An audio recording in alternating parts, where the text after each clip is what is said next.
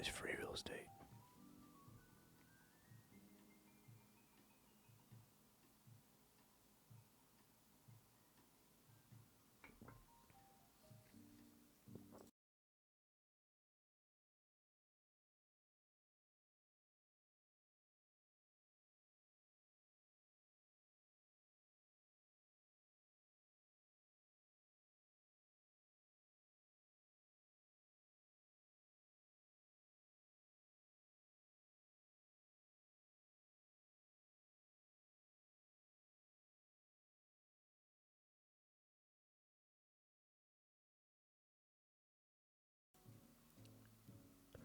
It's free Zach estate.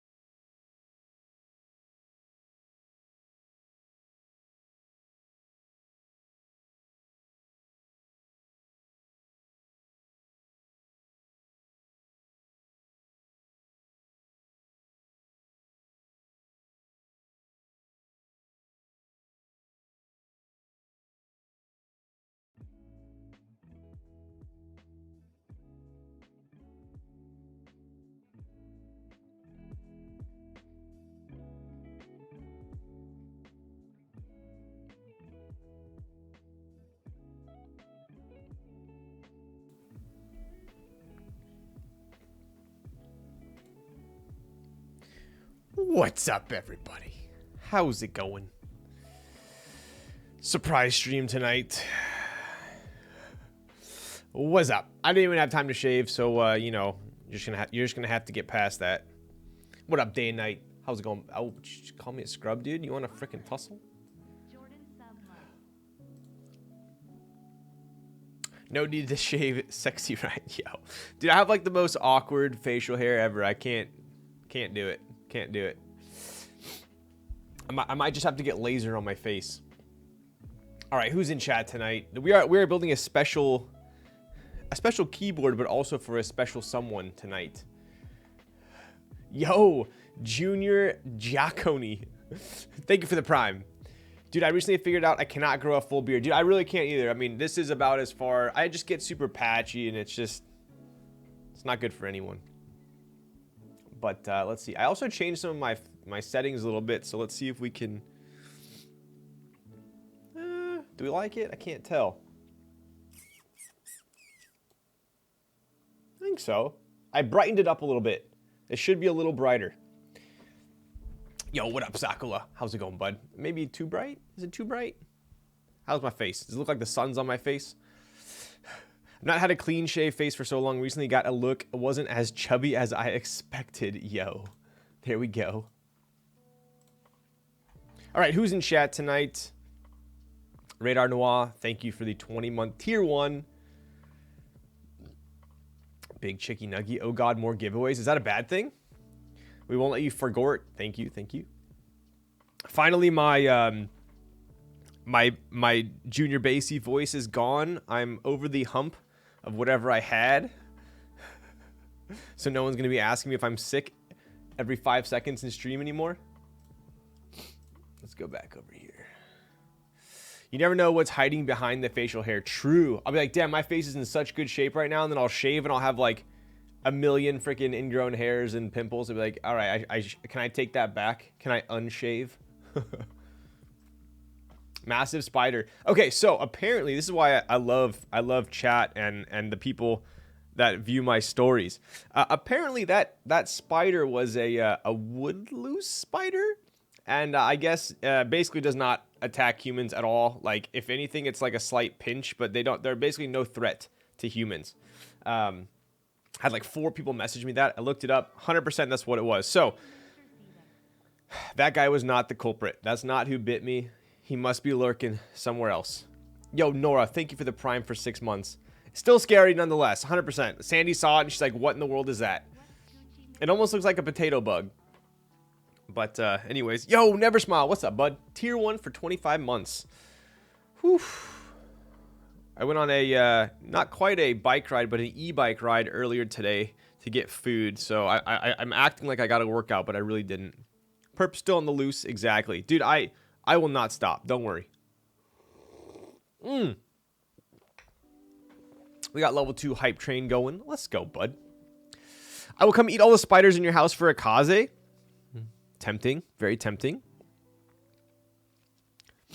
Hey, look, it's right today. Yo, dude, I changed. Are you guys proud of me? I changed my Nightbot to, it's actually accurate. I'm pretty proud of myself. That is the board I'm building and the board that I'm typing on.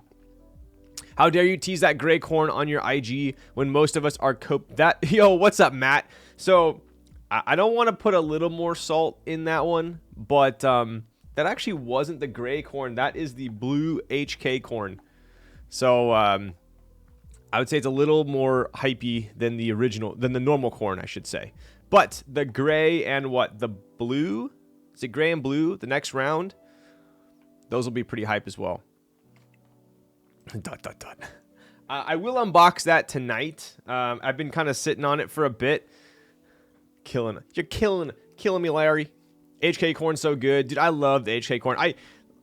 I'm actually curious what chat thinks. Do you guys like the lilac one or the blue one more? So the blue one has it's all stainless with the polished border, and then the lilac one is the brass in the middle with the stainless steel outside, non-polished. I feel like it's pretty split. Some people love the blue, some people love the lilac. I honestly can't tell. I feel like I'm gonna need to see the lilac in person.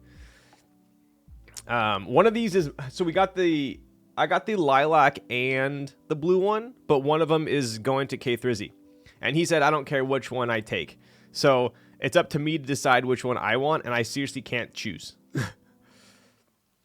I can't tell which one I like more, but the lilac's not here yet. So that one's still coming. I got the blue one in, so I'll show you guys the blue. But the lilac is, I think, still a couple weeks out. So we'll see. Can I like both? Right? Maybe K3Z should get none, huh?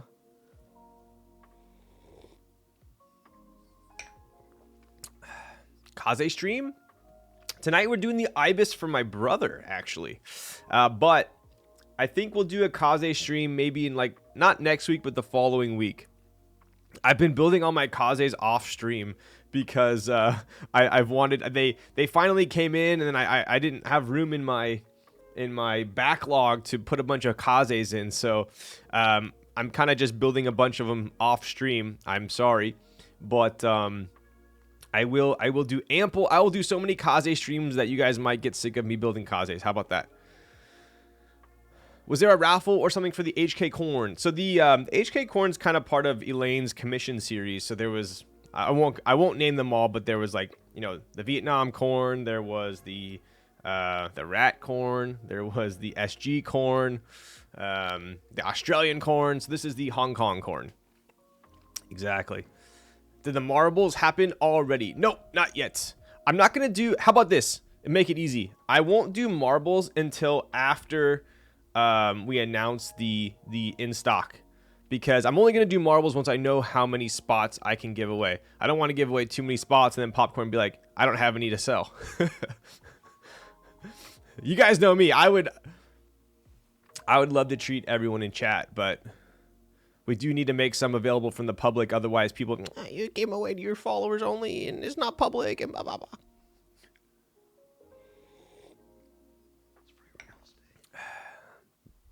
So it's their fault, not mine. You guys can just give it to me to build if you're tired of building. Promise to send it back. That sounds a little sus. A little sus on that one. I started a little bit early today as well. It is a Sunday. I have the ambition of finishing stream somewhat early so I'm not killed on a Monday, but we'll see. I do need a haircut. Maybe I'll get a haircut this week. Just had to follow Ryan for 2 months minimum. There you go. Exactly. 2 months? I don't know, man. That's only 10% of the amount of time I've been... Not even 10%. That's like... It's like 6% of the time I've been streaming. Seems a little... easy to get. I mean, of course, give it away for your followers, the people who follow and watch you. True. Is that the point of a private sale? True. So, anyways, I just got this in, and I thought I was pretty good about knowing all of the available barista oat milk options. And I don't know if you guys have heard of this. I personally hadn't until I saw it. Apparently, you can't buy it. It's not... Apparently, you can't get it publicly. I guess it's only available to purchase through a commercial license. That's what I've heard. You know, I'm not gonna act like I'm the end all, or what is it? The end all to this. But I know a guy that hooked it up. I love this oat milk. It's pretty bossin', but it's called Ghost Town Oats. Premium oat milk by baristas. So I love it. It's pretty good. I ran out because he only gave me 1 carton, so I blew through it. And then I recently just got a bunch, maybe like a stack of them, like 6. So I'm set for a bit, but hopefully they'll become, you know, public at some point. But I think you need like some sort of a commercial license to buy it. So we'll see. But anyways, I wanted to tell you guys about it because that's what I'm drinking right now, along with Bodhi coffee as well. So that is a default milk at Stumptown. Wait, really? I've never seen any store use it. Ryan, with all the ultra rare everything not available to public. Seems to be the case these days, huh? Everything in my life I try and buy, it's like, oh no, sold out. Like I'm trying, dude, okay. I've been trying to get this freaking fleece hoodie for the longest time. It's called like Sechi or something like that. And it's like it's like a nest drop. They do drops and then they sell out and then you got to come back. I'm just like, I don't have the patience for it. So I haven't got one yet, but I really want one. Let me turn this down a sec. Hang on.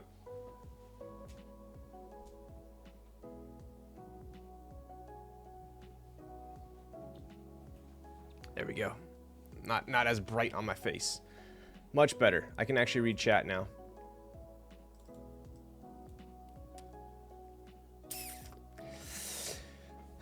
With recent change, you can ask for dairy or milk if you prefer something different. At least that's what the case in NYC. Nice. I haven't seen any like local barista shops. I mean, local boutique shops rather. Coffee shops use this. First time I ever saw it was at the. So kind of the story behind this was the San Diego meetup, mechanical keyboard meetup.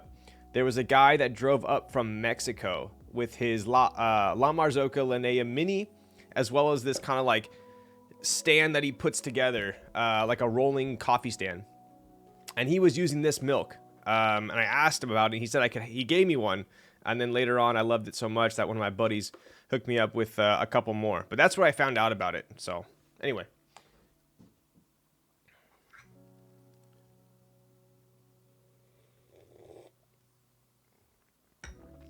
if you follow our gear trade, the owner sometimes does some drops. Interesting. Never Smile. So you know what I'm talking about, right? Is it worth the hype?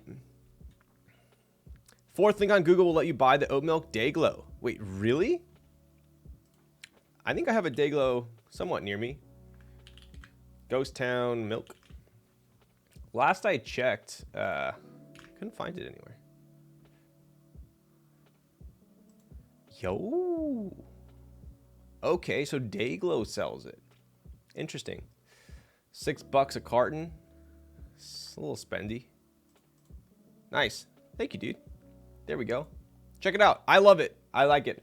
I would say if I have someone over that wants like a super rich, creamy tasting coffee, I'll go to Oatly. Oatly is still my favorite for like a very like thick, rich, like cappuccino, cortado, latte. even I think Oatly's amazing in iced lattes as well. It's just very rich. Whereas this one I would say is a little bit on the leaner side, which I personally like. I had a huge conversation with the guy who introduced me to this milk, and we both came to the agreement that Oatly is very rich, very creamy, can sometimes slightly mask the flavor of the coffee.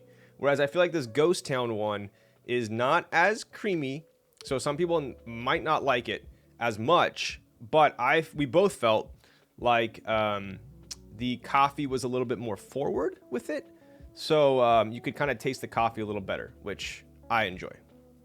So, not sure. I have a Melly that I daily, so no need for a Sechi at the moment. I did look at the Appalachian gear as well. I saw that too. Those were the two I was looking at, Sechi and Appalachian gear. I like how you say coffee.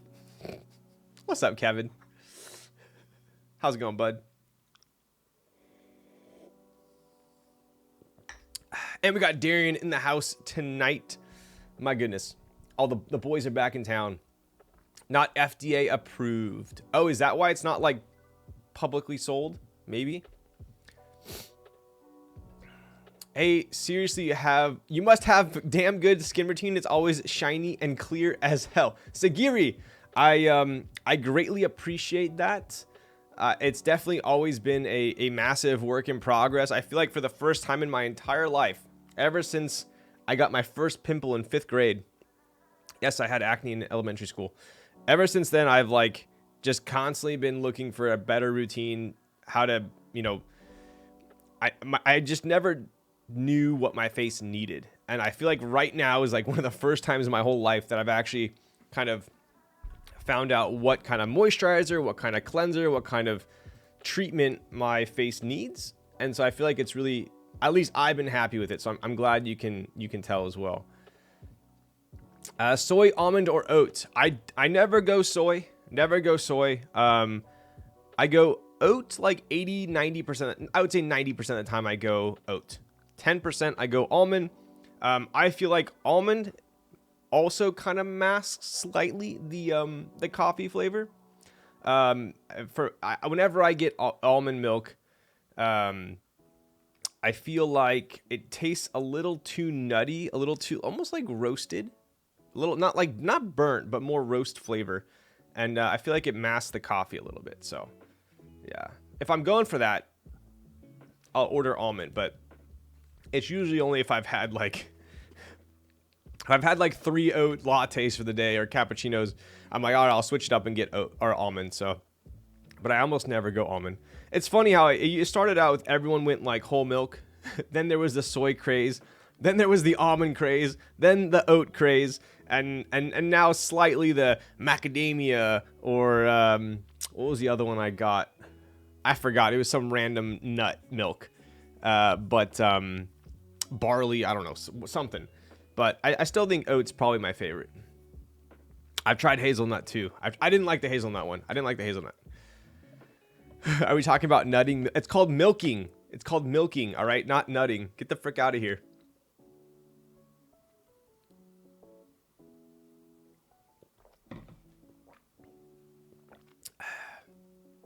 Plur Keys, what's up, buddy? He's got a little New York in him. I do. New York. I just drink the one from Costco, Susie's Oat or something. Nice.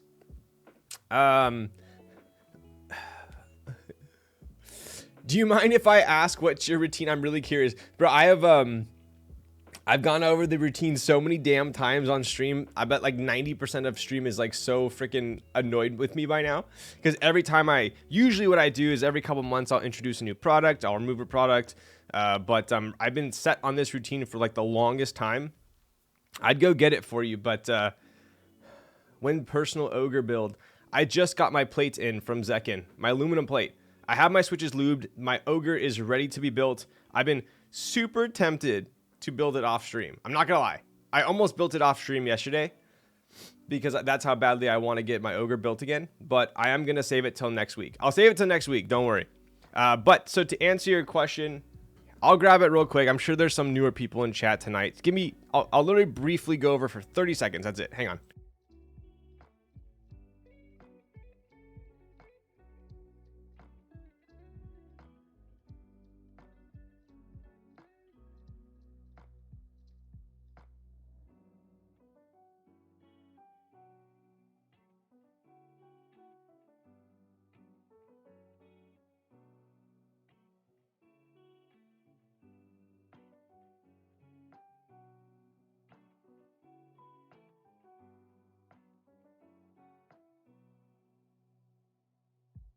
Okay, so it's 2-minute spiel.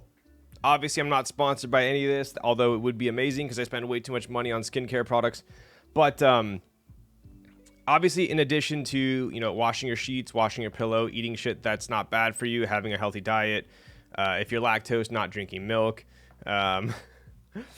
washing your face in the morning, at night, and in the shower. In addition to all that, assuming that's all given, this is what I found works the best for me. I've tried facial cleansers that are $5 at Target. I've tried facial cleansers that are, you know, $45, the whole spectrum. So it's not like I just picked the most expensive stuff, although it did lean, I would say it leans a little bit more expensive for sure. The other thing that's super important is figuring out what type of skin product works for your skin. I know mine reacts really well to witch's hazel, salicylic acid. I don't really like benzoyl peroxide that much. It tends to it's a little too harsh for my skin. My skin's it used to be very oily. My skin was in terrible shape back in the day. I went on Accutane. I went on every freaking pill you could think of. So yeah, it was always a work in progress for sure. But the diet was the biggest. And then also I went to, this is my favorite cleanser. It's the Aesop Into Minds facial cleanser. This thing is expensive, but look how big it is, and it lasts forever. So do not be discouraged by the price. It literally lasts forever. This is my favorite one by far. By far. I wash with that. After I'm done washing, I'll hit it with a toner. You need a toner. If you don't use a toner, benzoyl peroxide changed my life. So it works good, but it's too strong for my face. Like if I use benzoyl peroxide, I will get like a bleach spot around where I used it as well. And it kind of messes with my complexion. So I don't like it. I know it works well for like bigger like cysts and stuff like that. For sure it works good, but I try not to use it. So I use the Into Minds facial toner. If this is too expensive for you, you could just buy the Thayers at like Whole Foods, Target. It's like a quarter of the price. This one I feel like has a little more going on, but at the end of the day, that'll do it. So that's kind of the duo. And then depending on if it's at night, if it's before stream, if it's before I go out to the day, if it's at night, this is the number one product my entire life I've ever purchased. It's called Synchro. It's by Genetic. I stand it all the time. It's absolutely amazing. It's on Amazon. The price fluctuates a lot. Try and buy it when it's around $50, but this will last you so long, like probably at least 6 months for $50. So don't yell at me for that. Okay. So, but it's very shiny. If I put this on right now before stream, my entire face would be like freaking dewy and shining, and it's not good. So I only use this one at night. But when I wake up, my skin is still hydrated. Okay. Last but not least, this is my favorite moisturizer gel cream when I don't want to be all shiny, right? It's a matte. It kind of dries matte. So I have this on. So like literally before stream right now, wash my face with this, put toner on, and then I use this Cicapair Dr. Jarts. This will last forever too. You don't need too much. But I will use this in the morning before I go out, or I'll use it at night if I'm going to like go out again after I shower or stream or go to the gym, whatever. So yeah, that's really the only difference. So wash, tone, go to bed, go out. That's it. Obviously if I get like a big pimple or something, you don't need to buy super fancy spot treatments, anything. I mean, just figure out if your skin works well with the sulfuric acid, benzoyl peroxide, or salicylic acid. Those are kind of the top three. So just figure out which one works the best for your skin and go with that one. Any SPF I like to use oh shit, what's it called? Goop, something Goop. Super Goop, I think is what it's called for my SPF. It's super matte. I like it. So anyways, there you go. That's the spiel. Sorry for everyone that's listened to it like 8 times.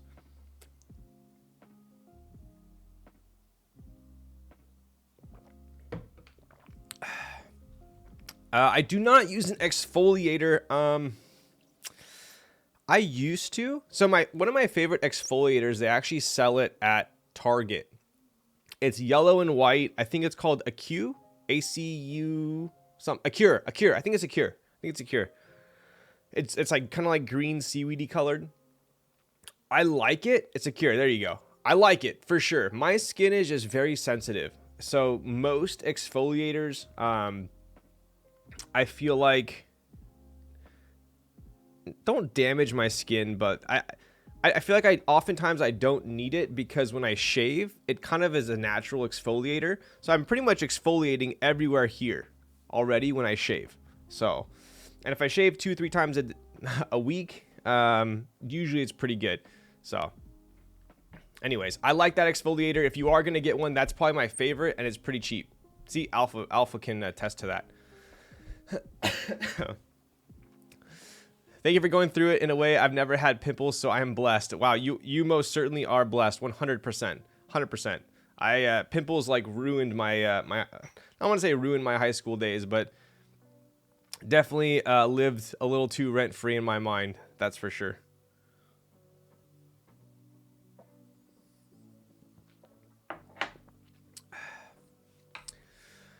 I don't use nose strips. I did the ones back in the day, but I feel like those blackheads are more caused by... I mean, I feel like if you use nose strips, they leave and then they just come straight back. So I feel like those are almost kind of like permanent, unless you are actually kind of tackling it from the inside.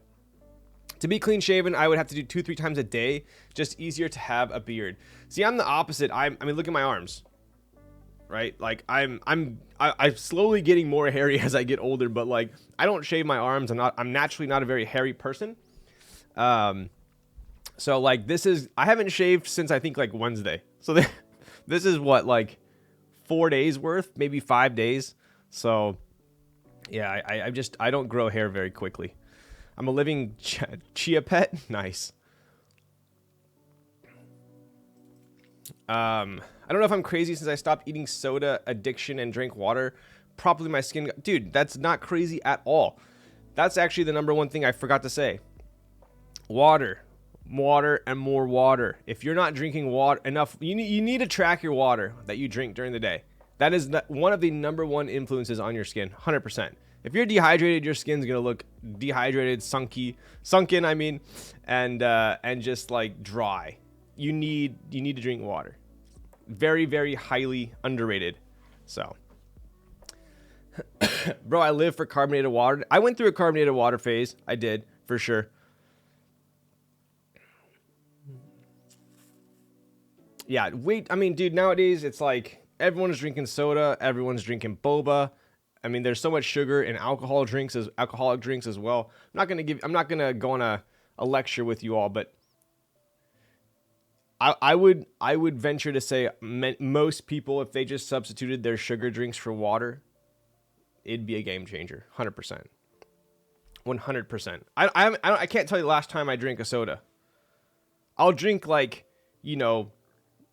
stevia soda or some natural, agave sugar soda, something like that. But as far as like the big name brands, I won't drink any. I won't touch it for sure.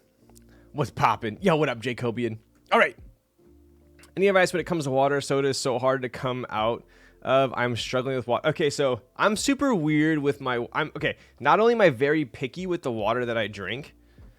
I know some people are like, dude, tap water, bottled water, aluminum can water. I don't give a shit. Water's water. Yes. But for me, maybe I'm weird. I'm very picky with my water. So not only am I picky with my water, I'm also picky with the apparatus that I'm drinking out of.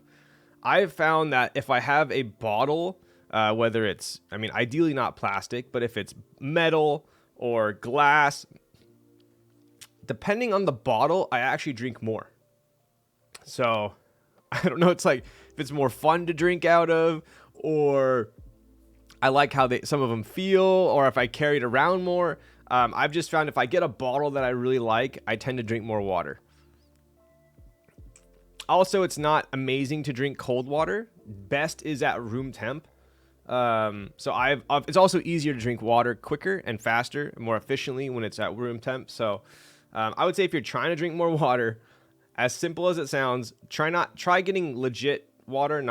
I know you're probably gonna say, oh, my state, California has good tap water, whatever. Get legit water. Get an apparatus that you like drinking out of and drink it at room temp, and I would almost guarantee you drink more water. So there's a reason Coca-Cola and Pepsi can be used as toilet bowl cleaner. Exactly. But I mean, so there's people who love their Coke and they're fine with it. I'm not trying to tell those people to drink water and stop drinking soda. But if you're actively trying to drop soda for water, that's what you should do. Depending on the brand and source of water, water can taste different. 100%. 100%. I'm the type of guy that like will ask for a bottle of water at a restaurant instead of drink the water they put in the glass. Yo, what up, certified lover boy, no cap. Hello, Mr. Thax. I was wondering if there are any updates on the Kaze one to try and get one in the next drop. Those will be through Makibo. She's handling the drop. I wish I was better with water. I'm lucky I get 40 ounces. Dude, I'll go through the whole day and it'll be like 1 o'clock and I'll be like, I haven't drank any water today. So now I like drinking out of an Nalgene. You guys probably don't give a shit about this, but I've found that if an apparatus is metal or glass, I'm like super careful with it. I don't bring it everywhere. So I found if I drink out of an Nalgene like this, I end up carrying it everywhere, and I can throw it in my backpack. I can throw it in my car. I don't have to worry about it getting dinged or hitting something else, and end up drinking more water. So.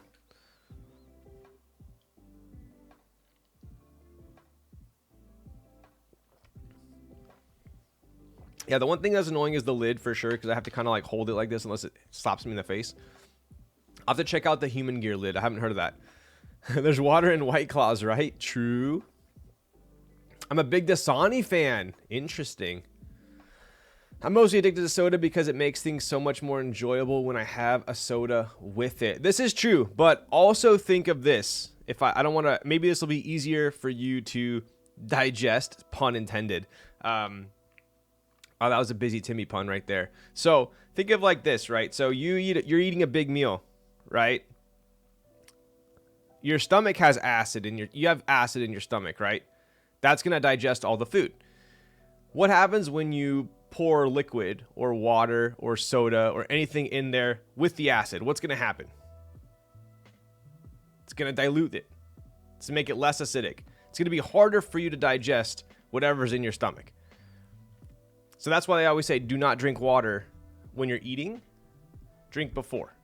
Same thing with soda. If you, as much as you enjoy drinking soda with your food, just think that it's diluting it and it's making your entire digestive system harder to extract nutrients. Yo, El Quan with the rate of party of 5. Let's go, bud.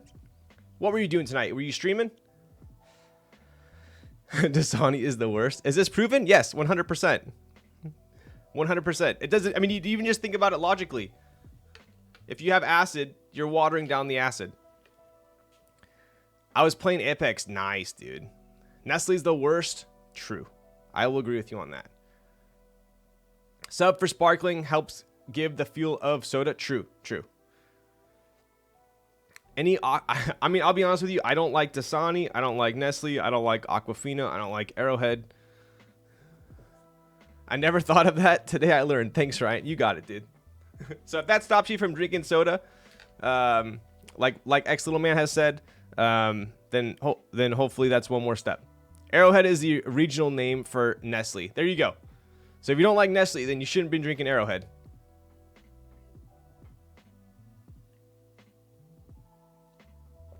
Or you could just be like me. For everyone that says, oh my God, water, like, why would you buy water? Water's free. Water's so, why would you buy expensive water? I go to Whole Foods. I have that big 5-gallon jug. It's that big, the big blue one with a little nozzle on it. I go to Whole Foods once every week or whatever. I fill the entire 5 gallons up for $4.99. Costs $5. And that's my water for the entire week. Yes. Does that take effort? Sure. Do I have to carry my empty bottle into Whole Foods? Yeah. Do I have to carry it super heavy out? Yeah. Do I have to carry it upstairs and put it in my pantry? Yeah. But it's $5. It's amazing water, and I don't even have to think about it. You're not wasting plastic with your water bottles, right? So that's it right there. If you can do that, you can put like this much more effort in and do that, it's huge. Tap water has a lot of extra stuff like chlorine. Yes. Yes. I mean, think about it. It's coming through your pipes. What do they have to add to it to make it safe to come through your pipes? Fiji water tastes the best, but it's damn expensive. Fiji's bomb. I like Fiji. I like Evian. I mean, they're all the higher end waters are nice, but if you get that 5-gallon jug, it's a game changer. I did that just now. 10 gallons of wow, dude, weird flex, but okay. Water and a workout sounds smart to me. Exactly. So anyways, you guys got me all on this water and food and skincare tangent. I'm sorry for everyone here for a keyboard stream, but what about filtered tap? So my take on that is, unless you have some industrial commercial filtering apparatus, it's probably not taking out what you think it's taking out. Even the Britas. I know tons of people that use Britas. I don't trust the Britas for sure. I mean, you're definitely not getting any of the, I won't say the F word, but you're not getting that out. Voss water do be hitting different. Voss, that's the ultimate flex. Yo, what up, Hove? Reverse osmosis. Yes, anything reverse osmosis, that's a G, guaranteed. Thank you for talking about water. It's really encouraging. You got it. 100%. I mean, I will admit I do not drink enough water. 100% I don't. I have a Berkey filter. Why have I heard of that? I've heard of that before.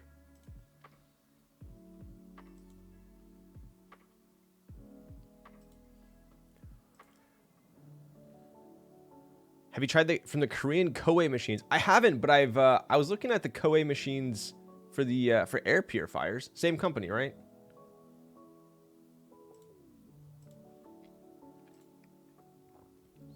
Hydro Homies for life. Water is amazing for your skin. 100, dude, like, I even I went to the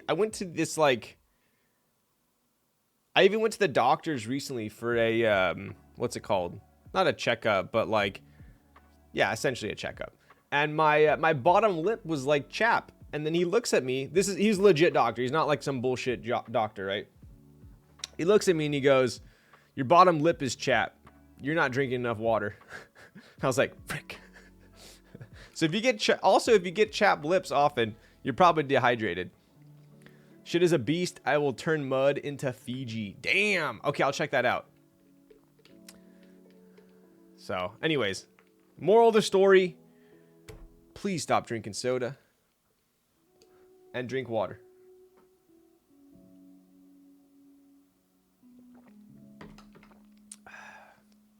All right, we have some fun stuff. I'm going to unbox an HK Corn. I got some cool stuff from Archetype in. I got a desk mat and some artisans. I'm also going to be, let's see here. What else we got? I think that's kind of it. Then we're going to get to the build. Nothing too crazy going on tonight. Got the corn here. So this is this was from the most recent drop, right? We got a red one here. This is the Flamenco Red. Super smooth. If you've never felt a corn in person, one of the best anodes by far. I think everyone can attest to that, right? Also, copper. I'm a sucker for copper. I will take copper over brass any day of the week. So this to me is a nice treat, right?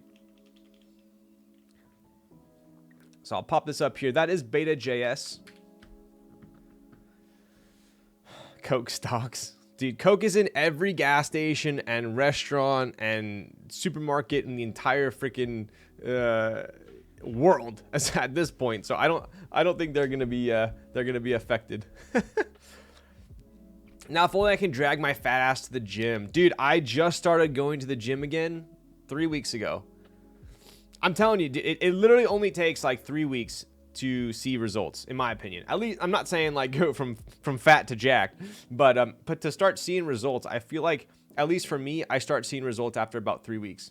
So I'm just now starting to see the results of my previous workouts, and it's once you start seeing results, it snowballs. Like it's so easy to make it an entire part of your life, right? Because like for me, if I'm going to the gym, then when I go to eat, I'm like, I want to eat like all this like food that's bad for me, but I just went to the gym, so it's like it's kind of gonna like, you know, ruin all that hard work I just did. So I'll get something a little bit healthier, right? So then it kind of all compiles on the last, right? So then I'll be like, oh, I don't want to eat snacks at bed because I ate good earlier today, and that would ruin me like eating well. And then you kind of it just compiles from there, and then you end up just doing everything to help your body throughout the day. Whereas if I'm not going to the gym, then I'll be like, I don't really care if I'm building muscle.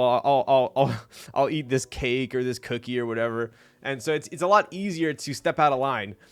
But I notice, at least for me, when I start going to the gym, then I start eating healthy, then I stop eating snacks, then I drink more water, and it kind of all compiles. So habits influence habits. Exactly. That's much better said than what I just said. But anyways, and that's the other thing. Know yourself too. Like I know, I know that like for instance, if I tell myself I'm gonna go to the gym and I'm like, oh, I'll just play COD for a little bit. You know, I'm not gonna go to the gym, or I'll still go to the gym. Sometimes I just won't end up going, and it'll be too late. And I'll be just like, it's too late to go to the gym. So I will take a pre-workout before I start playing COD. Then about like 1 or 2 games in, I just am like crawling out of my pants. So then I have to go to the gym. So I would say like, and good move. So yeah, anyways, enough of my, lecturing. But I have found that when I go to the gym, it is easier for me to eat better. I have more discipline for sure.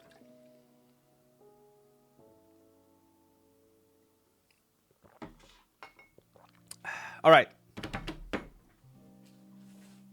What do we got here? So Archetype sent this over. Let's take a look.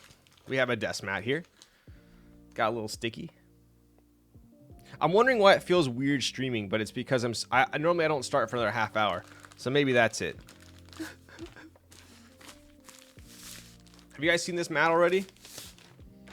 These, dude, so he didn't tell me what he was sending me. He just said, I'm going to send you a goodie bag.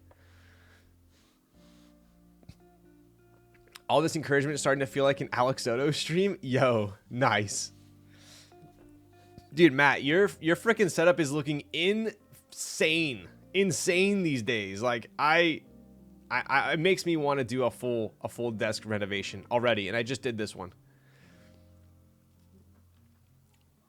Had a meeting. Did I miss this? Oh, I have not had my soju shot yet. Shoot. Mech is the best. Glad you guys were finally able to connect. Yes, so Archetype sent this over. I didn't know what he was gonna send, but once I opened it, I was like, damn, bro, how did you know my colors? Right? So we got the Kraken here, red and black. You got some small fish in the background as well. Obviously, this is a soft mat, so you get that kind of weird distortion on my top down. Otherwise, I probably would be using this right now. It's soft, but it's almost like maybe it's thicker than normal. I don't know. It feels slightly different than like the traditional like GMK mats. You know what I'm talking about? So I do love red and black and gray. Obviously, you guys can tell those are my colors. This one also has a nice little like Archetype tag as well. It feels just super nice overall, right? But I do get those weird lines from the camera. Whoa, my eyes. I haven't used a desk mat in months. Damn, bro. So super nice. If I go like this, it kind of goes away. Blood King Hulk mat. There we go. Yo, what's up, Karen? These desk mats are awesome. Are these for sale right now, or was this some sort of like a group buy? Pour some water on it. I know, right? Yo, what up, Evan? How's it going, bud? Dude, that Bodhi coffee was fire. Is your Grove Made desk shelf solid walnut? It is not. So this is the ply one. This is the ply one. All right. So anyways, here's the desk mat. GB should be done now. R2 was recently. Okay, cool. So this was a group buy mat. So it sounds like it's not in stock right now. But yeah, so all he told me was he's like, I'm going to send you a goodie bag. And I was like, you know what? I love goodie bags. So he sent this over as well as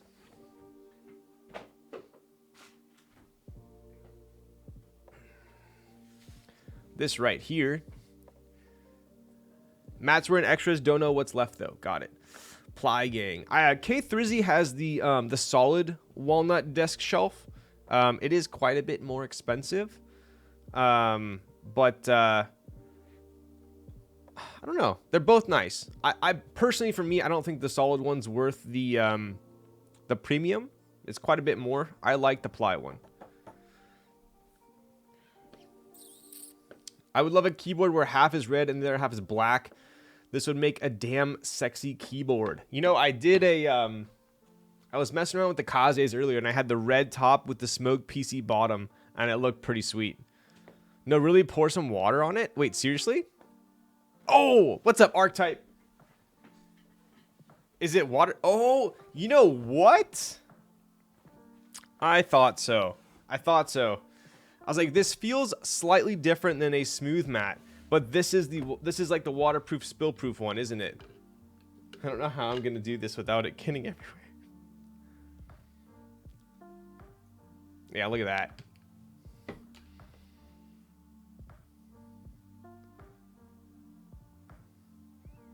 No wonder it felt different. Look at that, dude. It's like a freaking Arc'teryx jacket. That's sweet.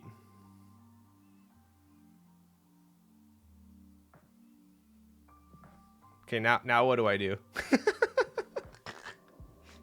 Now what do I do with this?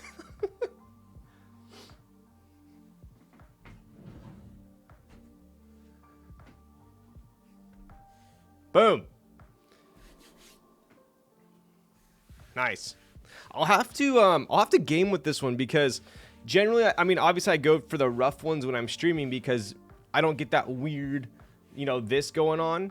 Every streamer I've seen has this as well, or a lot of them have this. I don't know what it's from. Someone who's into photography could probably, you know, shed some light on it. But smooth mats are a little bit, they're not tacky enough for me with gaming. I like the rough for gaming, but I'm curious how the waterproof one will, or spill proof one would be. So that's cool. So yeah, this is the Kraken, and then I also got, check it out. I love this box. Like you guys know me, I am very particular about packaging, and this thing is so detailed. You got Archetype right there. On the bottom, you have the two caps with the stems, artisan keycaps. It's got this nice little like tacky matte finish.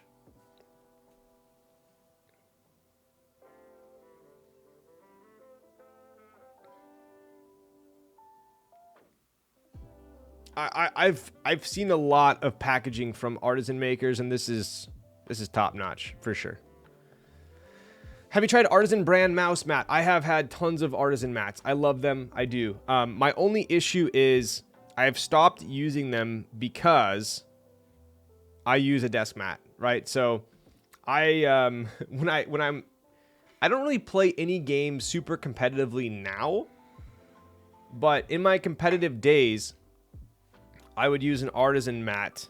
But the problem is I don't like the feeling of having the artisan mat on top of the desk mat. It's too thick. I feel like I can't feel my desk and it sinks down too much.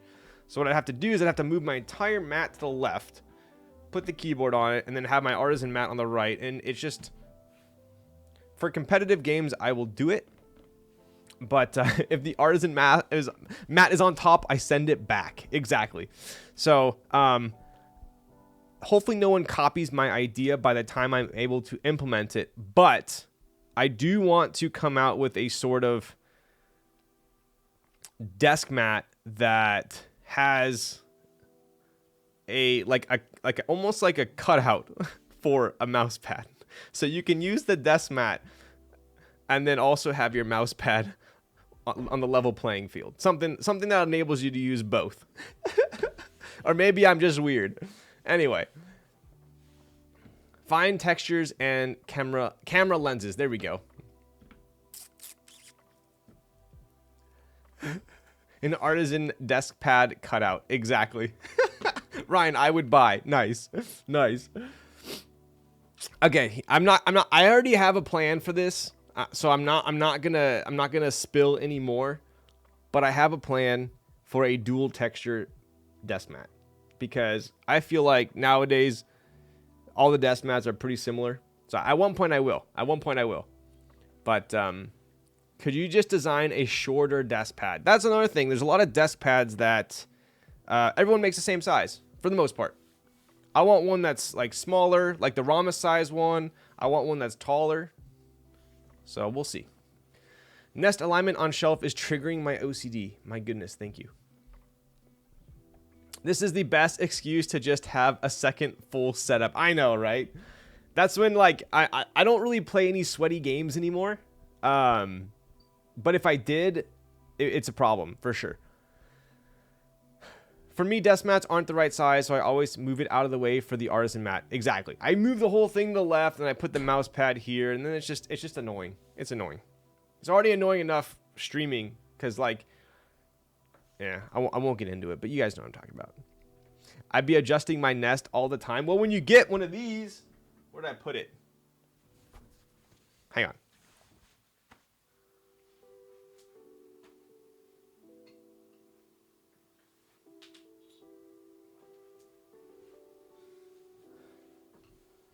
I just submitted the order for these, by the way. So hopefully they're not too far out. But they definitely... Darian, did you get one of these? I forgot. They definitely align them up quite nice. Oh! I got butterfingers today.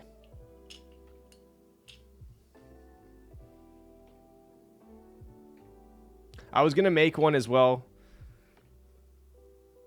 I don't want to leak too much, but I do want to make one that has a tray on the right. So you got your nest on the left, and then instead of having another nest here, it's a screw tray. So just leaking a little bit, but hopefully I won't leak too much.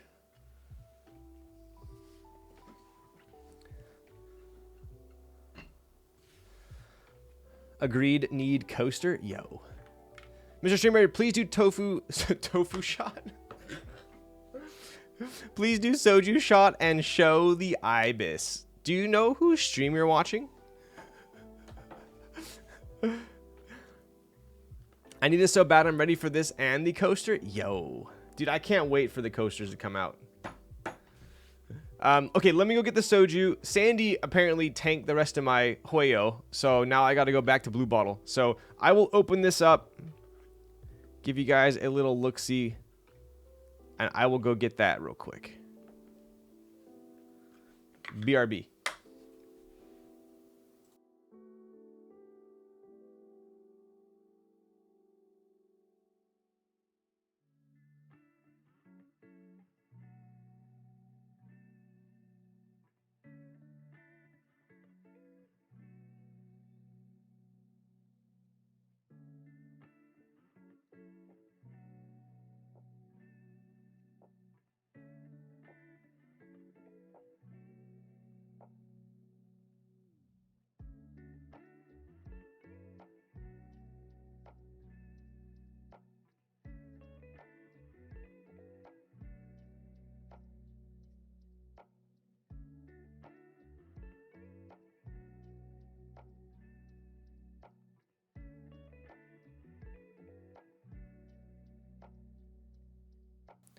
All right, we're back.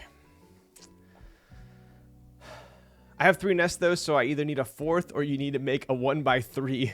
Yo, that would be pretty sick holding 3 side by side, right? I won't leak too much. Here's some proto pics anyway. I know, right? I only said that 1 second before you pulled out the nest. I retract my statement. Get the frick out of town. Red and Smoke Kaze, I want to see it so bad since you mentioned. Maybe I'll put it together at some point next stream. But let's get this soju shot out of the way. 3 would be mad aesthetic. True.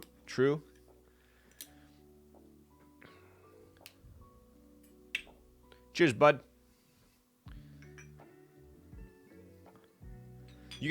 I hope at least one person in chat is drinking with me. I hate thinking that I might be drinking with myself every time. Cheers.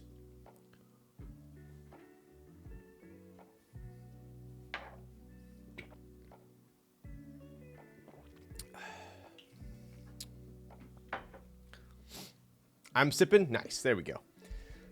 Okay, so check these out. We have the first one here.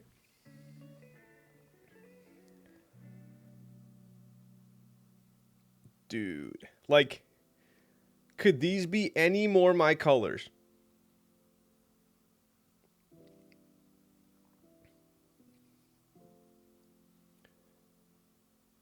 Look at the detail on this thing. Whew. Got the little archetype logo back there too. Stem looking flawless. Fire. Fire.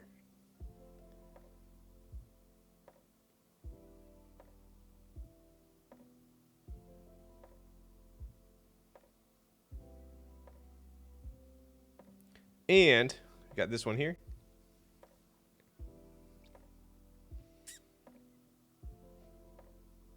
We can get it. Oof, there we go. Yo. We got flash. Look at that flash. Oof.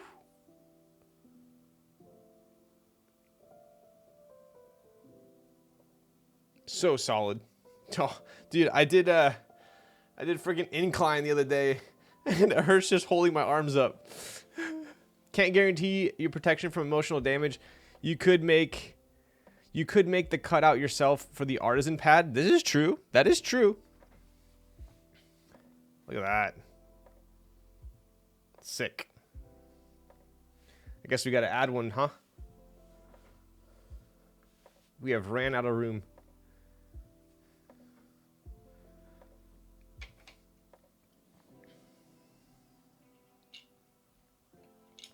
There we go.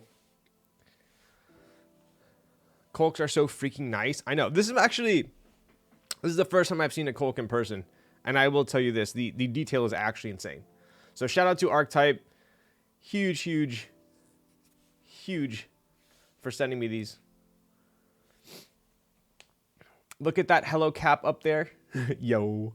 These are the only two. Actually, I have one more bongo. I only have 3 bongos. I know there are some crazy bongo collectors, but I somehow stopped myself at 3. I am on a little bit of a corn tangent right now, though. Yo, what up, Conan? All right.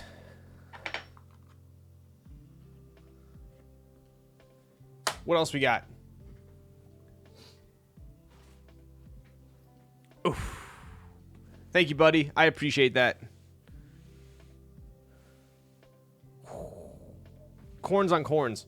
Actually, Archetype, do you have a link to your website? I'd type it, but I don't have a keyboard plugged in right now. What's up, Brian? How was your weekend? Yo, what up? What up, buddy? Dude, I saw you were streaming the other day. You're on a freaking tangent. My weekend was good. Pretty mellow. Pretty mellow. Went on a road ride yesterday. Went on an e-bike ride today. What else? Went to the gym on Friday. What did I stream on Wednesday? We did a Nest XXL drop Wednesday and Saturday because the last... Thank you, David. There we go. Archetype made. So if you did like the Artisans as well as the desk pad, definitely give Archetype a holler and check out his goodies. I met him at the LA meetup, actually. Solid dude, for sure. They also have a banger keyboard. Yo, what up, Meiosis? What's up, buddy? Yup. Meiosis, what are you typing on? One more than affiliate. Yo, let's go. Heck yeah, you've been so busy. I know, right? MacBook, get the frick out of town. This guy, dude. What is the closest keyboard to your desk right now? How about that? But yeah, so we did a super limited PC XXL drop on Wednesday, and then I was talking with Nick, and I was like, this was such a small drop, and we only have we had a limited run of the machinist ones as well, so I was like, we should probably do a drop on Saturday as well. So that's why we did 2 drops this week. They were both super small. So, but I think the next drop we're gonna do is probably going to be the Smoke PC's Nest, traditional Nest. So it's gonna be this one here. Actually, it'll be these 2. So the pink and the Smoke normal Nest. So it's gonna be these 2.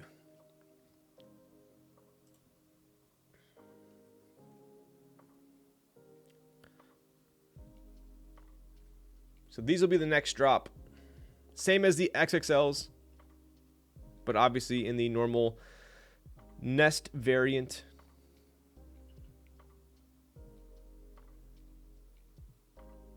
Pretty cool.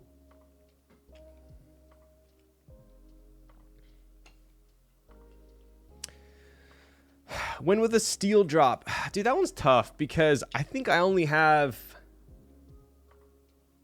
only made 8 of them. This is the problem. This is the problem with the super limited nests. It's like, what do I do? Do a drop for 8 and have a bunch of people get mad? Or do I drop it with the PC ones, but then it's like doesn't really go with this drop, you know? So we'll see. We'll see. Sheesh, that anatomy unicorn though. Yo, what's up, Min? Dude, this anatomy unicorn, one of my favorite artisans of all time.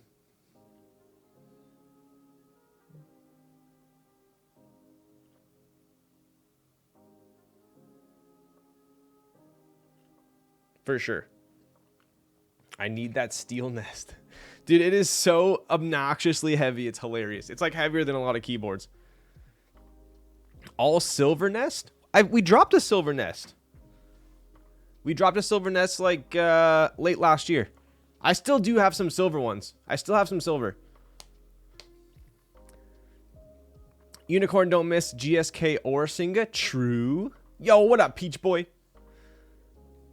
I love all polycarbonate keyboard-like products. True. Polycarb's so interesting because I feel like you can't quite grasp the quality of nicely CNC'd polycarbonate until you have it in person. Online, it just looks like plastic, right? But in person, you feel polycarbonate, you feel the density of it and the structure of it, and it just feels so nice. Was that top right unicorn commissioned? This is the anatomy one, so this one dropped for Halloween. He dropped out. That was a public one. This was a public drop. I joined the raffle for that one. I think. Was a striker nest. Striker would be dope. Striker would be dope. Dye poly is quite difficult to show light color. Yo, what's up, Bruce? It is. It is. Yep. Yep. How you doing, Bruce? What are you typing on? And before you're... Dude, I'm telling you guys, I am going to make, at some point, if I have the capacity, I'm going to make a dyed PC case. It will happen at some point. I just need to, I need to hire, an in-house designer to speed up my design process. I love the sound it digs up something primal from my childhood. Transparent colored plastic Nintendo products. Let me help reduce mock cost. Yo. Dude, right? I mean, think about it. I still remember Pokemon Crystal Edition. It had, the sparkly light blue cartridge. Even the Game Boy Advance, I had the Glacier Blue one. It reminds me of so many different things growing up, for sure. But I still have mine. Yes! You do, actually, huh? Sounds so sick? Dude, yes. All right, so this is a keyboard that I waited quite some time for sure. That's right. Michael and I had I guess you could call it family friend who would source us Pokemon products from Japan before they came out in the US. So we'd get gold and silver version, but before it came out in the US, but it was in Japanese. So you can imagine me in us in elementary school or middle school trying to play these nothing's in English, but we're maybe it's this first one. You're clicking through all the options, but it was worth it because no one else had it. Dude, I have Pokemon Crystal and the PCB in the plastic part has a sick silk screen on it. Damn. You must have been famous. That's cool. True. All right. So here we go. This is the HK Corn. Dude, look at this QC card. Oh my God, dude. That is freaking sick.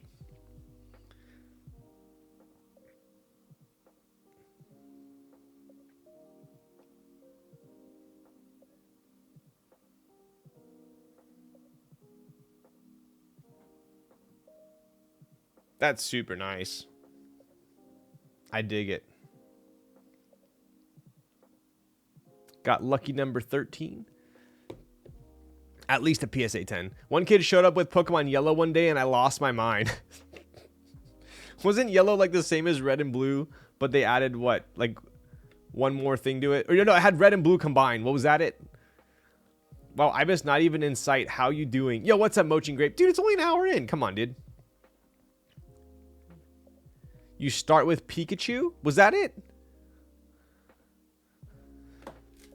All right, so looks like the microfiber is the same from the other corns. Did get 2 rings with this one. Sorry if I keep coughing. I have a scratch in my throat. What else we got, dude? So many extras with this thing. Oh my god. What is this? 2 PCBs, 2 daughter boards, stickers. I'm not going to open all this. Just a bunch of goodies. I did get 2 aluminum plates as well. 2 aluminum plates. My favorite plate for the unicorn is the aluminum plate, as is most boards.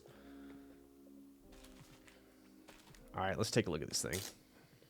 So this is the blue variant. There is a lilac as well. I'm still waiting on the lilac one to come in, but this is the blue one. And as you can see from the QC card, there are 31, right? I believe that's 31 between the lilac and the blue. Yeah. Please send the red one. Yo, dude, I could technically just drop this into here. Oh, we could do that. That'd be the fastest build ever.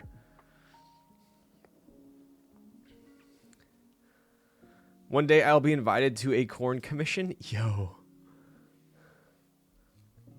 Look at that blue. It's almost like a steel blue. That's sick. There's a one-off black unit. All right, dude. Don't make me jealous.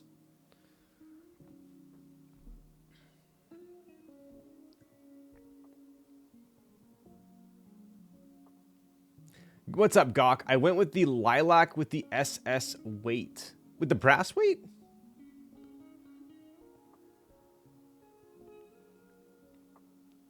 Lol Stacks X Singa Unicorn when? Yo, true. Ooh. Yo, dude. That's freaking sick. That's pretty insane. I can't confirm yet. I'm going to need to get the lilac one in hand, in person. But I'd be surprised if I like the lilac more than this one.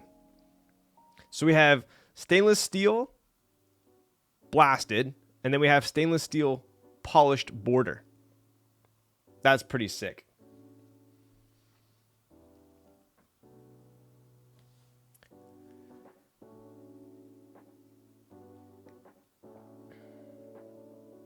Don't make me jealous. My guy, you have 2 corns on the desk. OTD, let's go, bud. Close to Kaze Denim Blue? Ooh, should I compare? Sorry to derail, but how hot can polycarb get? Would a 75 degrees Celsius GPU melt a case? What is that in Fahrenheit? Because I recently found out the melting point of polycarbonate. Don't ask me how. I think I like the blue more, but I was missing lilac lavender boards. Got it. All right, so here is the, this is the blue variant for the HK corn. You can see right here we got unicorn and then HK, right? For Hong Kong, obviously. Hello. Come on. Every time I put the PC ones up here, it's so hard. I gotta cover up the PC-ness. There we go.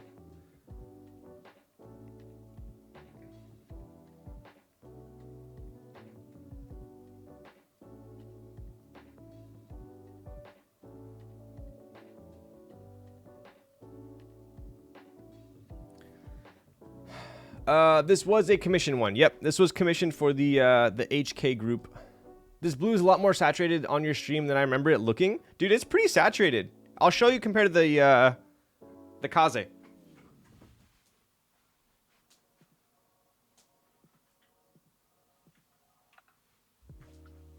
I would say they're actually pretty close.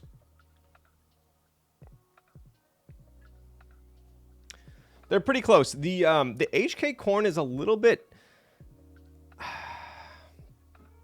less reflective, less glossy, I would say. It's more of a dust.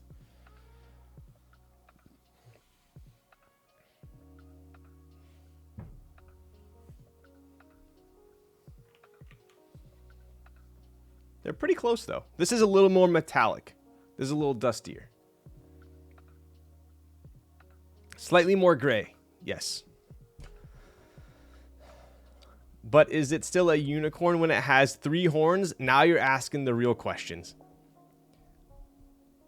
What is your favorite board if you had to name one? I honestly have no idea. There are so many good boards these days. Bro, I swear denim looks better every time. Dude, I mean, I know I'm super biased. For sure I'm biased. But every time I use the blue one, I'm like, man, like, this blue is my favorite blue. Like, I think the blue's the best. And then I'll use the red one. I'll be like, oh my God, this is my favorite red. And then I'll get the gunmetal. I was like, gunmetal's so underrated. So I guess it's a good thing that like I can't choose which one's my favorite. But the blue is definitely, I have not seen a keyboard this hue of blue before. I'll put it that way. 75 degrees is 167 Fahrenheit. I don't think that would melt PC. I don't think that would melt PC.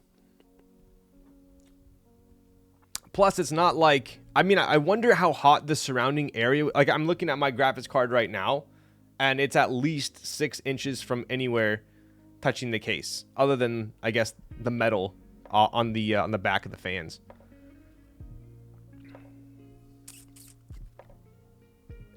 Denim Kaze so lit. Yo, thank you, bud. All my boards are clear PC, white and black. I really need some colors. True.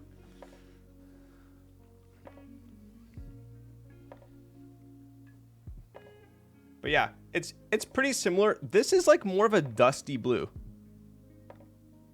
I mean, here, listen, you can listen, right? So I would say like the Kaze Anno is a little bit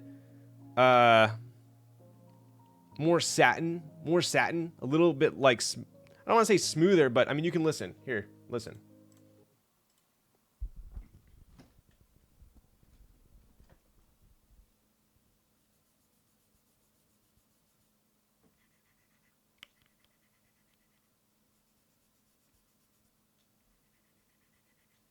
It's like a little dustier, if that makes sense. Both are fire. This one has a little bit more gray in it for sure. Proper board.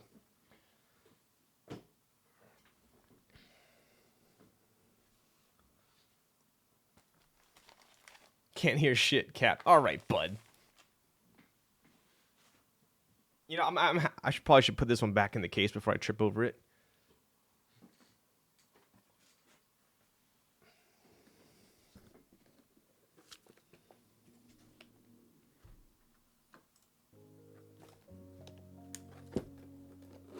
But yes, I don't think... I'll probably end up building this one in 2 weeks, probably as well.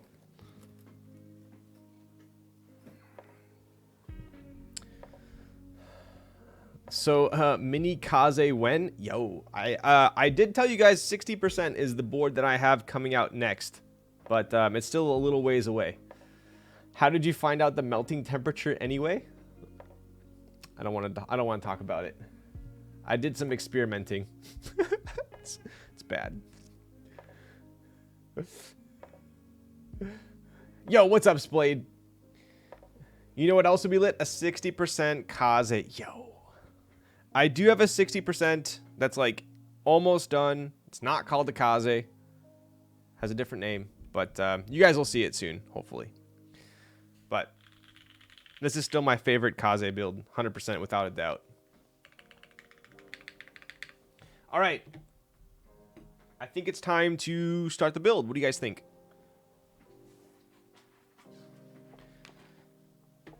Please make a WinKey variant. Matt, I might do... I'll do the Matt Encina mod musings edition, and it'll be just WinKey, but I'll only make one. Wait, we build keyboards here? I know, right, dude? Dude, it's 6:30. This is normally the time I start streaming. No wonder I'm like starting to heat up finally. Sold. I will buy. Yo, let's go, bud. Ithrak. Lol stacks is sick tonight. Ryan starting a build before the 3-hour mark. Dude, I also started an hour and a half early. I have a fun build tonight. I thought we were just looked at keyboards here. True. You know, it's funny because you guys joke about it, but I've been streaming for what, 2.5, almost 3 years now. And I think out of all, gosh, how many streams? 200, 300 streams? I think I've only not built a keyboard maybe 5 times. So I build a keyboard like every single time I stream. I don't stream super often. It's 1 to 2 times a week. So my queue is like always pretty generous. And so I feel like if I streamed and didn't build a board, I would just be setting myself back even further. That's crazy. I know, right? Yo, oh my goodness, dude. Messing up my hair. All right, bud. Remind me to wear this Timo hat. Where is it? Right there. When I'm soldering. Do those shrimp switches use silicone dampeners? Okay, so let's explain this, shall we? Do you keep all the boards you build usually, or are they builds for clients' friends? Honestly, it really varies. It does vary, 100%. I would say a majority of the boards I build are not personal boards. It's special if I get to build a personal board on stream because I have so many other ones to build. But I would say nowadays, most of my builds are for designers or sponsors. But I do still do a lot of friend builds and brother builds like tonight. So I am building the Ibis for my brother tonight. He wanted for X Little Man. There you go. So we are building his keyboard tonight. He waited a long time for this Ibis. But it turned out fantastic. But one of the key elements that he wanted was he works in an open workspace environment at work.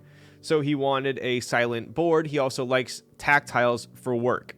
So I've landed on these, and these are kind of special because back in the day, he had an AKB. God, what was, I always butchered the name. How did we pronounce it again? Petrichor. It's also an 1800 layout board.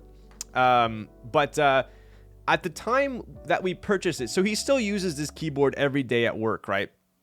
But the keyboard, when we built it, it was an FRL 1800. In my opinion, as long as you do not need this F-row, if you do, I know some people can't live without it, just like Mr. Matt can't live without his WinKey. But if you can live without the F-row, I mean, heck, you can always remap it, right? You could literally do Control 1, Control 2, Control 3, and those will be, Control 1 will be F1, Control 2 will be F2. You can do that super easily. But if you're like, oh no, Ryan, I absolutely need my F-row, then obviously you're stuck, and you need a numpad, you're stuck with a full size, right? Me personally, I don't need an F-row.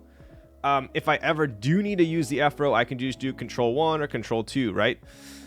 But my absolute favorite layout that has a numpad is the Ibis or the duck not Blackbird. Oh my goodness, I'm blanking tonight. What was it called again? Not Blackbird, the Jetfire. No, it is Blackbird. The Jetfire is the one with the F-row. The Blackbird layout, the Project F,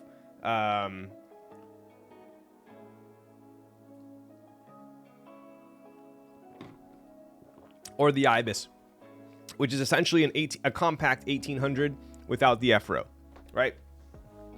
So tonight we're building the Ibis, but when we built my brother's Petrichor back in the day, I'll be honest with you all, there were not many good silent tactile options. You had the, I forgot what the name was, but it was the silent version of Zelios. Or you had the Alias switches, which is what we ended up building with.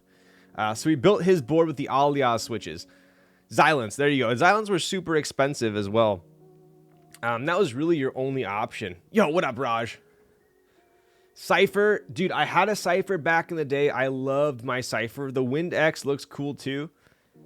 Barleycorn, I believe that's the one that takes like 6 hours to build, so we'll just not talk about it. Now we have the Haimu switches. They are the best. Ooh, do you got a link for those? Because I haven't seen them. I heard amazing things about these ones, right? So these are the Duroc silent shrimps, right? So these are tactile. I would say the bump's pretty solid. It is a solid bump for sure. Cypher, one of the peak keyboards. Yes, I loved my Cypher. I built it with inks back in the day. Amazing board.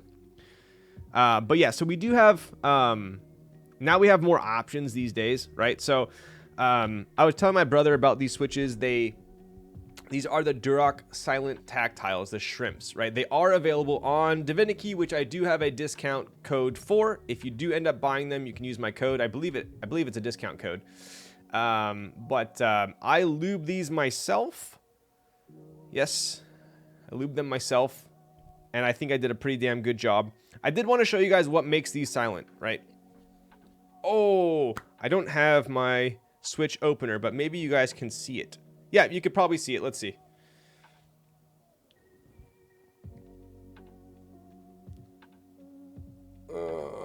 Okay. There you go. So at the bottom, right? So at the bottom, you see that little black thing?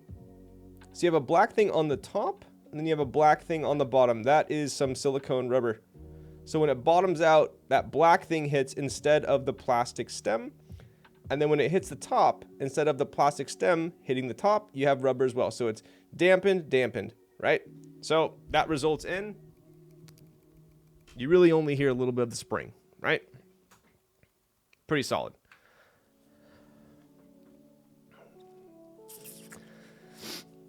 Oh, dang, O-ring for switch poles now, right? So pretty stoked to build with these. I think it'll be a huge upgrade for my brother, especially going to the Ibis from the Petrichor. So let's get to it. Oh.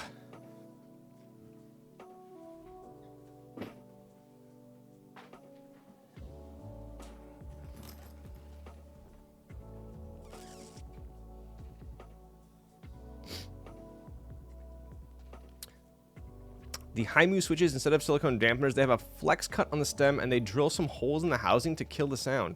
Interesting. And you'd recommend them. Who makes them? So what's funny is I was actually gonna do this was gonna be my first YouTube video. I was going to do it, and then I realized if I made this into a YouTube video, my brother would probably, I would hold his board hostage for another couple months probably. So I was originally gonna title it something along the lines of, you know, the perfect work board. Because you have your numpad as well as silent tactiles. So this is a board that if you do work in a cubicle or an open space, you can't close your door. This will be the board for you, right? Because you're not going to annoy your neighbor. Oh, Gion Haimu switch. Got it. My Ibis is on the way. Can't wait to build it. Have all the Ibises not shipped yet? Let's take a look. What do we got? I'm gonna go back over here. Let's get the jazz popping again. There we go.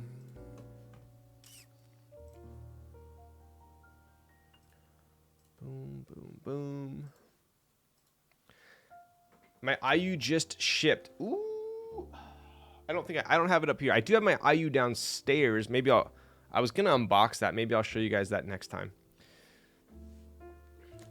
All right, let's take a look here. What do we got? We have a ton of extras. So something kind of cool that Heine did was he included these two Wera drivers. Now, Wera and Weha are my two absolute favorite when it comes to drivers. Additionally, these are Torx, right? So if you bought an Ibis, I don't want to say chances are you don't have Torx drivers, but there's a good shot a lot of people won't have Torx. So that is amazing not only that Hiney is including these, but also doubly amazing that he's including these very high-end drivers, right? So if you guys know me, I used to work at Apple back in the day, and I remember going, this was, dude, oh my God. I'm so old. You know, it's funny, when I worked at Apple, I would constantly have to create people Apple IDs, right? And it generally the older people. And I would sit there and I'd be, you know, they'd be, oh, what's your birthday? And they would say like, oh, 1956 or whatever. And then I'd have to scroll all the way back to 1956. They're like, oh my God, like I'm so old. Why do you keep scrolling? They like get mad at me. And I feel like I'm that now because I worked at Apple 7 years ago. Wow. Time flies. So I worked at Apple 7 years ago, and I still remember going in the back, going into the Genius room where they fix all the computers and the iPhones and whatnot. And every tool that they had was either Wera or Weha, right? So these are Wera. These are the drivers that I use for building keyboards. I use 2 Wera ones. So I use Wera for... I'm very particular with mine. I will use Wera for Phillips, slotted, flathead, and Torx. That's what I like Wera for. But I do like Weha a little bit more when it comes to Allens, right? So these are the drivers I use. So obviously Hiney is hooking everyone up with some proper drivers. With the Ibis, these came included for free, which is pretty cool, right?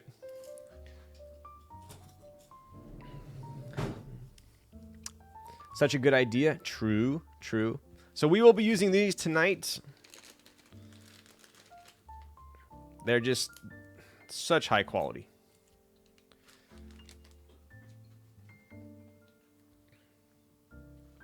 What else we got? Oh, let's get our spudger. The other thing that I used at Apple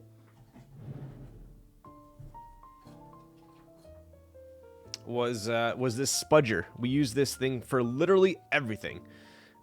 Specifically this brand, because there are a lot of cheap knockoff ones out there that just are super flexible and bendy. This one is a Menda, M-E-N-D-A. It's made in Chino, California. I mean, it's freaking legit, man. This thing will last forever. But this is the spudger I use. I don't feel comfortable unless I have one in my hand at all times. I'm about to cop the board just for the drivers. I know, right? You guys for sure know that when you buy an Ibis secondhand, whoever bought the Ibis is probably going to jack these. They're going to send you the Ibis and it's not going to have any drivers in it. Is it just preference for single tools versus something like the iFixit?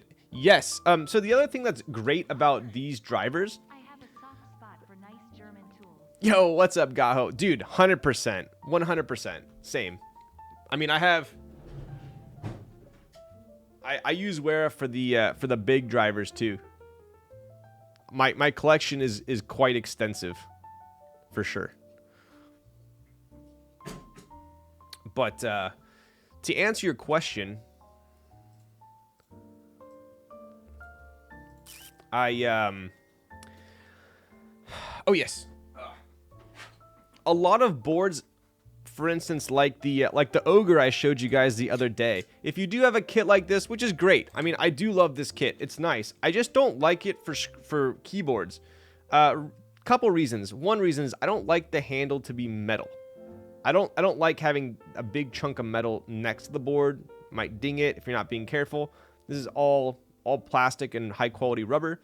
So if you tap this on your board, it's not going to do anything. The other thing is they have very long stems. Right, so on a lot of boards like the Ogre, right? Some people, if they're not careful, they would with something like this, right? So if I put a driver on here, and the iFixit is pretty similar too, right? Do you see that? You see the diameter of this? It's a lot. It's actually a decent amount bigger than this one here, right? So if you're sticking this in a hole, it's very easy to scrape. Because the tolerance between the screw hole and the screw is usually pretty tight. So generally what will happen is you'll scrape the board, right? So that's the main reason because this is metal and because the diameter is quite large, I don't like using these for keyboards. The only time I'll ever use this is if for some reason it has a bit like a super small Torx or something like that, right? That's the only reason I keep it next to my desk. Weeha is amazing. True. Yo, thank you for the prime, buddy. I use Aeromax that good. I've heard of Aeromax as well. Makes sense. Thank you. You got it, dude. Man, I need to buy some Mendes spudgers. The Chinese ones have warps. So, dude, they really do. These are 100% worth it. And I think they sell these in like a bundle of like 10 on Amazon. They're like $1 each. Like, you buy the bundle of 10, you're good for life. These things last forever. Yo, RX Chaser, my boy. Dude, it was great seeing you in Arizona, buddy. Speaking of Arizona, I was alluding to this earlier, but I ended up winning the grand prize at the keyboard meetup, and I don't think I need any more keyboards, and I won a keyboard. So, yo, what's up, Xing Xing? How are you liking the pink PC Nest? I know, rigged, right? It was funny because I even called the winning ticket before I won, which is funny. But I won an aluminum keyboard. It is a prototype. It is an expensive keyboard, but it is a prototype, so keep that in mind. I won it, and I thought to myself, maybe I should just decline it and have someone else win it. But then I thought, you know what? Why don't I take it, give it away on stream? So I have it here, and I will give it away at the end of stream. Deal? Additionally, it fits perfectly in the Kaze case. So I will be giving it away in the Kaze case as well. PC Nest lit. Let's go. Thanks, bro. I was keyboard security. Dude, no. Thanks to RX Chaser. To the best of our knowledge, there were no thefts at the AZ meetup. I forgot to buy that during the group buy. Yo. Is the board built? It's not built. It's not built. Whoever wins gets to build it. No thefts at all. There we go. So, I'll show you guys that in a bit. But I am happy to report as well that I would venture to say most TKLs will fit in the Kaze case. Unless it's some big chonker like an Elephant S7 or something like that. Most keyboards will fit in the Kaze case, which is nice. The Agase fits perfectly. Everyone stole my stickers before Patty could get one. Dude, people love stickers at meetups. That's like me, bro. I brought a bunch of stickers to that one OC meetup and they were just gone. I was like, what? And then K Thursday got mad at me because he's like, bro, those stickers are like $1 each. I'm like, oh shit. Our stickers are very expensive.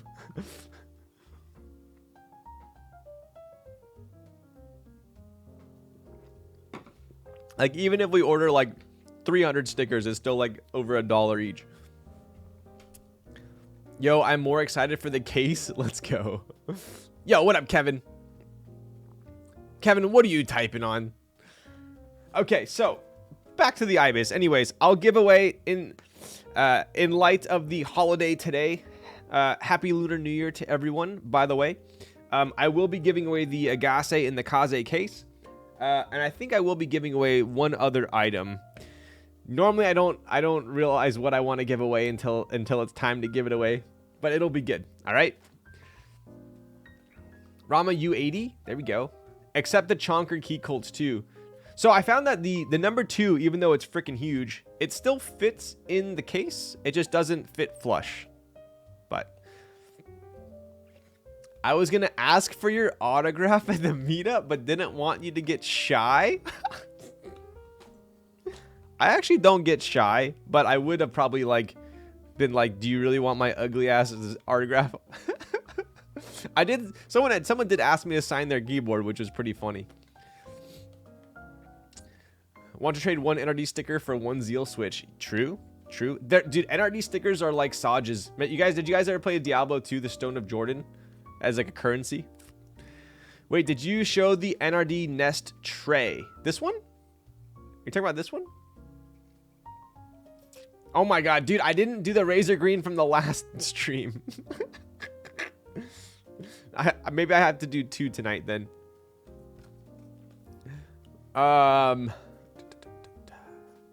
Do you show? I think I've showed it. Yeah, check it out.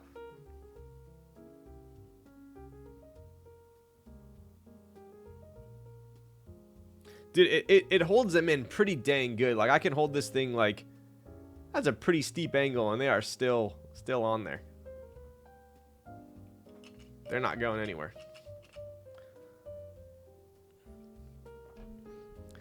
The true Teja Jr. would be asked for a signature on a board. I did have some people ask for pictures or like signatures, but definitely always a trip, that's for sure. Please no more distractions. Need to be awake for the giveaway. Dude, that's why I started early. No one can complain that I'm streaming too late tonight because I specifically started earlier, okay? So no complaints from the East Coast crowd tonight. Okay. Well, one last order 30,000 stickers. Stickers. Okay, yes. Let me go spend $30,000 on stickers for sure.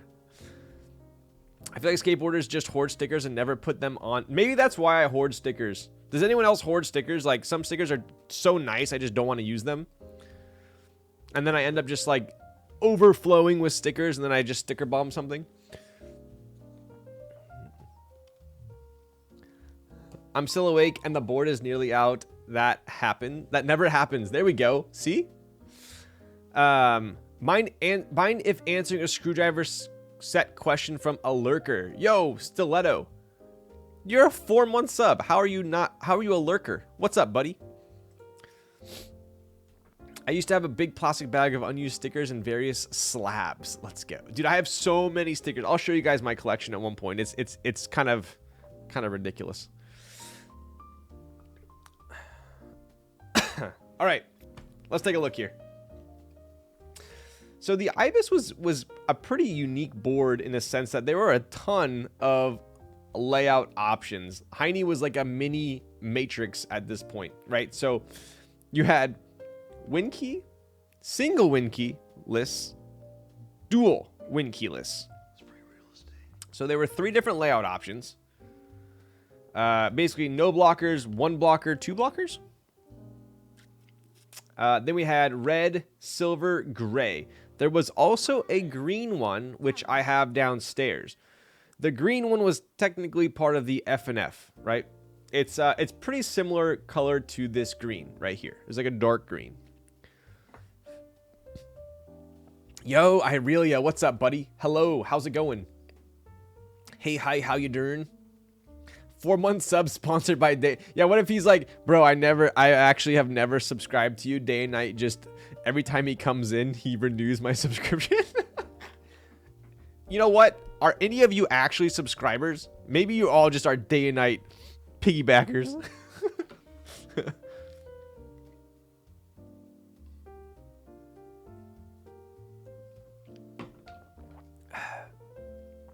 I have 1 trillion Divinity stickers from all my TX screw orders. Yo. TX, you mean TX stab orders? Yo, Tony, what's up, buddy? What did you mean by slaps? Slaps are like stickers. We have been outed, right? Okay, so additionally, we had aluminum, brass, PC, FR4 full, and FR4 half. I am going to be building with the aluminum plate tonight. The aluminum is what I used in my Ibis. So my green Ibis is built with an aluminum plate and cherry blacks, which is absolutely banger.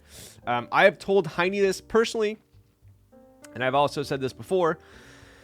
Out of all the Hiney boards, I've owned every Hiney board, and I still have the PC TKL1 coming. The Ibis is my #1 by far. So that is what I will have to say about that. Cherry on aluminum is fire in the Ibis, right? Pretty cool little QC card here. All right, what else we got? We got some stickers. So one thing that Hiney did with this board as well is he went a route that I don't think I've seen anyone else go with bump-ons before.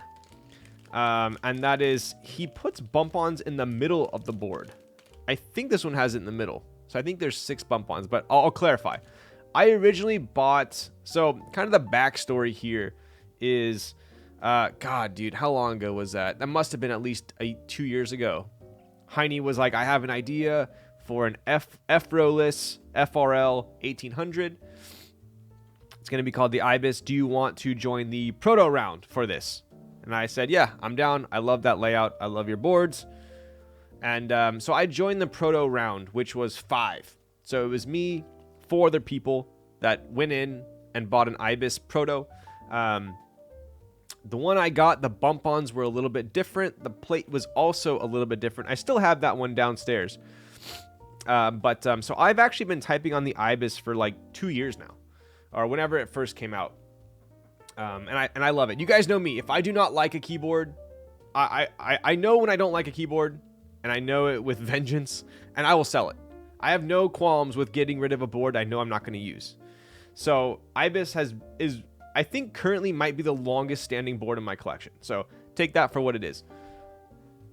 I even got a Project F recently, which I absolutely love. One of my favorite Matrix boards, and I still have the Ibis. So I love this board a lot. And so I think he changed a little bit with the plate and as well as the bump on. So we are going to be, I'll show you guys these in a bit. We also have some stickers and some instructions, right? Pretty cool. Hot swap or solder today? Man, I wish it were hot swap. We are soldering tonight. TX Springs, I'm an idiot and it's late. It's okay. It's all right. Dude, it's not late. Come on. Stiletto, because I don't talk much in this chat. But, all right. Question of the night. What would you recommend for a future purchase with hex and Torx included? I could go budget with iFixit, but where it has kits that are big handles with long bits. Or should I go thin handles like the ones you're showing off? I want to keep it around $100 or under. My question to you would be, is this going to be keyboard oriented, or are you looking for like around the house shit? Like, do you need them to be small drivers, or are you looking to get like, you know, like a normal Phillips screwdriver? Because it depends for me which one to go with. Did I miss any NRD XXL talk?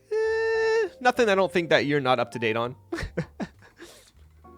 All right, let's take a look here. So one other thing I'd like to note about, you guys all probably know Heine not only from his boards, but also his PCBs. But something I noticed about this PCB that's kind of cool. All right, look at this long boy PCB, right? So this is why the proportions look so hilarious, and that's because there's no F-row, right? So it's super long, super thin. It is a top-mounted board, but if you guys notice, we do have that kind of cool gray, darker gray mask on this. It's a matte one as well. But if you look closely, and this is something I noticed, it looks like, and I don't think my eyes are playing tricks on me, but it looks like the pads are copper, or at least copper colored. They're not brass looking. Take a look. You guys see that?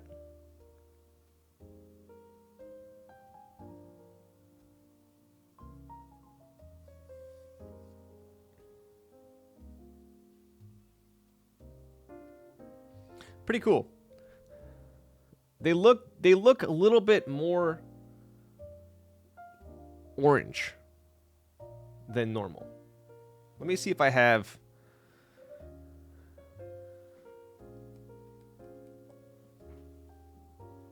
I don't think I have another PCB to compare. You know what? Let's try. I'm actually curious. Either my eyes are deceiving me, or these are slightly darker. We can compare it to the unicorn one. Yeah.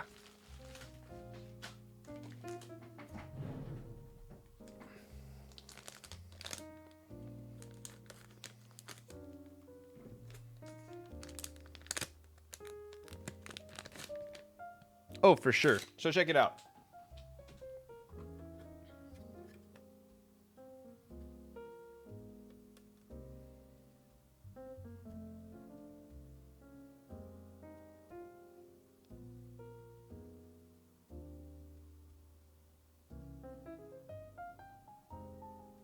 So this is normal, and this is high knees. Pretty cool. I like the contrast. I like the contrast on the gray. So that's kind of a cool little feature. I'll have to ask Heine about that if that was like something he specifically asked for. Also, I noticed the new Unicorn PCBs are not H60s. And they got a flex cut.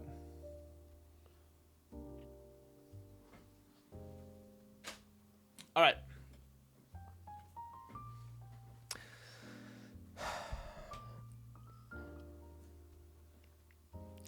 They look the same. I don't know what you're talking about. Wait, what? No way, dude. They're so different. Get the frick out of town. Random, but I found out someone in your chat and I have mutual cycling friends from Austin. Wait, what? Really? Unicorn PCBs are Copenhagen's Malaysian PCB designer. Nice. Okay, makes sense. Oh, repost it. Good. I'm glad you reposted. I'm sorry for missing it. That would be for precision and keyboard included. Computers, small appliances. I got an auto screwdriver set that are big handles. Okay, so I would say here's my hot take on, because I'm very passionate about German tools. I personally do not like the ball head Allens, especially for keyboards. There's too much play, and it's very hard to keep the screw straight when you're screwing it in. So I would not get the ball heads. There is a set. These, I've tried a bunch of different Weras. These are by far my favorite. I don't know the exact... I forgot the name of this model. But I've tried other Weras and other Wihas. And these are my favorite. So maybe just take a look at these. Type in Wiha Allens. These are my favorite. There's a certain name for it. I forgot what it was. But if you're going for precision, go with these ones. They're the Wiha something. I forgot the model, right? But they're Wihas. These are my favorite.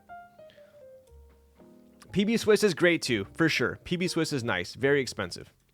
Yo, what up, Ty? Yo, how goes it? Tier 1 for 8 months. Oh, Forbes the Brit. No way, dude. Wait, I just hung out with Forbes the Brit at the SD meetup. No way. Kudos, thank you so much. Red and black, we got it. That's enough for me. Dude, yes, 100%. And these aren't like stupid expensive. Like they're maybe a whole set's like $50. So definitely worth it. But yeah, so basically I like these Wiha for sockets. I like these Wera. These are the ESD Weras. I like these ones for the Philips and the Torx, right? Don't ask me why, but I just... different use case for me, right? Hope your night's going well, brother. Yo, what up, SmashCon? Pleasure again seeing you here. Wait, Michael, are you still in chat? Ashcon, we are building my brother's keyboard tonight. Yeah, sure enough, small world. Yo, why didn't you bring Prius to the SD meetup? Ashcon's in chat. Let's take a look here. Oh, you know, it's funny. My brother totally forgot which color board he ordered. But I believe he went with silver to not stand out at work. Take a look at this thing.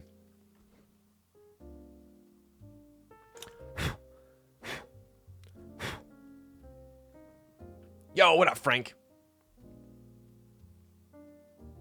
Right, so we do have the Ibis here. So this is the dual win keyless blockers. So we have these small little blockers here, right? Reminiscent of like a same size blocker that would be on like a 65, I believe. Is your brother also in the same line of work as you? He is not. Probably cannot be more opposite. Well, he's an engineer. I'm in finance. Similar but different, I guess. Okay, let's take a look. All right, there it is. Mechanical engineer. Same but different. All right, so the layout that I use on my Ibis is I have obviously the numpad. So here's the one thing that you need if you are interested in getting an Ibis that I personally had to get a little bit accustomed to, right? And that is, if you're used to using a full size, chances are your 0 is a 2U. Or 2U? 225? Wide boy, right? This one is going to be set at a 1U. 2U. Okay, 2U. Yes. It's going to be stuck at a 1U. So when I first got the Ibis, I kept mashing here, or I'd mash there, right? So it depends on where you hit that 2U. But that's one thing that I took a little bit of time to get adjusted to. That's the only thing really, right? Arrows are very, very conveniently located here. We got a waste of money right there.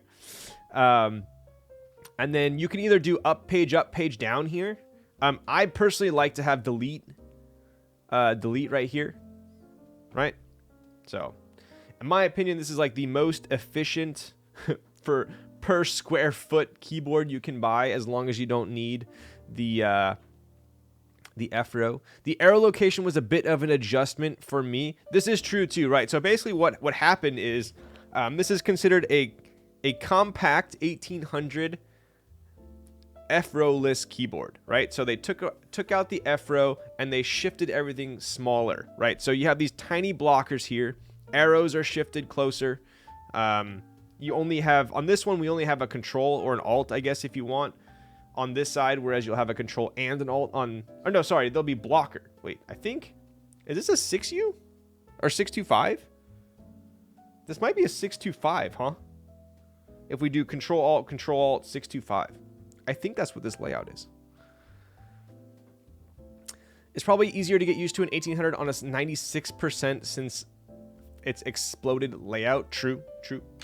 Right, so a couple more things to check out here.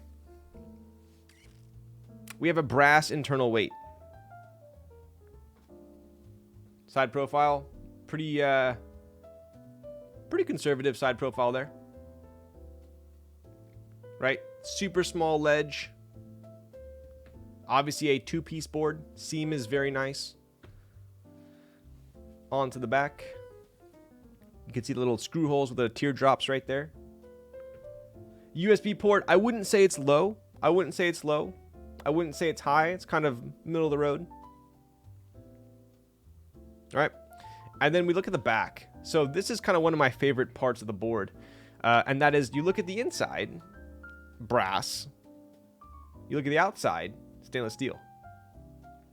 So clearly, we have a brass weight with all these screws. Look at this. 9 screws are holding these 2 stainless steel ones connected to the brass.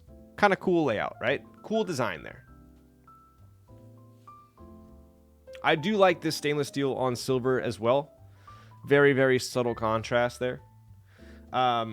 Additionally, Heine went with these big pepperoni gray bump-ons.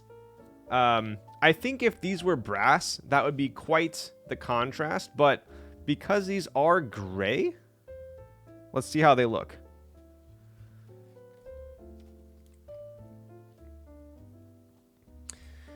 I like the small blockers. I definitely want a custom keyboard now. Yo, Julian. Thank you for the bits. What is up? What are you typing on? Please tell chat what you're typing on tonight.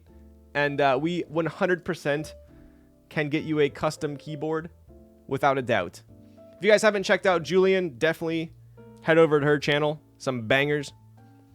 I'm on my Wow. All right, we could change that. We could definitely change that. My PC keyboard is so whack. First of all, it's wired. You know what's so funny? Contrary to popular belief, most of our keyboards are wired. I would say, like, what would you say, chat? Like 90% of premium keyboards are wired. Super old school. Second of all, it takes up 2... Wait, how does it take up 2 USB ports? How is that? Wait, what? Is there like a hub built into it or something?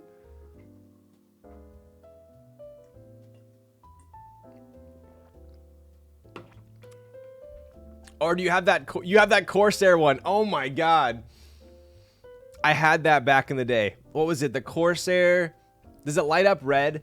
Is it black and light up red with a little like volume knob right here? Oh my god.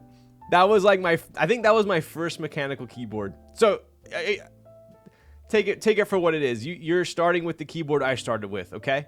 We will take you on the journey down the rabbit hole. Yes, the 2 volume buttons. So yes, I definitely remember that one. It's got a braided cable that goes to 2 USB ports. Who knows why we have 2 USB ports, but we will get you hooked up 100%. 100%. My first mechanical keyboard was a Ducky 1 TKL. Damn, weird flex, bro. Coin raffle coming up soon. It might be good for you. Yes. We'll have to figure out what layout works best for you. Most people like sticking with a TKL or full size.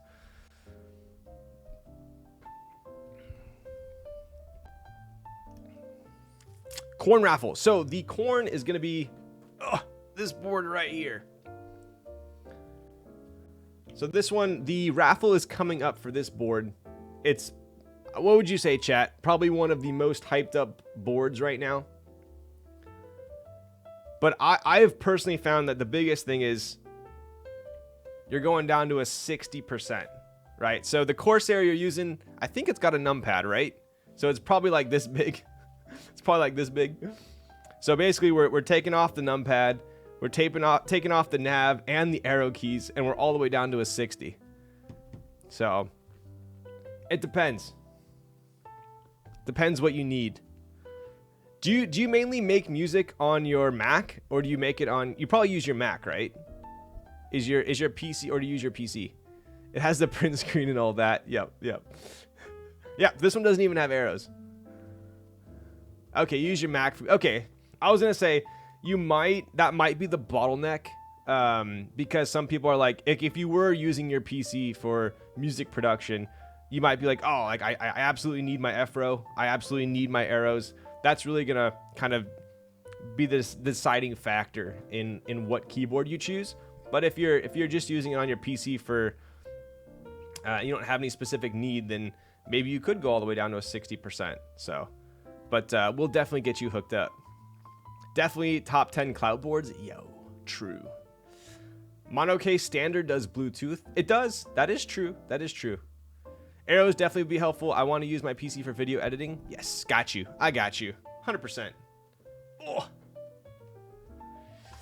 We're actually building my brother's work board tonight. So chat, what do you guys think about these gray bump-ons? At first, I wasn't sure if I was sold, which is funny because my prototype actually didn't even come with bump-ons. The original Ibis I ordered, Hiney didn't put bump-ons on it. So I don't have bump-ons. But what do you guys think? Does it match the board? Is it too much having these in the middle? TKL would be an easier segue. True. It's funny because most gamers that I have talked to, at least like professional gamers or people that have Corsairs, Logitech, stuff like that, they want to stick with TKLs, which is funny. I personally don't like gaming with the TKL because I feel like it takes up too much space on my desk and I'll end up like hitting my mouse into it.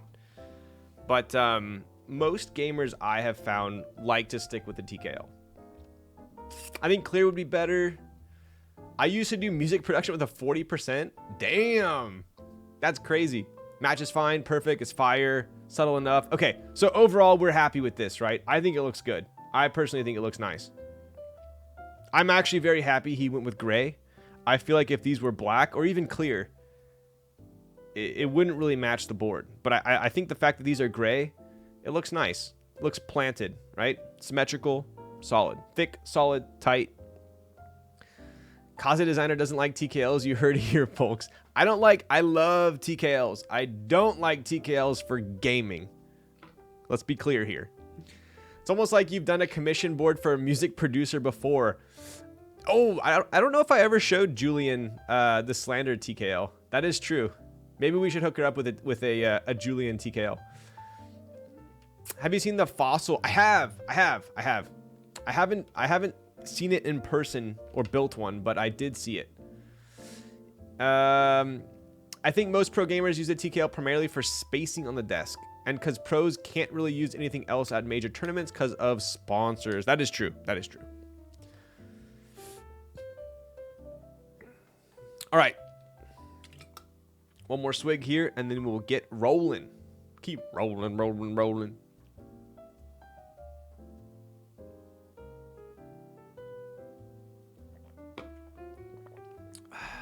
Yo, what's up, Kim? The best keyboard for music production is the Bit 101. Dude, speaking of, apparently K Thrizzy has graduated from keyboards, and this freaking jokester doesn't even use a keyboard anymore, bro. He's got this, he just bought this big honker that takes up the whole desk, and it's got 3 knobs up here for video editing. He doesn't even use a keyboard anymore. How's the clearance behind the PCB on the Ibis? You think there would be any issues with the long mil max sockets? I don't know. It looks, honestly, it doesn't look like there's a ton of space in here. But when we get it put together, I can see if I can feel any bottom out when we flex it. Oh shit, I have seen those. Yeah, it's the Black Magic something rather. Yeah, it looks like a freaking. It looks like it belongs at what's it called? Space Mountain. Yes, the Black Magic. That's the one. I'm like, he's not even gonna be using a keyboard anymore. I'm like, bro, you're so troll. You're so troll. Yes, Da Vinci. Yes.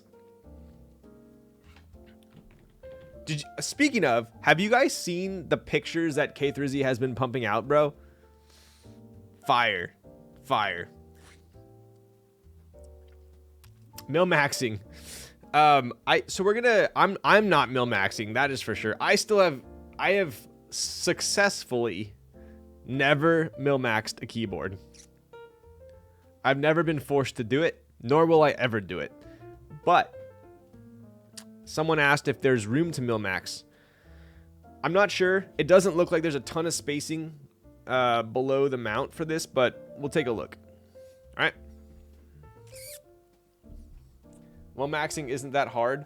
Soldering is about as much patience as I have when putting together a keyboard. Take a shot. Wait, did you do another? Oh my Lanta. It's all right. We're not getting too litty tonight because Sandy drank all my Hueyo, which was like 26%. This is only 16, so pretty sure I could probably drink this whole thing and not even feel it. Cheers.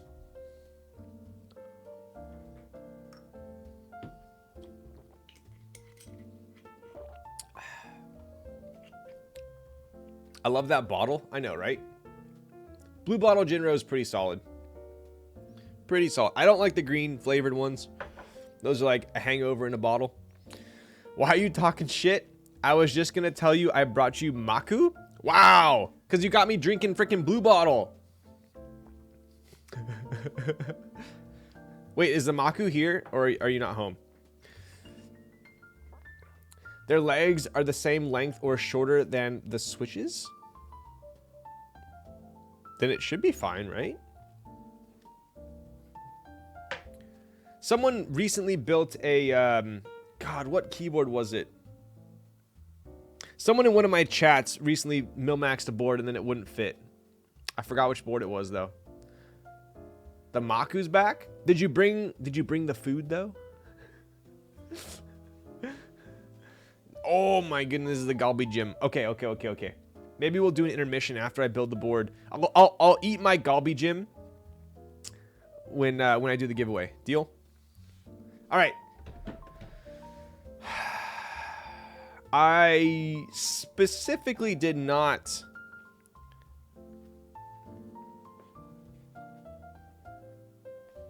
Heine has changed his microfiber, and I think I like this one more than the last one.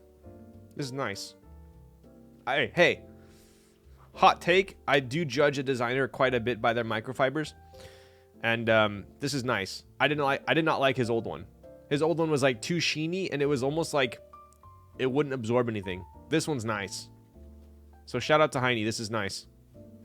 This is why I'm hot. Hot cause I'm fly. You ain't cause you not.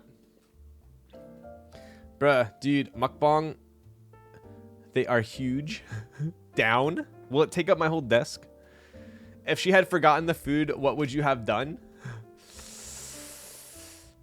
I honestly don't even want to think about it because all I've eaten today is a double cheeseburger, and I'm going to be so hungry after stream.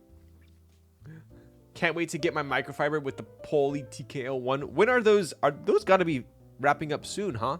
Well, obviously Chinese New Year right now, but I would imagine somewhat soon. Where's Michael? I asked Michael if he wanted to build it with me, but he said, he's like, it's my work board, so I want it to be proper. So, Michael is in chat tonight though. So, all right. I specifically did not do the stabilizers before stream because there were so many of them. It's the one downside to building a keyboard with a numpad, bro. But look it, I did organize. I did organize. I also left my 205 G0 like I'm pretty sure it's downstairs and I'm way too lazy to go down there. So we're going to be lubing these TX tabs with GHV4 thick. Going to be a 6-hour stream. Holy monka. Let's go, bud. Yo, Wanna Millie's in chat. Can't wait for my Entity microfiber cloth that I say I judge designers by their microfiber cloth, and then the Kaze doesn't even come with a microfiber cloth. Well, you know what? Joke's on them, because if you don't give someone a microfiber cloth, then you can't possibly be judged for its quality.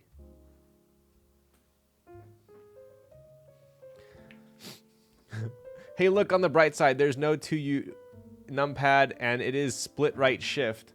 That is true. I didn't think of that. I have too many here then, huh? That is true. So we probably don't need one of these.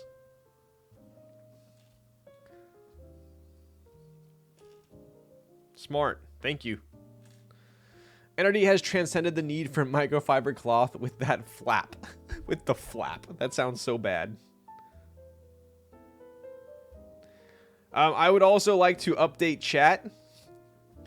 I have officially confirmed. So I started off with 65 gram TX springs. That was my go-to, I don't know, maybe a year ago. I put 65 gram in. I feel like almost everyone in the hobby does this. Wow, no microfiber cloth for Kaze sounds like a bad board. Wow, rude. Can you give me one to test out for everyone? I see what you did there. Soon we will judge makers by the quality of their flap. Okay, bud. You just like saying the word flap, don't you? Okay, BRB. All right. All right, Sandy's gone. We can go back to DJ hour. Okay, so what was I was about to go off on a tangent. What was I just talking about? What was I just talking about? Springs. Ah, thank you. Yes, springs.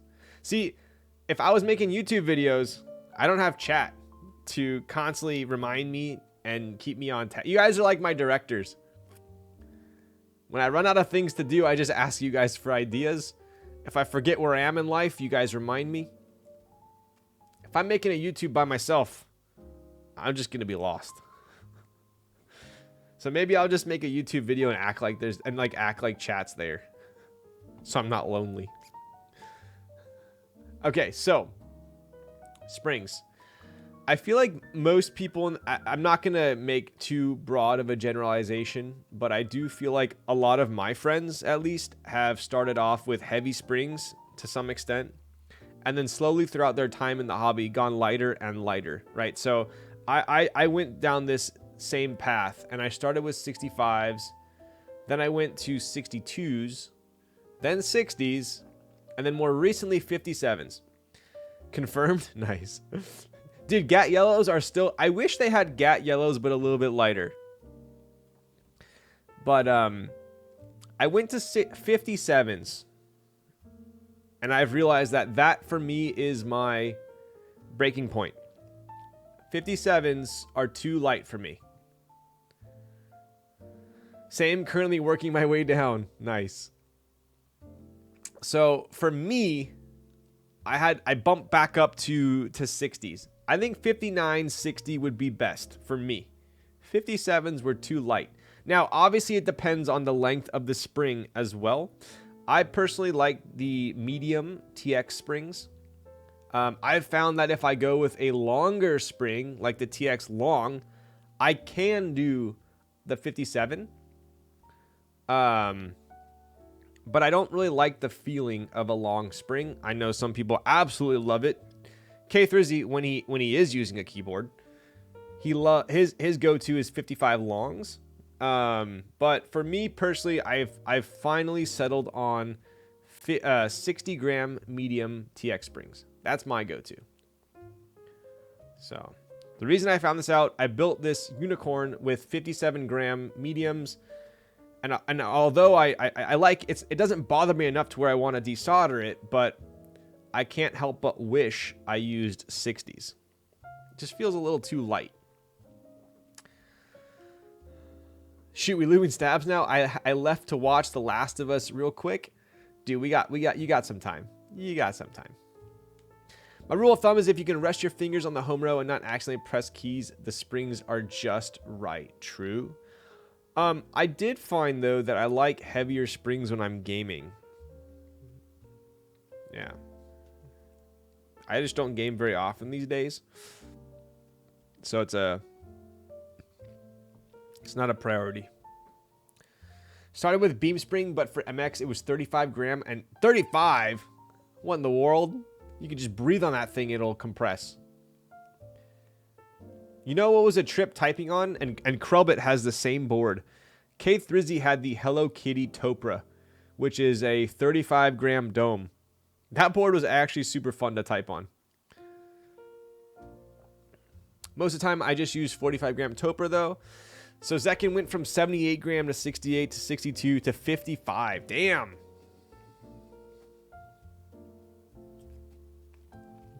You should type on only leaf for a week, then go back to normal switches. I know, right?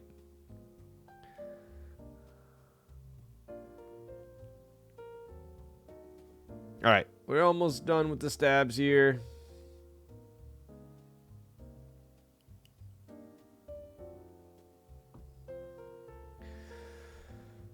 What is the best spring for Holy Pandas, and any idea why all the yoke pandas are still out of stock? I honestly am not a huge tactile enjoyer, other than maybe browns. So I honestly don't know. I feel like with tactiles, the bump throws me off with springs. I would probably guess I'd like a similar weight as linears.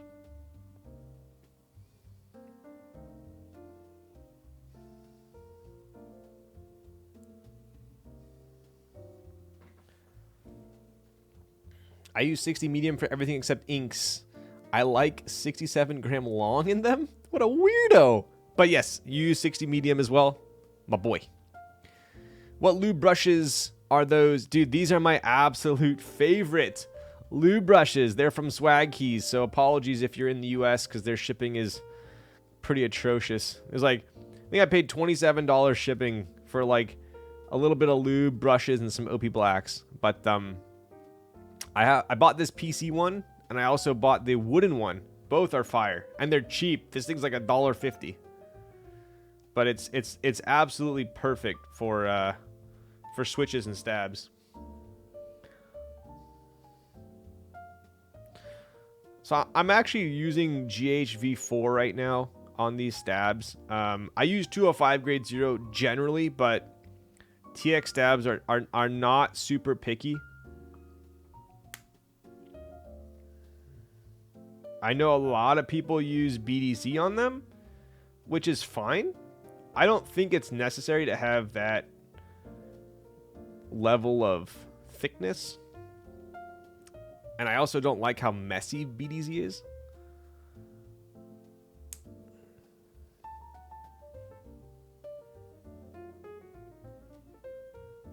The only thing I kind of refuse to use, and it is the cheapest though, don't get me wrong, is the Permatex.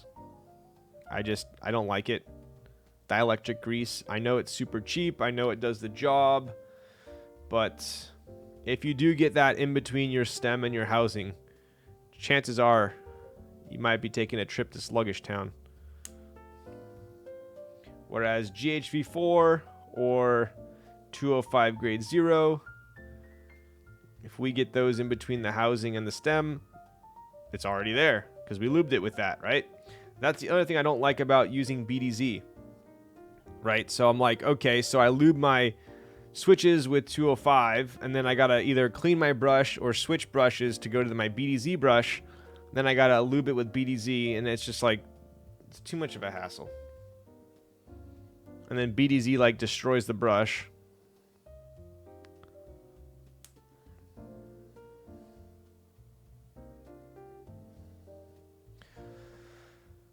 This is the flathead. You got it. Any release date for the PC Nerd Nest? So it's... I'm going to shoot for next Saturday. It might be the following, but I'm going to try for next Saturday.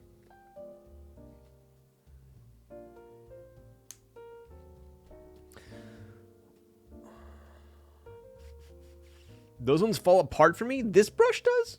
No. This one? PC mouse, PC keyboard, PC ocelot. Guess I need a PC brush. True. It's so nice, dude. Must be nice thinking $20 is a lot for shipping. Us Canadians have it bad. You know, I feel like I've found that shipping to Canada... Well, it depends, right? So, if you're on the west coast of Canada, then from me, it's in California, it's quite cheap. But obviously, if you're on the East Coast, it's kind of pricier. It's really the customs and import I've found with Canada that can be a huge pain. It's just kind of funny because it's like I'm not going on a rant here, but like I'll order a part from China, right? Technically, I'll pay an import fee on it. Then I'll sell it to someone in Canada, and then they pay an import fee on it from us. It's just kind of ridiculous. So you pay 2 import fees. The metal piece came off the polycarb twice? Wow. Huh. I've used this brush pretty extensively. Maybe I got lucky or you got unlucky. How long will the XXL continue to be sold? As long as we can, I suppose. It's definitely not an item that's going to be like for instance, Kaze, right? So I think Kaze, at least for the immediate future, I don't have any plans to rerun Kaze other than maybe doing some like special commissions and stuff afterwards. So I think there's only going to be one round of Kaze. But for the XXL, we're gonna continue to run that. So if you are trying to get one, definitely have a shot in the future. Although some of the comments are pretty hilarious. You guys know me, I'm not a toxic person, so it's like I kind of chuckle at some of the comments. I did read one that said some guy was complaining and he was like super pissed off that he checked. So we did the drop at 12 o'clock. And he checked at 12:10 and it was sold out. And he thought it was ridiculous that we sold out 10 minutes after the drop. I was about to comment, well, it was actually sold out in 9 seconds, but, you know, I feel like that might have put more fuel in the fire.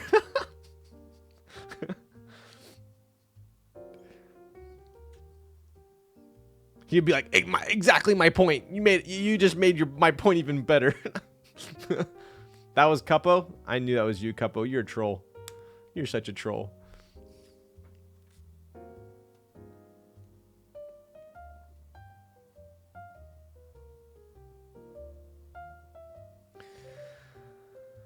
$150 item, I will easily pay 30 to 50. Dude, yes. I think this happened with Geo. I sent him a nest, and I don't even think I charged him for it. originally, and then but I put that it was like $95 or something like that, and they charged them like $30. I'm like, I didn't even charge them for the Nest, but you're gonna charge them to import it. Wait, so we need to figure out, is this layout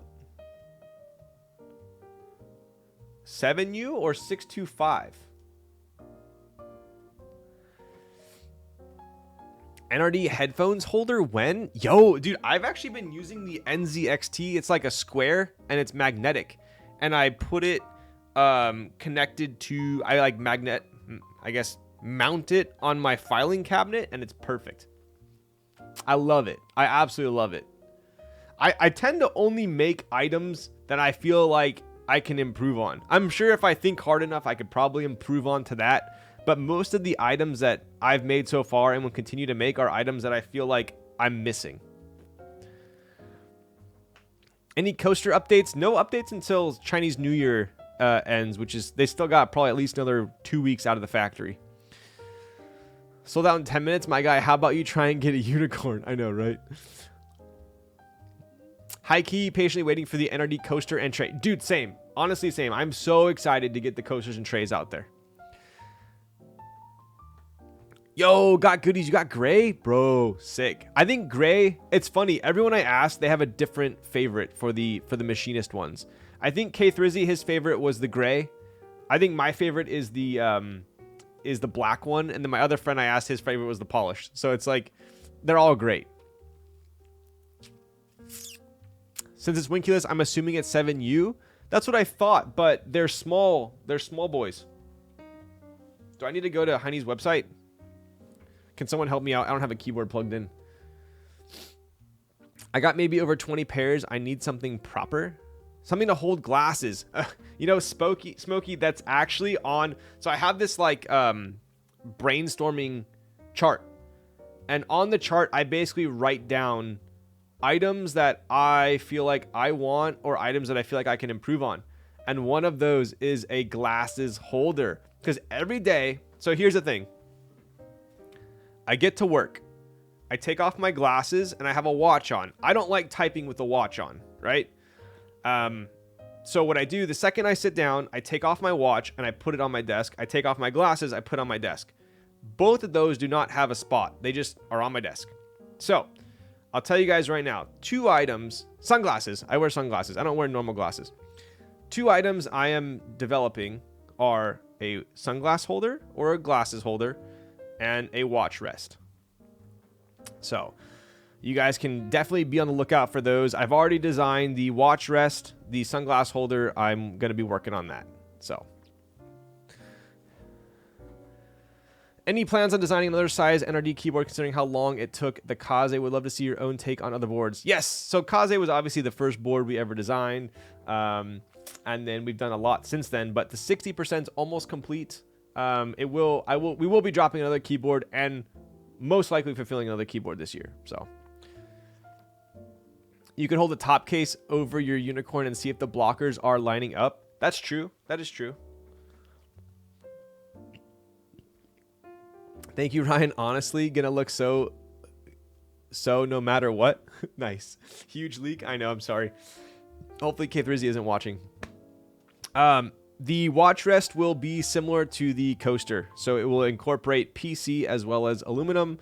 Obviously, if you have, I'll give you guys a little hint here. Obviously, if you have a watch, you're not going to be wanting it to be touching aluminum.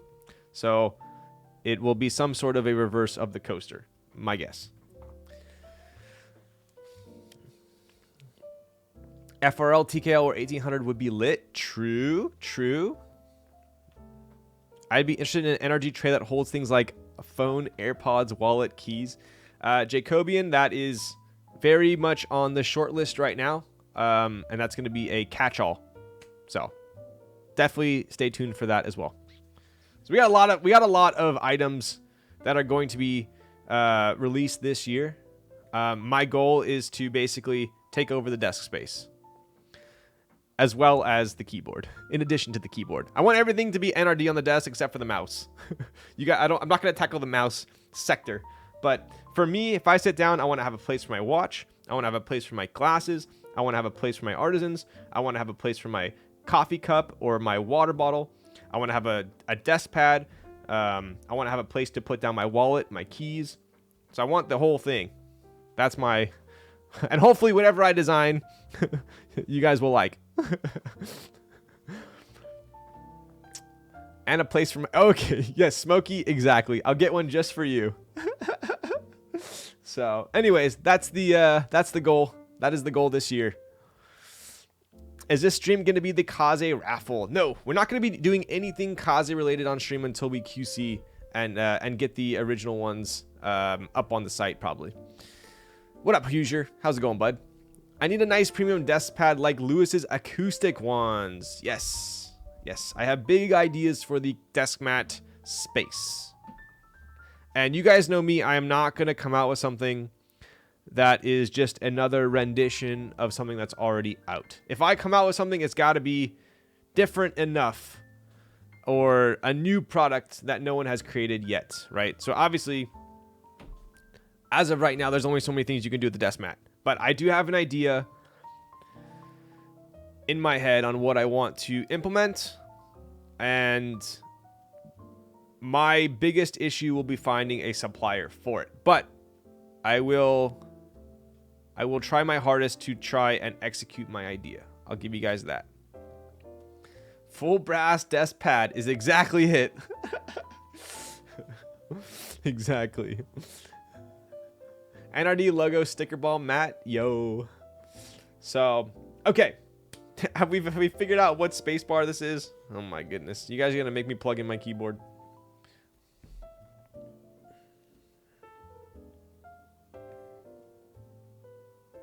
$7U. Thank you everyone in chat for being so helpful.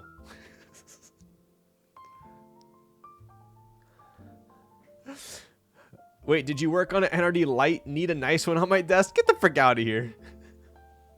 A light?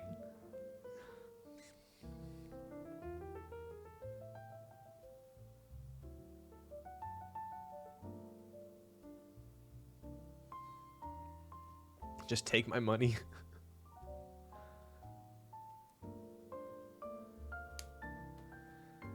Rough mat. I will tell you this. If it's up to me and my idea works, if my idea works and I can find a supplier that can execute it, it's not going to be a rough or a smooth mat.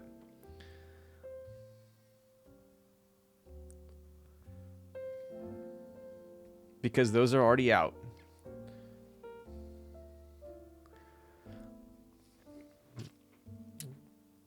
Endgame will be NRD's self-driving car with Ryan's voice as Jarvis.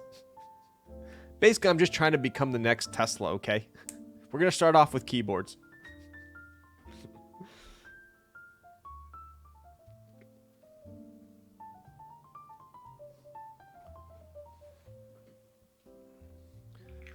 Glass mat. Do you guys remember those? I'm going to date myself right here, but back in my day, one of the most hyped desk mouse pads you could get was the ice mat, which was glass. And it was like so small. I don't know how people played on that thing, but they were like, it was like $60 or something like that. Or no, $40. Oh my God, that's so much for a desk mat or a mouse pad. I had the aluminum one from Razer. I had the aluminum one from Razer back in the day.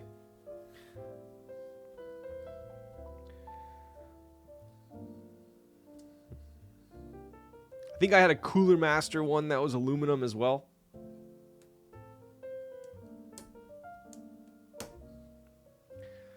Silver Ibis, so good. Yes, tonight we are building a very classy, silent keyboard that my brother will be using at work. We are building this with GMK Carbon, so we can get a little bit of a zest with the orange without it being too, like, you know, everyone walks by his desk and is like, what the hell is that?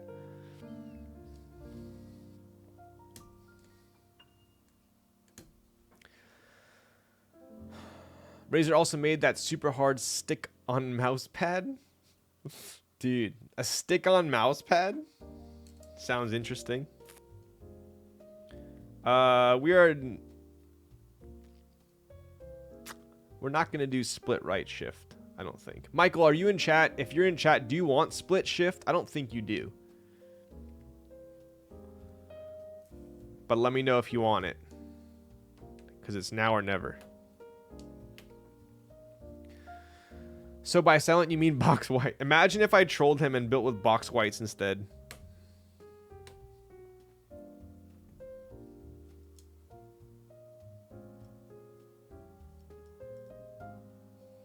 This is always the fun part.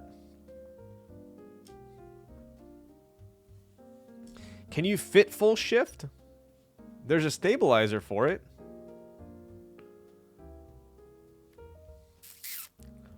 Split right shift with the right being FN, right? Razor green backspace, punishment for mistakes. Ooh. If I do it, I'm going to tell him it was your idea. All right, so looks like we're going here. Because that would be the middle. Yes.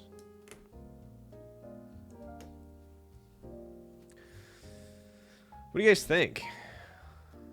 I feel like he's going to want... Do I call him? Should I call him? I'm going to call him.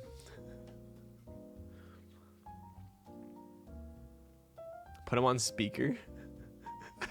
I don't... What? That's so risky. What if he says something? What if he says something that gets me banned? You know what I have him in my phone as? His name is Michael. I have him in my phone as Michael Motorcycle.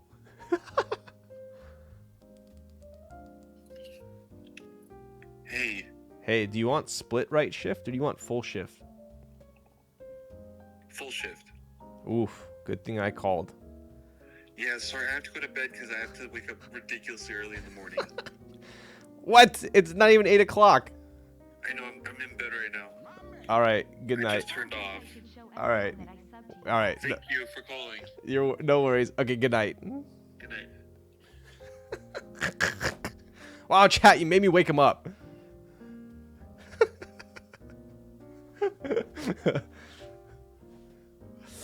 Split right anyway. Wow. Now I have to lube another stab.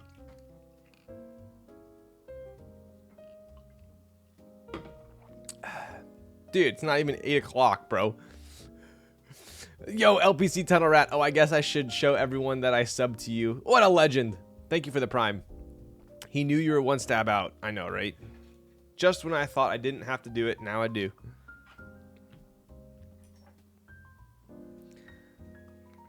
Split numpad just to troll him?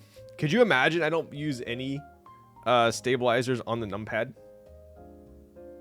Some people are like that, bro. There is a layout for that. Okay, we'll do this one real quick. That emote isn't here, I guess. Do I need a... Shoot, how do I get that emote?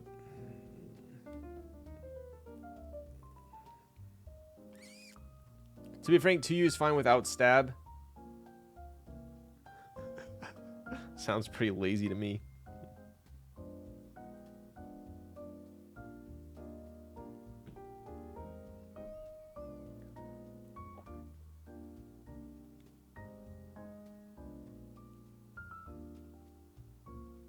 All right.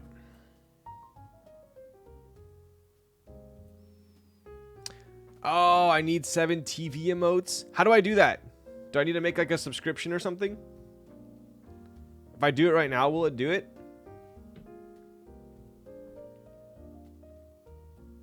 Oh, are those like the better TTV ones? I know Raz does that for me. And I should probably do it myself. 7 TV is similar. Oh, there's Raz. Yo, Raz. What's up, buddy?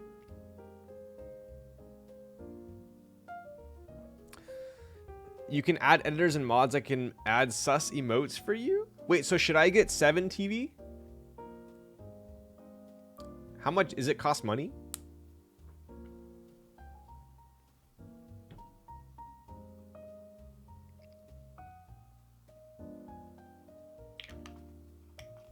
$600 slots? What in the world? joking my ass, dude? Free for more slots than what paid better TTV gives. So it's better than better TTV?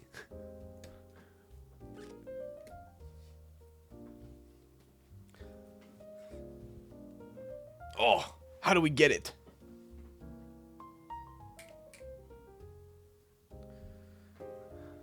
Yep. All right, let's put these little buggers in. We will test our stabs, and then we'll... Dude, look at that. Wait, actually, honestly, like... Time's kind of been flying tonight. I feel like we haven't even dilly-dallied that much, and we're already almost at 3 hours. What happened? Yo, Raz gifted a tier 1 to Cuppo. Let's go, buddy. Thank you, Raz. I appreciate you. Raz, how's life? How's the wife? How's the kids? How's the golden retriever? How's your yard doing? Is it green as ever? But your bro's already asleep. I know, right? He must be on the East Coast time right now. I did not expect to tune into the build already. Dude. Right? Wow. I started early tonight, too.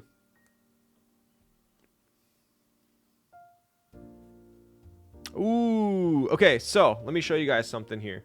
Ooh. Ooh. We are not going to be able to use these bad boys here. Let me show you. So if you're using TX stabs, when you got one of these things, if you put the little bugger in there, it's just going to fall out. It'll just fall out. Usually if a keyboard has like a split backspace, you can't do one, but we can't do these. And we also cannot do these. Right? It's fine because if you look, these are not going anywhere. These are they don't need it. It's not really going to do much, so it's fine. But I'm just telling you guys, if you get a keyboard, most like a 60%, if it supports split backspace, it's going to be like this, where you can use it on one, you can't use it on the other one. There's really no point in putting it in this one because it's just going to fall. And then eventually it'll fall out into your keyboard. It'll be jiggling around. You don't need it, right?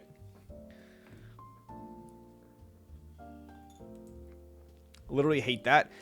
I actually found that out when I built my derivative. I built it. This was when TX stabs, I think, like first came out.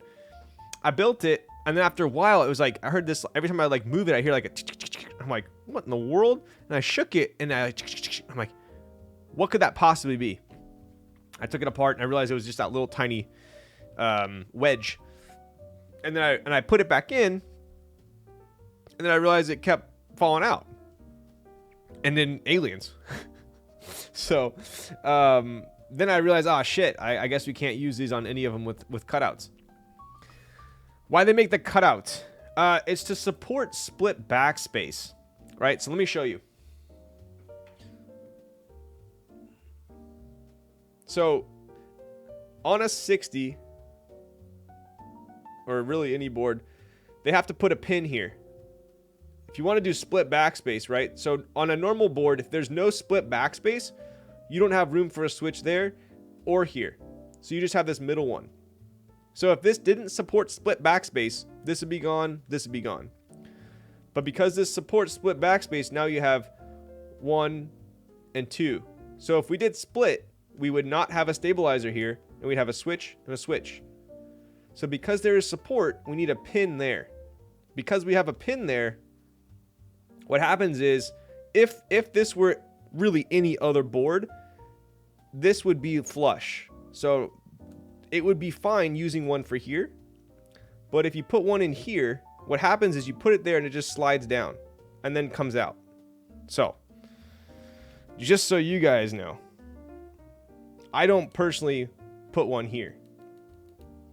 And technically on this board, I can't put one here, here, here, here, here, or here. But it's not like like, I'll tell you guys this. If these were loose, I might even switch to screw-ins. But look at this. It's not even moving. So these are tight enough to where we don't really need the little spreaders. So we're fine. Okay, where is the plate?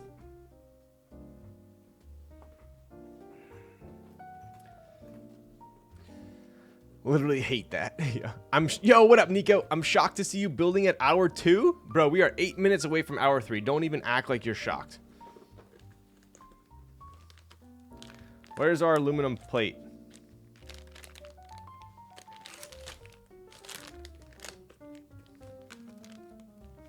Here it is.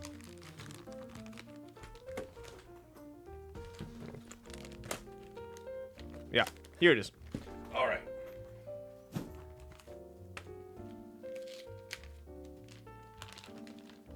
I think Prime KB PCBs for my Alice had that issue on space-bars. Yes. So on space-bars for Alice-style ergo boards, a lot of the time you even, like on the Dallas, in my opinion, you should use screw-in. On, I think it's the left one. I thought you were about to have a no-plate moment. I know. Dude,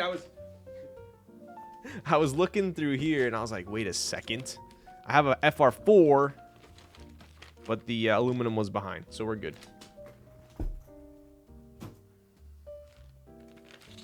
Ooh. Black plate, silver board. Very classy. You're streaming early enough that I might actually get to see you finish a build. Is that a compliment? What's up, Nana Go-Go? How's it going? I'm streaming early enough that I might get to see myself finish a board. No, it's not. Oh my goodness.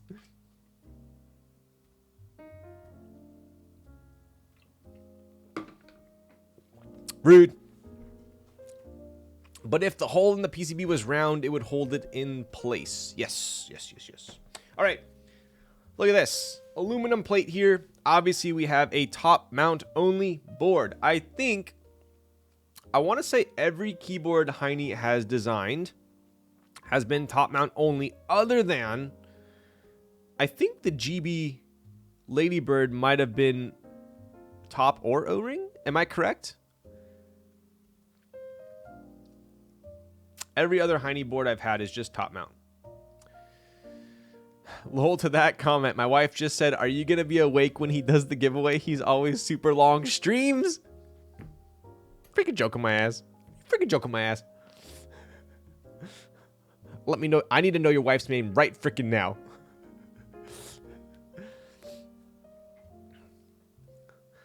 Bro, it do be true though. I started early today. Come on, give me a break. Yo. Black on this dark gray PCB though. Kind of sick. Kind of sick. I dig it. It's mine. I spend it. All right. I'm going to go ahead and put in a couple switches here. And then we'll test some stabilizers. If only this is a red plate on the silver case. True. That would also look very, very classy. Thank you for the follow, Tazy. Let's go. Let's go. All right. Let's check it out. Ooh. It's always the moment of truth when you put in that first switch. How is it going to fit in the plate? How is it going to fit in the PCB?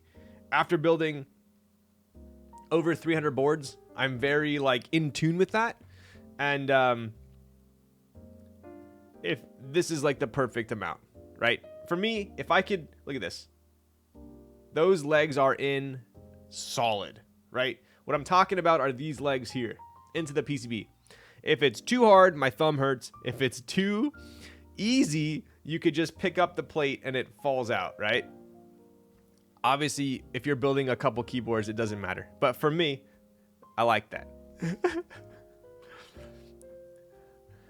Yo, what up, Windmeister? How's it going, bud? Is that gray close to the Audi's Nardo gray? I think it's probably more similar to... I think Nardo's a little lighter. This looks like it's more similar to... oh, God. There's another car that's like similar to this color. Not Toyota Cement. There's a darker one. This is... Oh, you know... It's kind of similar to like the...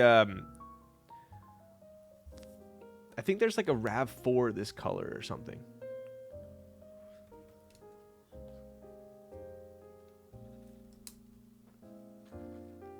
Excited for this build because I was able to snag an Ibis Extra. Let's go. Let's go. If you're a fan of this layout, you really can't go wrong with an Ibis. I'll tell you guys that. Gonna be nice and tight for the half plate options. Mohubba, you have it. You have nailed it right on the head. If we were building with the half FR4 that we have in there, and these legs weren't a tight fit into the PCB, it would be a nightmare. You'd pick up. You'd have to hold every single switch while you're soldering. But the fact that these legs are tight means we can have them, set them, flip it upside down, easy build. It would be almost as if there's a plate. New Tacomas have a similar color, or 4Runners. Maybe it's a 4Runner one. Yeah. BMW. True. Here I'm sitting with a lowly Keycron while everyone has fancy AF boards. Yo, wait. Oh, wait. Junior, are you Michael's coworker? I was literally about to say, I just typed on a buddy's Keycron. Some of those 4Runners in gray look so good. It's kind of like there was a GT3 RS. I want to say it's the 997 point. It's 997.2. It had like, I think it's called like agate. It's like this color with the red. Yo, nice. Let's go, bud. Dude, I think a lot of people in chat probably have Keycrons. Really want the Ibis, but I just joined in the Cypher. Honestly, there's another round of Cypher going on? Wait, really? What is that, round 3? Nardo Gray has a yellow hue to it. Yes, yes, yes. Like, my Rivian is, I have the, God, which one is it? Why am I blanking here? It's the, oh my God, what's the color of my Rivian? It's something gray. I can't remember now. R4 of the Cypher? Wow. Dude, the Cypher that I had was, I had a prototype Cypher.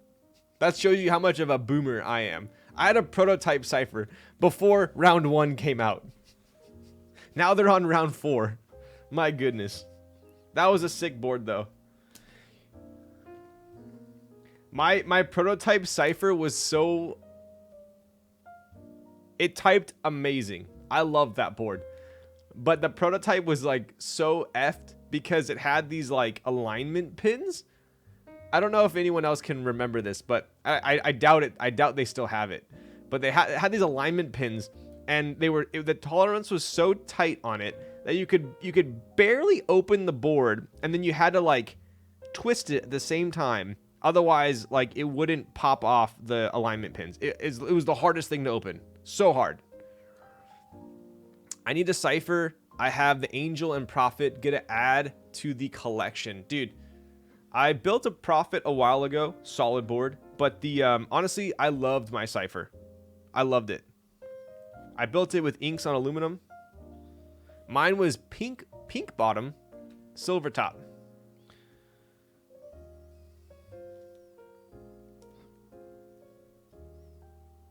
Oh, this is interesting. But we got to move over, actually. Oh, limestone. Yes. Yes, yes, yes. So, my truck is limestone gray, which is, it's interesting. It's almost like if you took cement gray and then added, like, almost like a little bit of, like, a metallic gold to it. It's not quite as flat. It's got a little bit of depth to it. Ryan, do you still use an Ibis at work? So I use an Ibis every day at home in my NRD. For lack of a better word, I never know what to call it. NRD fulfillment room. NRD room. I'll do like a setup tour at some point. I know I keep saying this, but in reality, I have these two freaking. I bought my vlogging camera, and I have two like ridiculous gimbals, but I don't know how to use it. So I'm gonna go over to K3z's and I'm gonna say, bro, you need to show me how to use this so I can actually make some videos. So I'm gonna go over there. He'll show me how to do it, and I'll do like maybe like a setup tour of the stream room, and then I'll do a setup tour of the fulfillment room. Ryan realizing he's coping. All right, dude.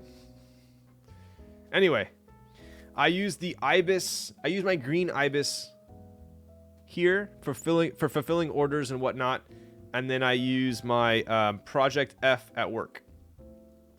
Reason being also is the Project F that I have is a fixed cable, so it never leaves my desk because it's annoying as hell to like unplug and switch keyboards.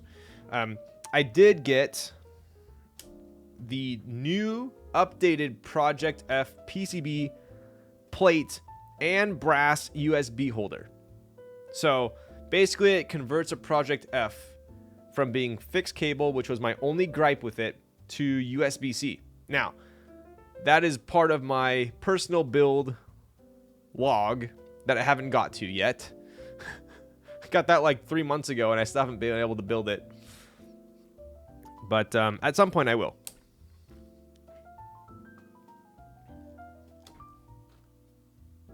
True.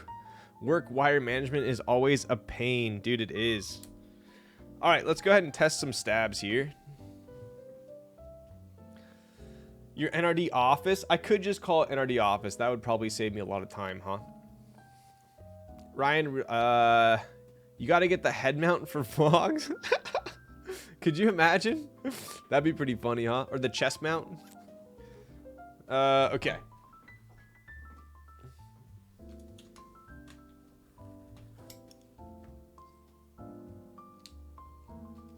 Oh my god, dude.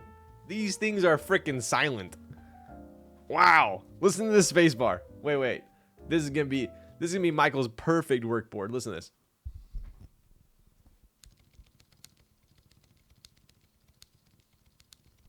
Oh my goodness. Fireman spit him. Listen to this silent. Okay, bud.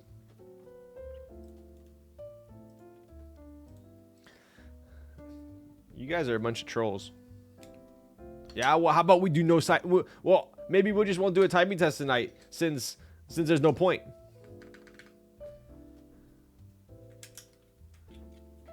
You know, maybe.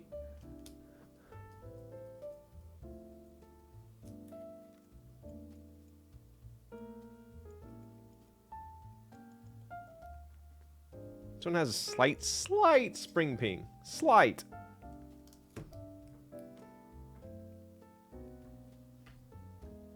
That's the one thing about silent switches. You need to make sure that your spring is perfectly lubed. Because if you have any spring ping at all, you're going to hear it. Because that's all you're hearing.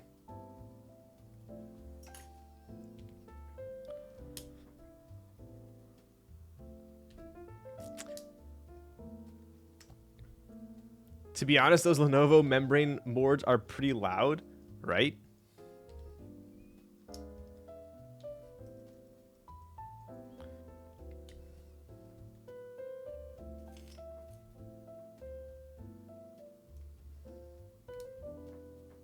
All right, last one. These switches actually look pretty cool too. It's like this, I don't want to say aqua. It's like kind of a sea foam aqua green.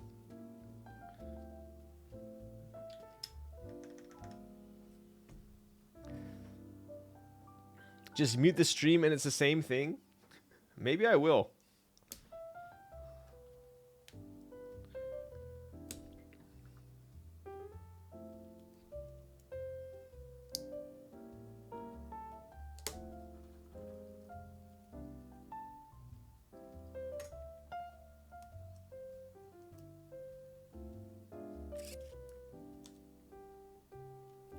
That was a tight one.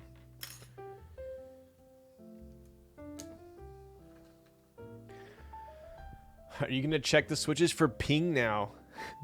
I already checked all these.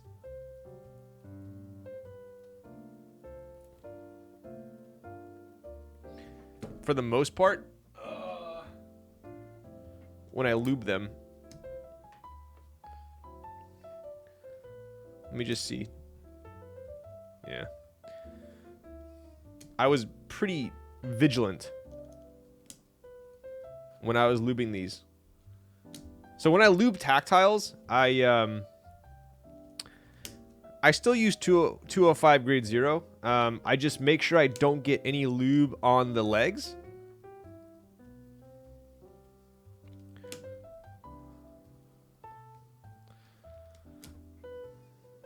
But there were some of these where I lubed it and there was spring ping and I had to take it back apart again and add some more lube to the spring.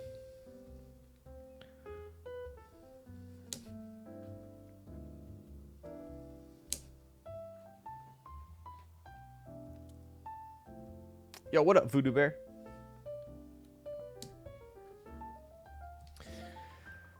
I can't wait to not hear this more. Yo, what's up, Justin? How's it going, buddy? Justin, what are you typing on?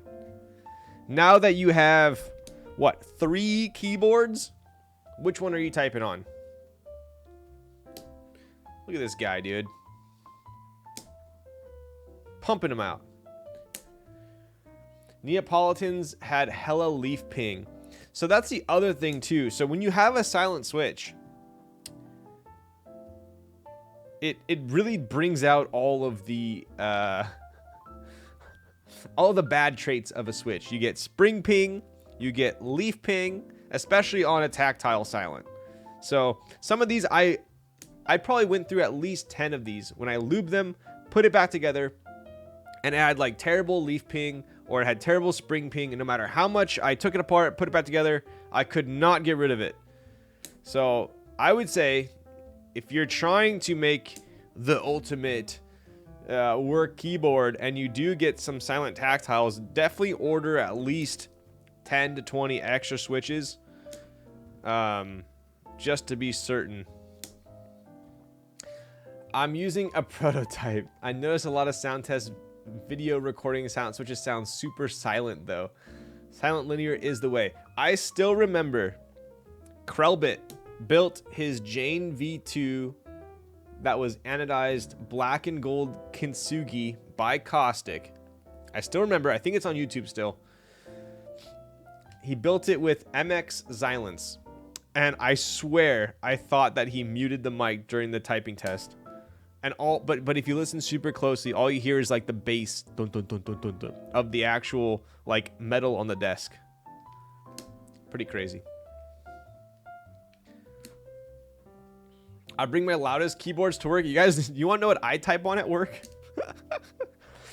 I type on a Project F with an aluminum plate and creams. It's pretty loud with that long pole. That is, you know what? That is the only keyboard I have that has a long pole. I'm okay with it. I don't love it. But I wasn't about to desolder it, because it was okay. But now that I have my new PCB and plate, I'm probably going to build it with like OP Blacks or something. Split, shift, split, backspace, TKL. Yes, that's the one. Yo, what up, Shoho? Holy Pandas at work, speedrun to open your own office, right?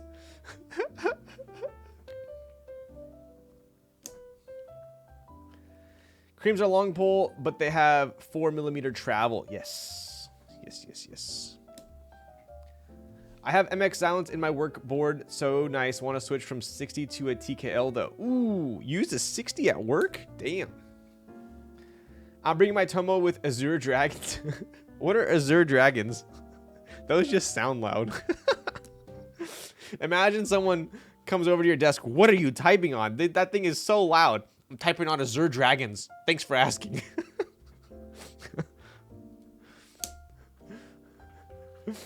Taya's typing test of the slip line with MX Silence is one of my favorite typing test videos. I know, right? I still love the slip line.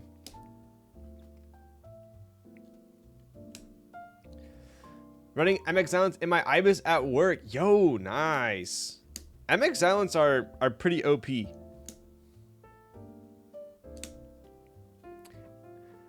HHKB to work the GOAT. True. I need a numpad at work. I spend too much time entering orders and living in spreadsheets in Excel that I need a numpad, and I don't like using a separate numpad. I need it attached.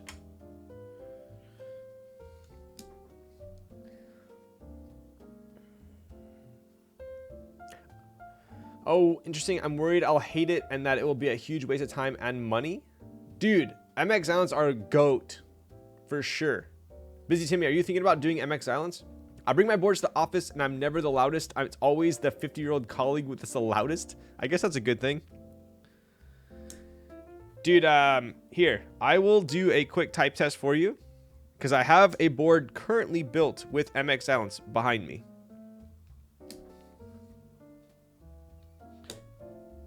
MX Silence are actually amazing.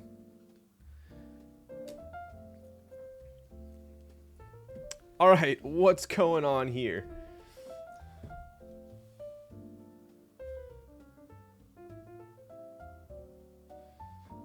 Let's go spacebar.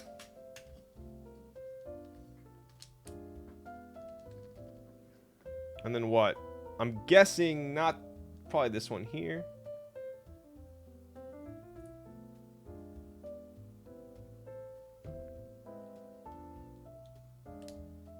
Is that the right one? Yep. And then that one. Cool. Now we need this one. Let's see. Probably that one.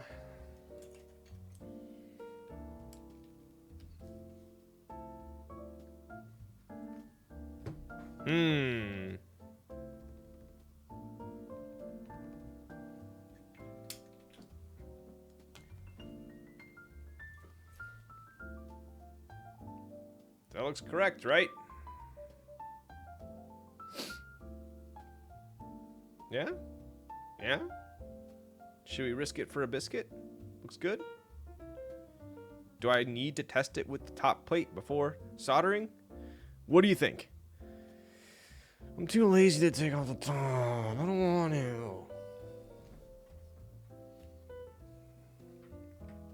Can't make me.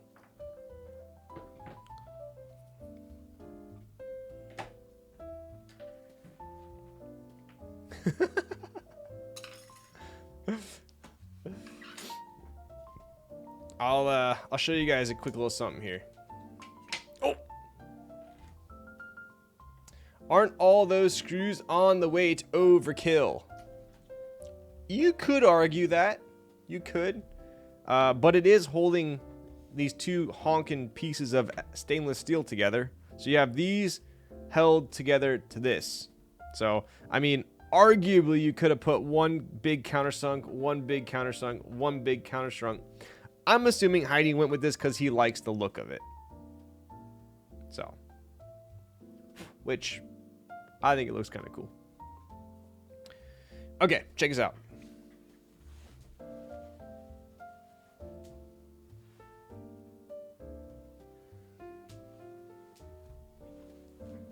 Look at that boy. Look at that boy.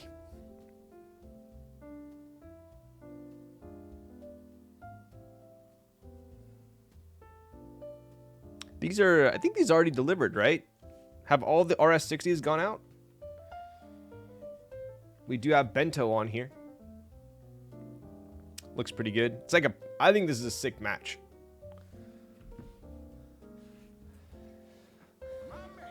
I've gotten a little matchy-matchy with my board lately, as you could tell. Yo, Hinker Bottom with the tier 1 for 4 months. What's up, buddy? Mod pipe. I mean, I don't think BetaJS came with a mod pipe. I don't think it did. Otherwise, I would have used it because, in my opinion, on a 60, it frames it so well, right? Right? Doesn't that frame it so well? Alpha's in the middle, framed by the mods. This, it's like, what's going on? This is like bleeding into the abyss. Like, right? Use a blue escape and 1 key. I know, right? Make it super symmetrical. Wabi Sabi is a way of life. Exactly. Okay, are you guys ready for a pretty sweet typing test here? Here we go. Busy Timmy, this one's for you.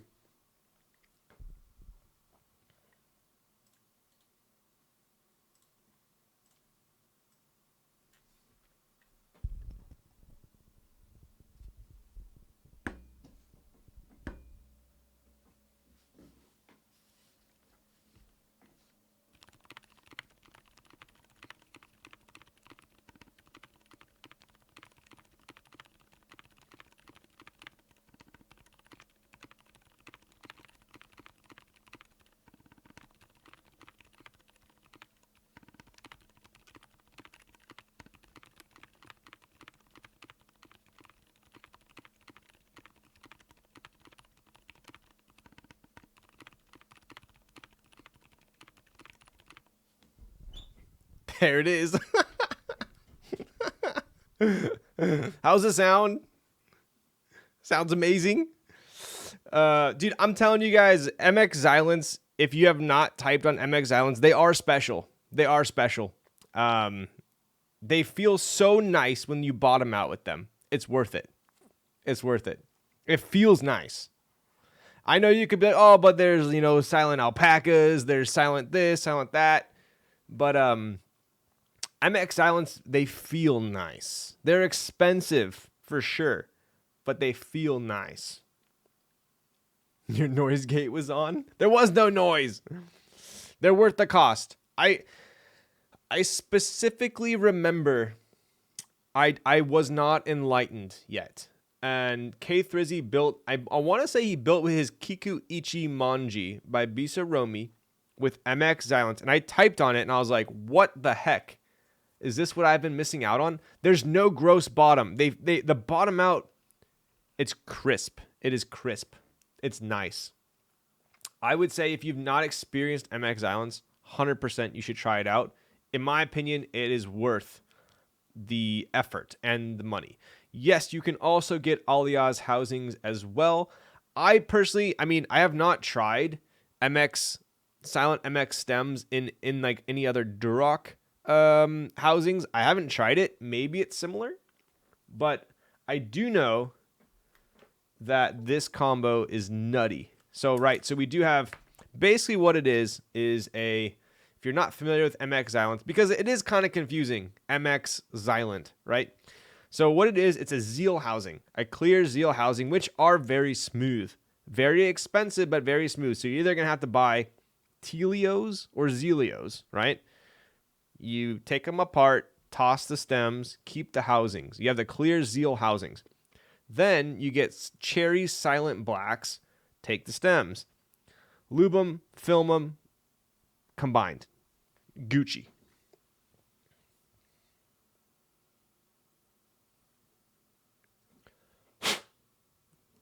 Minus the hair.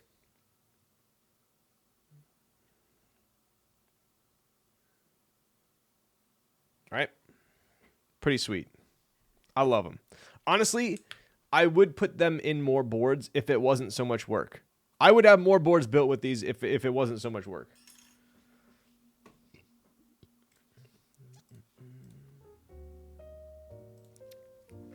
Where do you get cheap cherry silence? I think they're not too expensive to begin with. Did you spring swap or are these the stock jobbies? Dude, I think these might be the stock springs. No, I wouldn't have done. If I went through that much effort, I probably wouldn't have used the stock springs. I think these are actually kind of heavy. These might be my 65 gram days. These are either 62 or 65. These are, yeah, 62 or 65. I see they have 62 gram, which is right up my cricket. You freaking joking my ass, dude? You act like you live in like freaking Australia or something. GMK Bento actually looks nice here. Dude, it does. I love Bento. I absolutely love Bento on a PC board. I think my two favorite GMK sets on PC boards are Bento and Serica. Roselios, Securios, has anyone tried? Yes. So one might say, but Ryan, can't you just get Roselios or Helios and call it a day? No. The answer is no, you can't. It's different. It feels different. Yeah, they are technically this, but they're not. They're not, right? So, but you can use those for the housings, right? So technically, Zelios, Telios, Roselios, Securios are all, I want to say, someone correct me if I'm wrong, but I want to say they're all the same housings, just different stems. What you say about Australia? I mean Australia. Sorry, Australia. Australia, mate. Cheers, bud. Shrimp on the barbie. Zeal also sells silent linears. No. Bad. They're not the same as MX Xylence. You must endure the effort of swapping the stems. Zeal silence are not good. There you go. Listen to Ghani. Great accent. You know, it's funny when I start attempting to talk in an Australian accent, it somehow like halfway through starts to convert to like a British accent, and then I just get like super confused and I can't carry it on. I built my RS60 with MX Xylence because of LOL stacks. Yo, clackers! So you're typing on this exact same? How sick is this build? It's so nice. I'm on Smoko, so leave me alone. Fire. I think I have some Zeal housing with Black Gat stems from Adam. Dude, I think you do. Wait, Shoho, are you freaking Dzang, bro? I keep confused, bro. Oh my god, dude. I always forget. How do you make the MX Silence again? So it's any Zeal housing, any clear Zeal housing with an MX silent stem. You could use silent, you could be silent reds, you could do silent blacks. Oh, I'm typing on Popus with aluminum plate in my cloud line right now. Never been happier. Nice, dude. Nice. I love Popus. These are Popus. No, these are alpacas. I have Popus in the in my Kaze. Doxed. Yo, Goddream.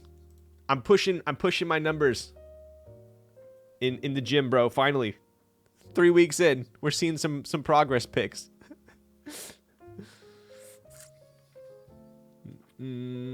Yes. It's even more expensive. Exactly. Yes, you already have to buy the expensive Zeal switches. Then you got to go source some any MX silent red, blacks, and then you can combine them, right? Nice, man. Post a flex pic. So yeah, dude, I already posted on the MISC, bro. You got to go into the MISC. It's my profile pic. But don't neg me, because I'll freaking neg you into oblivion, bro. But I can't share because TOS. Yo. Lol's thirst trap photo. All right.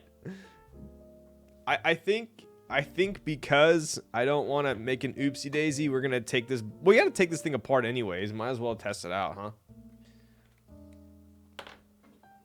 Leave me alone.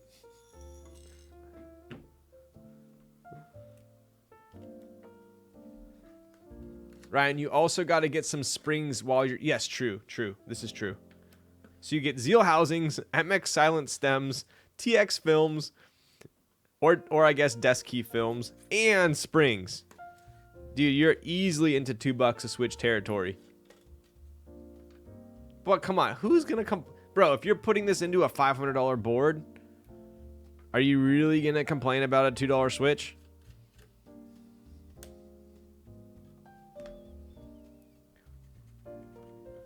What a giga Chad. I bought some Mendes Spudgers on Amazon. Can't wait to try them out. Yo, let's go.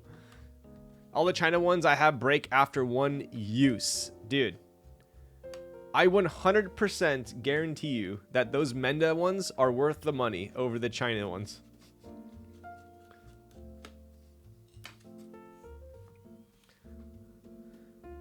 That's another $120 in switches, though.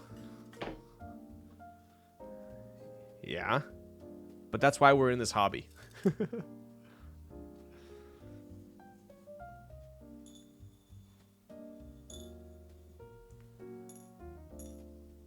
There's only 7 screws. 8. Where's my 8th? 8. Always count your screws before they hatch. All right. Look at that. That's pretty classy. I'll report back next stream. Nice. They bang even for a silent switch. Okay. All right. Felt like Zeal housings were really finicky putting them back together. Interesting. I feel like I don't recall. MX blacks with kale stems and call it good. That's pretty much the opposite of what we're trying to build right now. Ryan, do you still have your R1 Ibis or is this a personal unit? Tuh. I still have my Proto Baggins. I still have my, I guess, R1 Ibis. And then this one is my brother's workboard that we are building tonight. So I have my Proto, which is the red one. I've shown you guys that. I have my green one from round 1, and then this is my brother's silver one. I can go grab it if you guys want. It's built with cherry blacks and aluminum. Spicy. Spicy. Okay. Let's go ahead and take these out. I used my Ibis at work until I got my Project F. Back in the day, I had... So, my work board, I absolutely need a number pad. So, this has been my work rotation over the years. I started with a purple Project F. Sold it. Never should have. Then I got a Hiney HBCP, which I enjoyed. I think that's probably my second favorite board that he's made. Then I got the Proto Ibis, the red one. Then I got a green Project F. So now I use the green Project F. I brought the red Ibis home until my green one delivered. Now I'm using the green one. And I'll probably sell the red Proto or something. I don't know. I don't need to. Count your screws before they're loose. There you go. I should have said that. Of course we're going to make you grab it. That's true. Why do I even say that? Are gay inks still your favorite switch? If not, what has replaced them? I was like, wait, did I say that? It's funny because like you said that with I can imagine DZ Slasher saying that with a straight face, and that's what makes it even funnier because I don't even know what he looks like, but that's just I could see you saying that with a straight face. Rainbow colored inks. But to answer your question, my favorite switch is OP Blacks at the moment. Is there a rainbow ink recolor? That would be the gay ink, I believe. No one's made... That would actually be a sick colorway. Like a trans... Someone made a... remember those... What were those metal rainbow ones? Like the... Not tungstens. You guys know what I'm talking about? Like, they were like the metallic. I think TTC made them or something. They were like really expensive and they had like metal in it or something. With the pink stems. That's like the closest I've seen to a rainbow switch, I think. Okay. Let's try this out.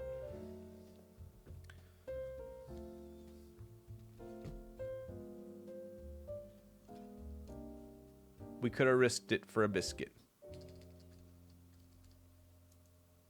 Nice. Nebula or something? Something like that. I just remember they were stupid expensive.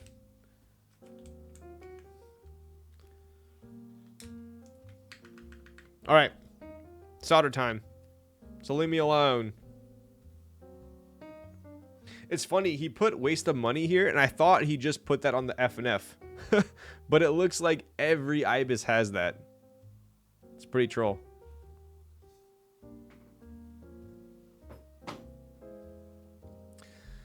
The housings were vacuum metallized. There you go. Singularity switches. Yo, Boysen, thank you. Yes, you're right. From GMK Chaos Theory. My man. We got Desk Authority in the house. All right.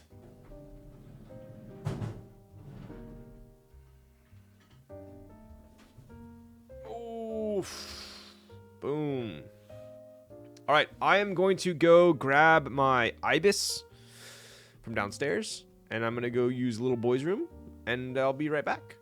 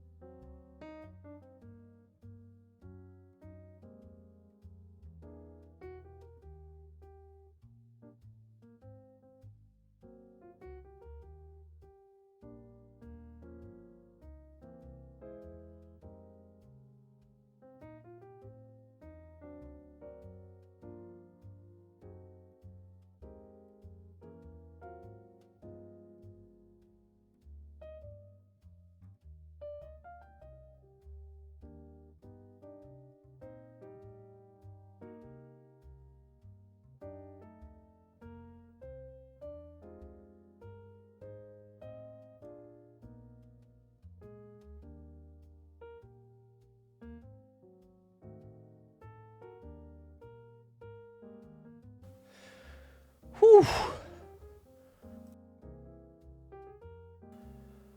Whew. Freaking had to go up and down the stairs for this one. We're back. All right. So, I originally had a red Ibis that I had burgundy on.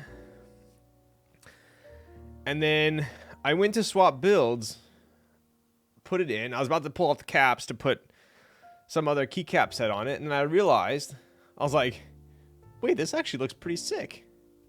I like it. Even though it's like kind of Christmas colored, I feel like it's not too cliche of reminding me of Christmas. Christmas. What do you guys think? Dude, look at you guys know what round burgundy this is? I'll give you a hint. Look at the mods.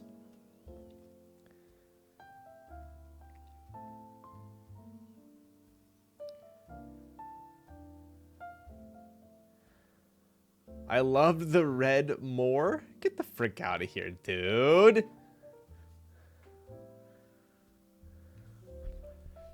Well, it ain't Dixie, so it ain't round 3. That is true. It also has icon mods. Botanical on green boards always looks hella nice. True. I don't know. I like it right now. I like it. Honestly surprised Omni hasn't rerun Burgundy. True. So I think this is round... It's either round 1 or 2. I forgot. But look at this shine.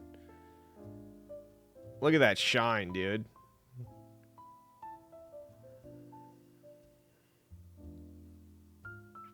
But yeah, I dig it. So this is the green Ibis. This was technically the F&F color. It's got that same SS, but oddly, I just noticed that he gave me black feet for this one. So maybe the feet are color coordinated, I guess.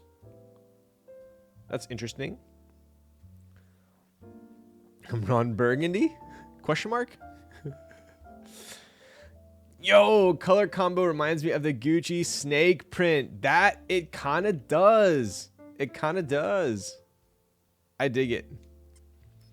Heading off for Chinese New Year goodies. Have a good stream. Yo, later, Mojing Grape. You need to put that Colk on it. True. Ooh. Ooh. Here we go. Here we go.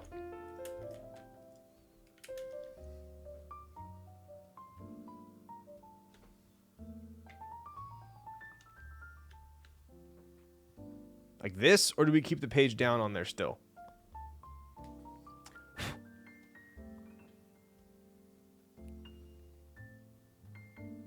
Bussin'.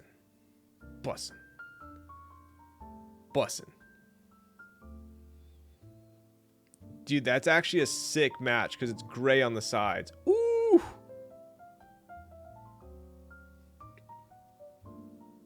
That's pretty sick. That was a good idea. That was finally a good idea from chat. Dude, that looks sick. Wow, if only Archetype was still here. I'm gonna have to send him a picture. My one Archetype logo cap I have is Mando colored. Yo. Wow, toxic. Chat always has good ideas. Chat always has good ideas after the time of when I need a good idea. Doesn't even make sense, but shut up. I'm just picturing without mod pipe and I'm in... It's Friday and I'm in love. All right, I'll give you guys a quick typing test on this bad boy. So this is straight up, cherry blacks on aluminum. Yes. Very daring tonight. Here we go. I personally love how clacky this is. These are super smooth cherry blacks, not heavy lubed. So they are clacky as heck, but it's money in the bank. All right, here we go.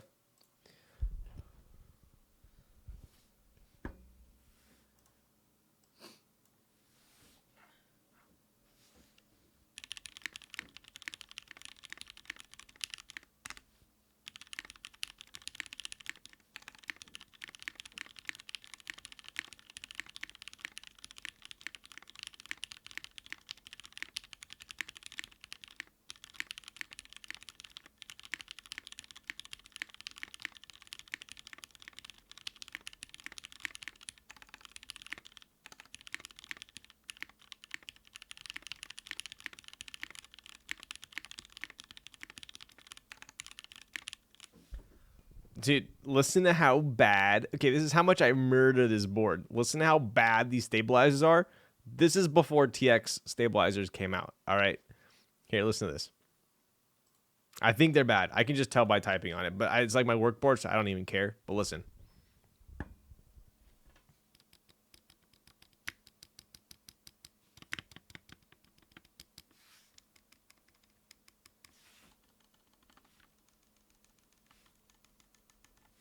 Every stabilizer rattles.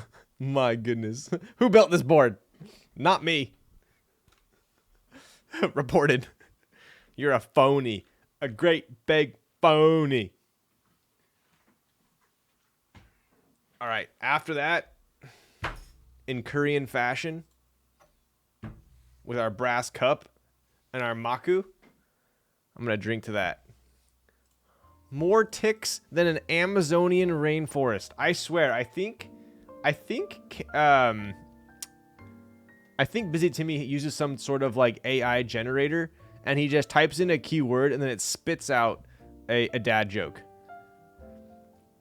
Okay, you guys need to help me. I don't know if I grabbed the right cup or not. Is this my cup or is this Sandy's?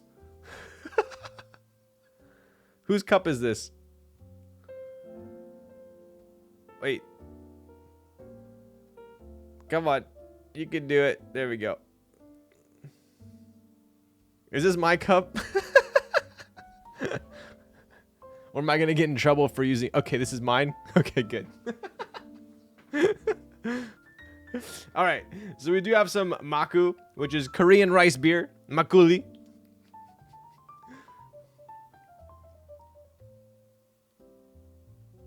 Brewed in Korea, by the way. Shake gently before opening. Are you sure, bro? I've always been told not to shake beer. Seems sus. Seems sus. A little sus. Alright, we're good. Upside down. Shake it all around. Twist and shout. I am not shaking this like a shake weight. Get the frick out of town. What is the background on that cup? What is the background? It's freaking brass.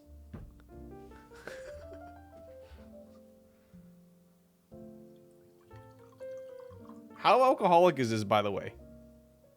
Oh, dude. We could tank this. Oh, the backstory.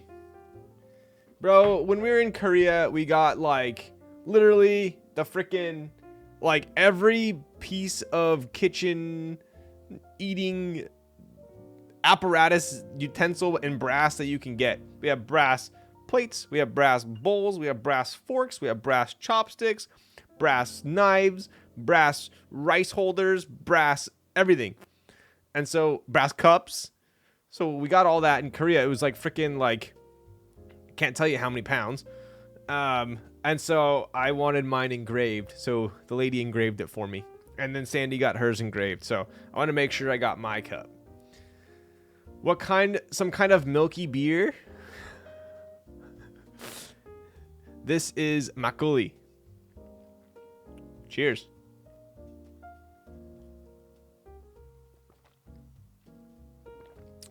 Ooh, pretty fire.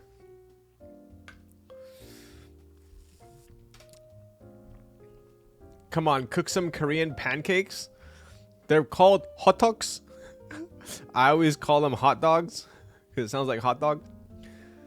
Brass knuckles. Brass napkins. That would have costed you an arm and a leg. Yes, brass is not cheap, as you all know, in the keyboard community.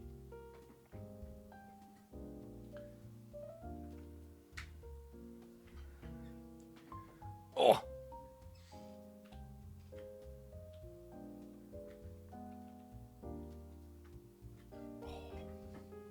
I need that coaster, damn it.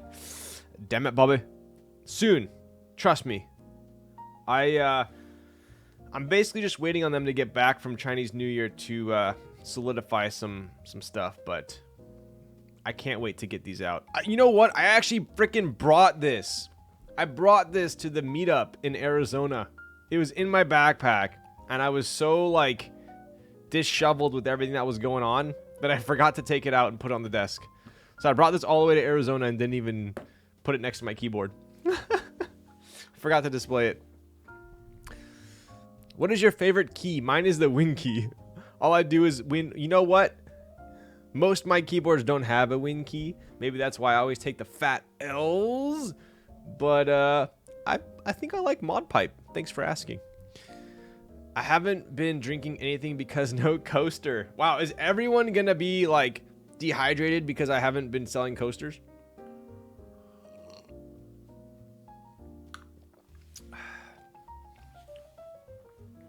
All right. I'm going to be eating my spicy Galbi Jim when we do the giveaway. All right. Let's check our pins here. Make sure everything has gone through the hole there. Looks good. Cool.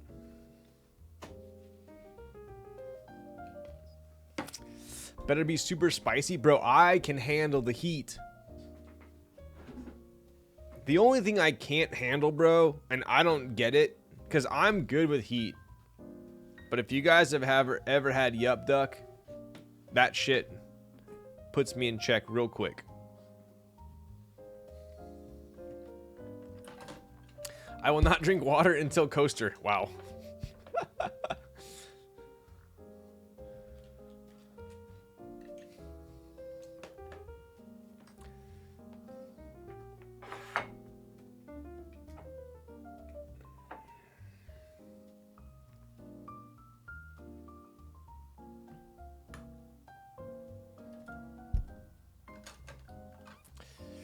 Was just about to ask if you had Yup Duck. Bro, it is literally lava.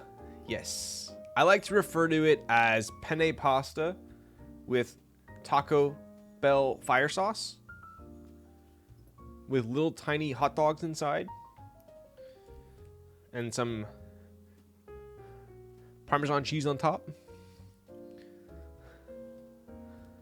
Wow, using the brass too. Exactly. And I grabbed the right cup. I could just, you know, I could probably somehow subconsciously know that this one was mine.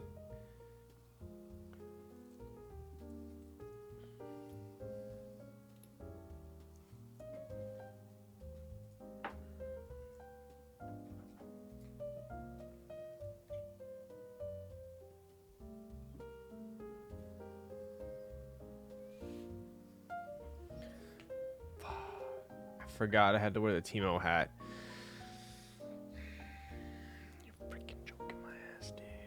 Hair, I've been fighting my hair all day. It's finally somewhat presentable, and now you're doing this to me. Their menu looks good. Please hold the cup up so I can screenshot for my dad.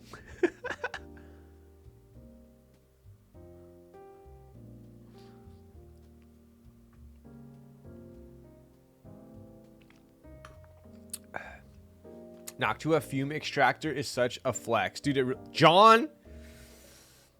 Alright, dude. You are all on my shit list tonight.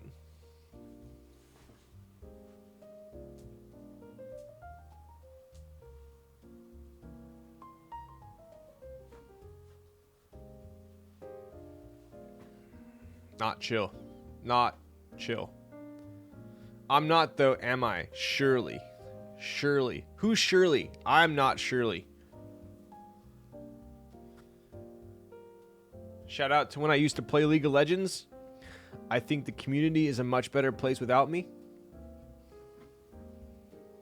You know when Riot bans you and they're like, your toxic behavior is what is wrong with this community? And then you get the email that you try to log in and it says you've been banned. And then you get the email saying why you were banned. And then you read it and you're like, they're right. I think they're right. Yeah, I probably shouldn't play this game. All right, no chair stream.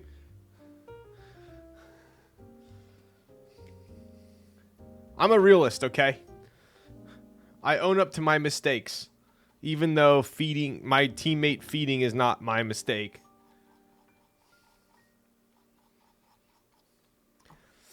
You sound kind of toxic. Nah, dude. Like, I mean, yeah. I mean, you're playing Riven top. Jungle never...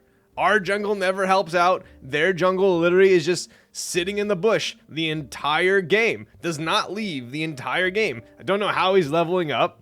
Don't know how he's getting any gold, but he's just sitting in the bush the entire game. So I can't do anything. Are you even a real League player if you haven't been banned at least once? Exactly. If it's League with a mistake started with looting up the game. You know, I'll be honest with you guys. There was a time in League where I was actually taking it seriously and trying to push rating. I think I wasn't super good, but like I knew what I was doing. I think I was almost diamond. I think I was like, what is it? I always forget. Is it plat 1 or is it plat 4? Plat 1. I think I was in my like almost diamond. And I actually, what was it? I think I left chat. I had to leave chat so I wouldn't read it. And I literally ranked up so much faster by not having chat. Like that's how much it helped me not reading chat. I think I think you can like disable chat or something like that. Mute all. Exactly. That was it. It never me, it's always my jungler. I mean, if you're top or mid, then it's your jungler's fault. If you're bottom, then you have a terrible support or you have a terrible ADC. He is the jungler? If I'm the jungler, then surely one of these lanes is feeding and I can't do anything about it. And then every time I try and gank, they're too strong because they've been feeding. What is the mouse pad? Among Us? Wait, this mouse pad?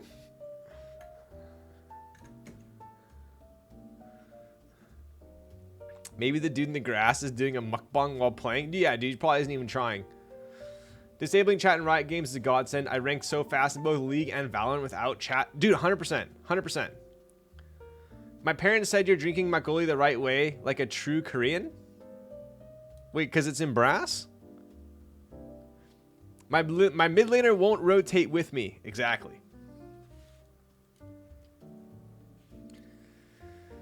You were 100% the dude down 20 CS and 0-2 in lane and crying to... Yeah, bro, because that's the whole reason why I'm down 20 CS and because I'm 0-2, because their jungler has already ganked 3 times and mine is like twiddling his thumbs, killing wraiths.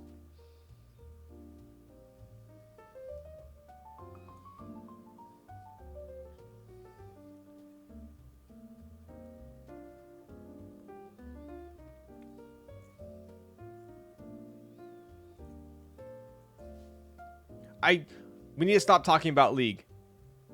We need to stop talking about it because I haven't played it in years, but it's making me angry just thinking about it. Like we're literally arguing over a game that doesn't exist and I'm getting like tilted. Joke's on you, Rays are gone. Bro, then you like, you know, you're down on CS. You're like, you know, my jungler won't notice if I take these wolves. He doesn't need them. I need some extra CS. And then he finds out you took his wolves, and then I'm not gonna gank your lane at all for the rest of the game and 5 games after this. And then you're like, dude, chill out. He's like, no, you took my wolves. I'm not helping you. And then you ask for help, and then he's the reason you lost. All because he didn't want to share his wolves.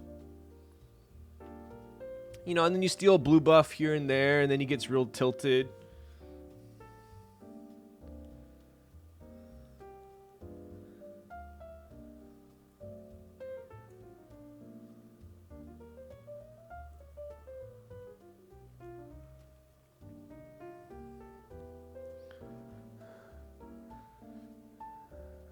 Nice hat. Thank you. This sounds like this happened yesterday. Now I see why the ban happened. No, you don't. You don't know me. You don't know me. Losing in League will never be my fault. Exactly. There are too many scapegoats in League of Legends. If I die in Counter-Strike, or I die in Valorant, or I die in any other FPS game, you got me. My aim sucks. Your aim's better. Congrats. My bad. I suck. If I die in League of Legends, not my fault.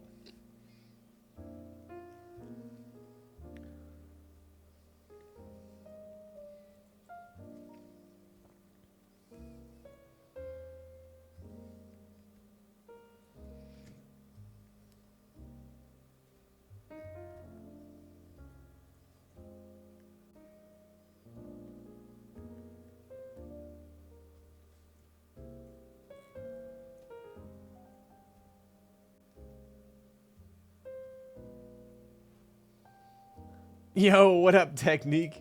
Long time no see, buddy. No, your teammate flashed you without calling it. True. Sounds like a skill issue. Should have played all 5 roles. Bro. Let's just say chair stream's over. And mid or feed, alright? You know when you want to play mid and then they like won't let you play mid, so then you play mid anyways, and then like everyone's yelling at you, so then you go play support as a mid character? That's me. Bro, Fizz get the frick out of it. Bro, Fizz is so annoying. Don't get me started. Stupid guy. Stupid guy. Nah, they're lag switching or cheating somehow in shooters. They're hacking. Aimbot for sure. No one smoked me off, bro. How can you expect me to push in if no one's smoking me off?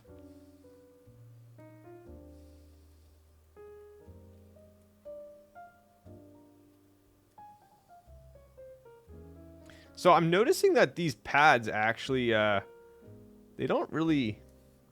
I wonder if it's because these are different pads, but they don't really, solder doesn't stick to them super well. It's like slightly harder to solder, I would say. You know when you're soldering and like the solder just goes like perfectly onto the pad? Not this.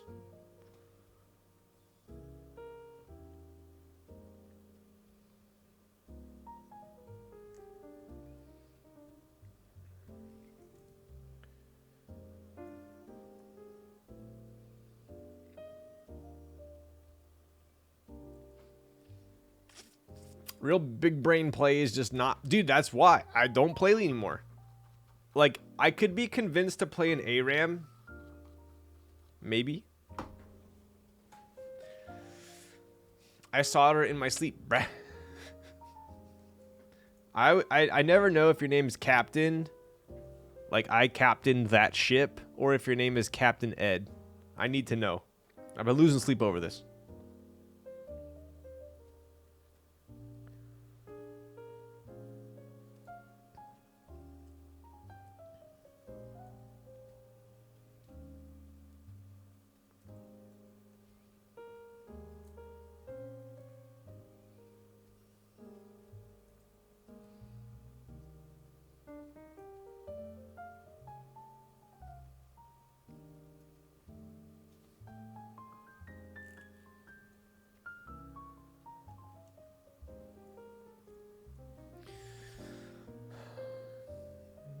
Play tennis with me. Yo. Dude, I'm down. Dude, tennis is kind of like climbing for me. I need to play like at least 5 or 6 times before I get back in the swing of things.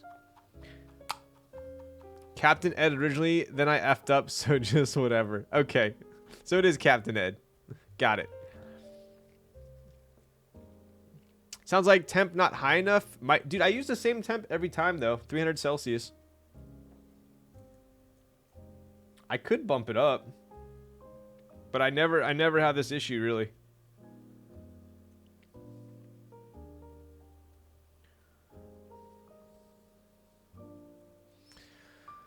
Should I bump it up? I don't know if I can.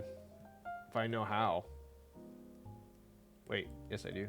All right, we'll go 340. Blaze it. 340, blaze it.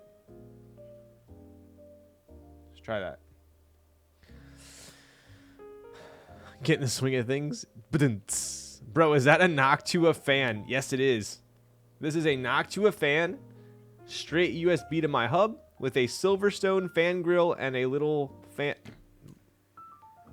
filter on the back. Best portable soldering setup. Damn, is that a homemade fume extractor made with an Noctua fan? It is. Yes. This is my I've told chat this a million times. This is my absolute favorite soldering fan. The grill is for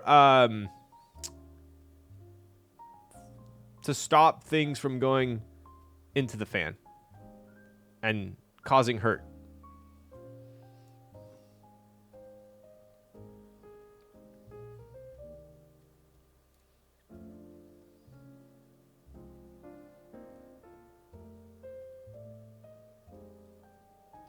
It's definitely a little better. Definitely melts the solder a lot faster.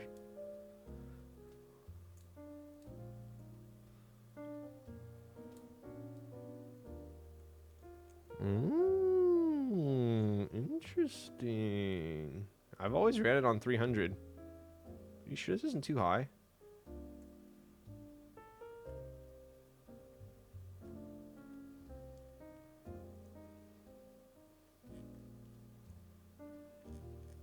This is like one of the very few boards that's I've ever had that issue.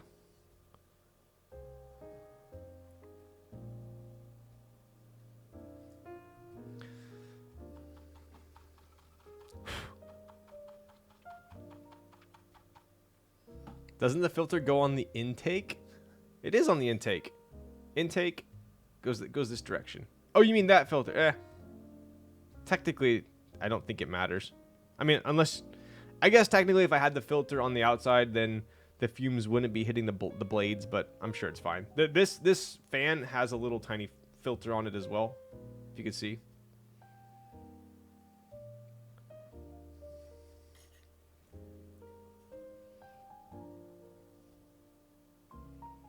I just don't like the look of it, so I put it on the back.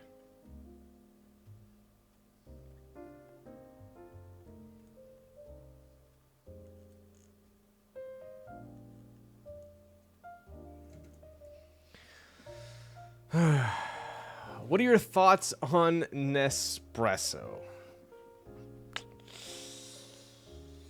I do have thoughts on it. What's with the elevator music? Do you not like it? Should I change the music? I could take song requests. That PC Nest looks so nice with this matte. Yo, thanks, buddy. It kind of does match, huh? Double carbon filter. Yo. You want to try sticking it in your finger again? Bro, it won't work. It literally won't work. You want me to go back to some lo-fi hip-hop? Is that better? So, my thoughts on Nespresso. If you are super short on time and you never want to taste proper coffee, then Nespresso is as good as it's going to get. I think it's a great option for people that want some caffeine. They kind of want to know what coffee tastes like, but not really. Then it's okay. I thought Nespresso was amazing until I tried proper coffee. NRD tamper? Dude. I could. The thing is, like, there are so many tampers out there, though. There are people that are literally in the business of making tampers. I'm in the business of making keyboard and keyboard accessories. Do I have the patience and the knowledge to compete with people that are in the business of making coffee peripherals? Maybe.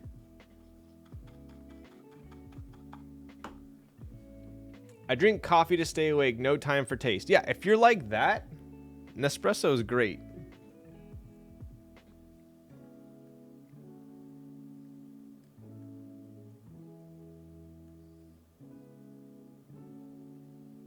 Like if I'm on vacation and I don't have time to get coffee and there's like Nespresso in the hotel, I might go for it if I just need the caffeine.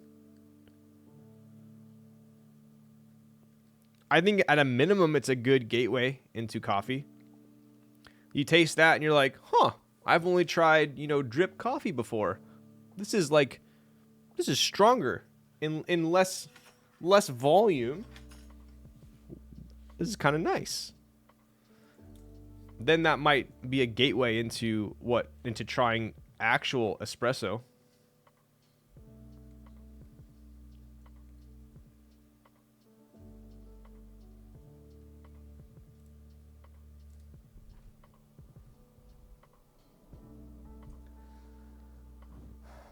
Gotta go get some good coffee. Yes. Pour over is stupid cheap. I think the reason why I don't really do pour over, I don't really have the patience for it. And I think a couple reasons.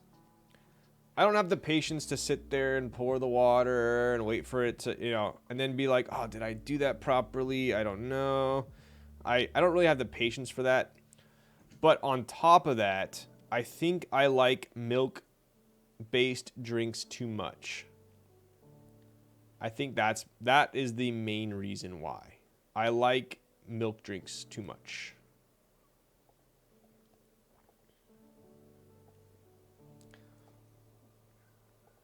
AeroPress is solid as well. I got an AeroPress at a white elephant party. I don't know why that guy thought it would be a funny gift. I think that's a legit gift. But I won one, and I just never used it because it looked too... it looked like it was complicated. It looked like there was a lot of cleanup. I was just like, you know what? Nah. But I've heard good things about it.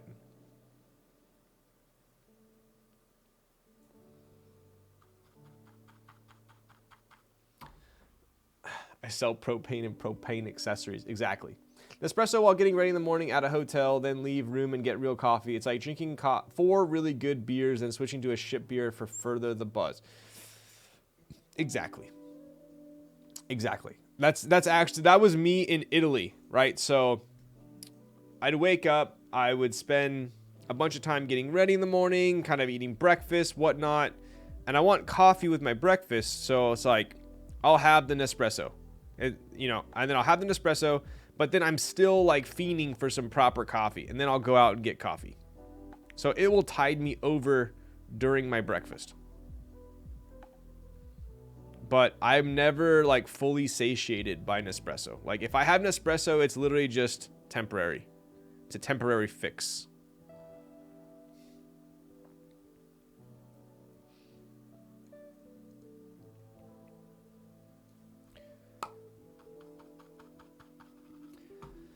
Same, I was willing to pour over, but man, it takes too much time. I know when I was in Korea, pour over was all the rage. Like everyone was into pour over.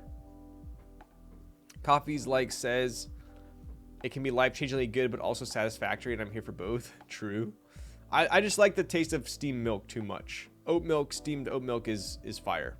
And you can't really do that with a pour over, so that's my excuse.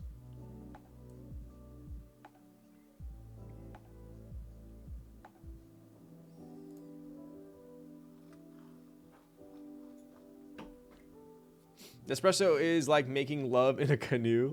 It's effing close to water. Bro, how do you even think of this, bro? Like your dad jokes and analogies are like so spot on yet like so random at the same time. I'm impressed.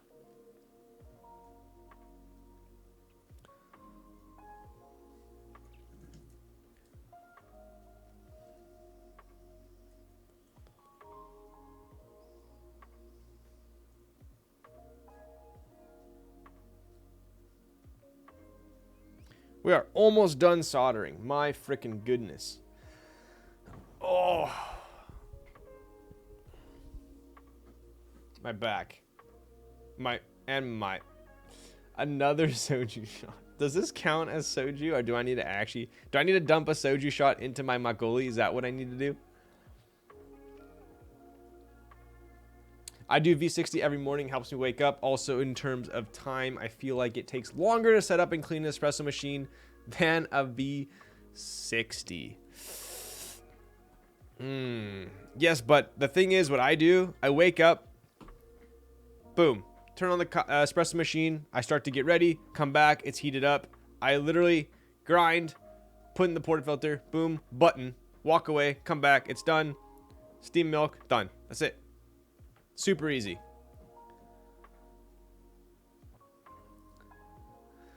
You call yourself a Lowell's Thax fan. I'm freaking loaded on channel points, bro. I highlight every message because I'm just that Jack. Try talking in chat again when you're a true fan. That's a pretty big flex. Not gonna lie. All right, I'm gonna finish this up and then I'm gonna toss a soju shot into my makgeolli. You guys are trouble. You guys are trouble.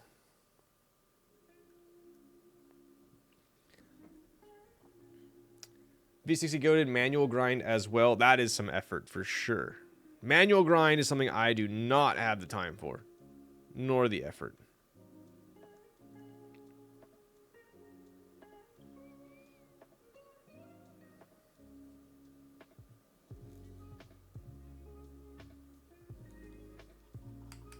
Even though this is heated up, I still am not liking how this solders. Honestly surprised you don't have an EG1 instead of your niche. Seems right up your alley. I have thought multiple times of upgrading my niche, but it's just so good. Like, in my opinion, there is definitely a point of diminishing returns. And I feel like after the niche, it's like, yes, it's better, but it's also kind of a flex. So like, I feel like I don't think I'll see myself upgrading my niche until I go to a new machine. And I don't really know what machine I would go to. The machine I have my eye on the most, I'll tell you guys this. The machine I have my eye on the most is the new Synesso machine. I think it's the Synesso, what is it, the ES1 or something like that? Call it something. Maybe someone can correct me. But that's what I have my eye on. Get you some flat burrs. True. True.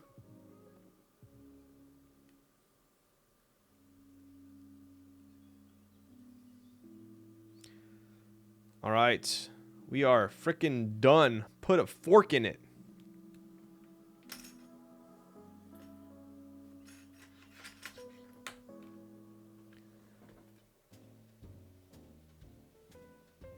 ES1, that's the one.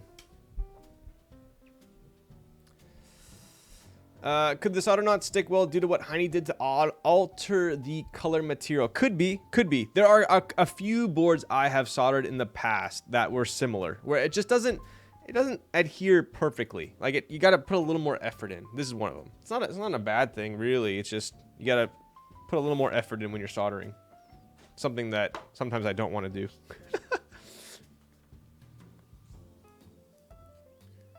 But yeah, this is my soldering fan. Super easy, super efficient, super effective. Silverstone 120 millimeter fan grill, knocked to a fan.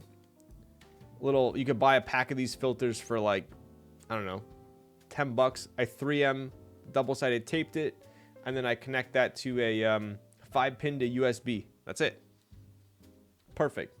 All the other fans are like massive for soldering, and it's so unnecessary.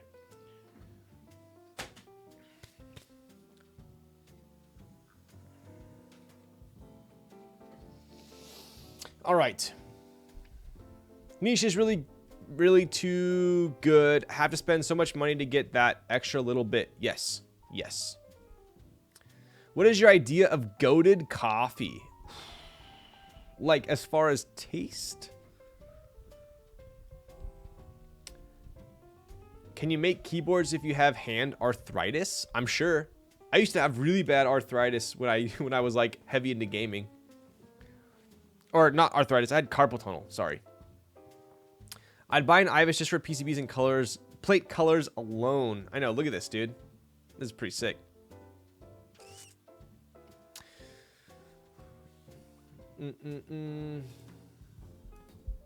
Very effective on preventing you from sticking your finger in. Yes, indeed.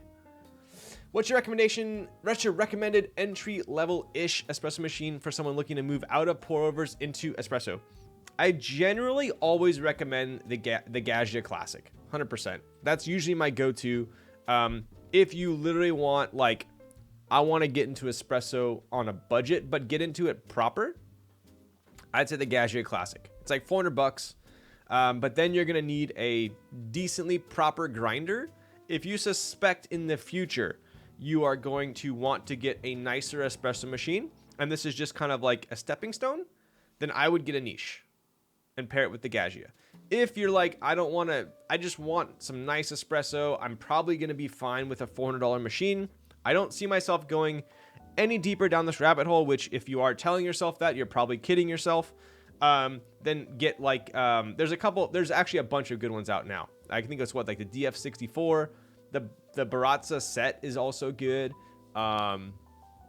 There's a couple minions that are good too. So definitely the Gaggia Classic though. Okay. I am going to be right back.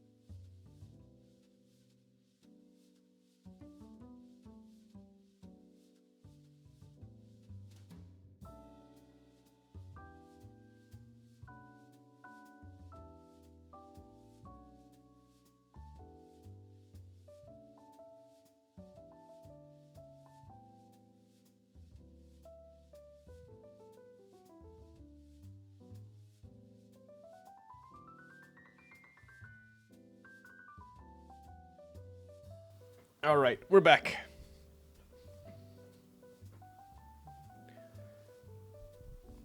Why would you just get the expensive espresso machine? Why need a stepping stone? If you can't afford it.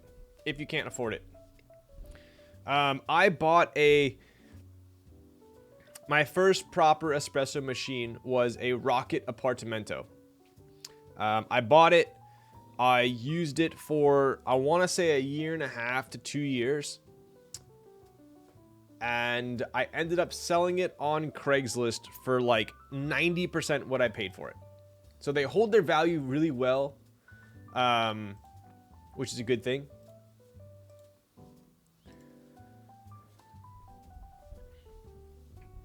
I had the Rocket Appartamento and the Set 270W. That was my first like proper espresso setup. It was a good setup for sure. And then that's when I upgraded to the decent DE1 with the niche 0. Well, in California, Craigslist, they do at least. Might be harder where I live. True, true. eBay, they do. I mean, eBay, they definitely hold their value. Although it is annoying to ship an espresso machine. What is your recommendation if you can afford it? Honestly, like, espresso machines go all the way up to 10 grand. So DE1, Profitec Pro, Appartamento. There's some Rocket machines. There's an Eagle as well. Tons.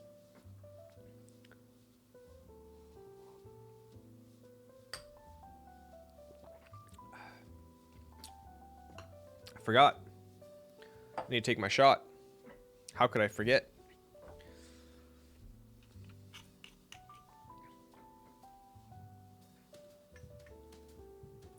You guys are hitting me with the alcohol before I get my Galby Gym dinner.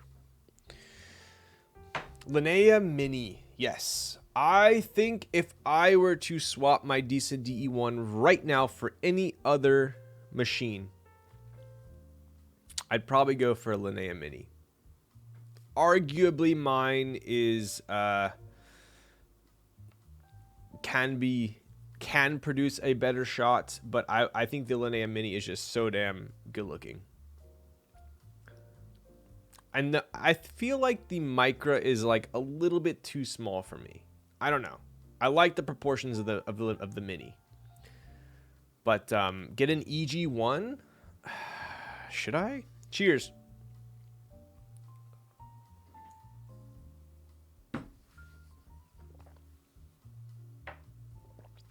That's free real estate. All right. Let's check it out. I did have a Gadget Classic as well, by the way. I bought a Gadget Classic as like a second machine. And I paired that with the Minion grinder. It was like the cheapest one, but it was legit. I sold it to Crooks, actually. All right.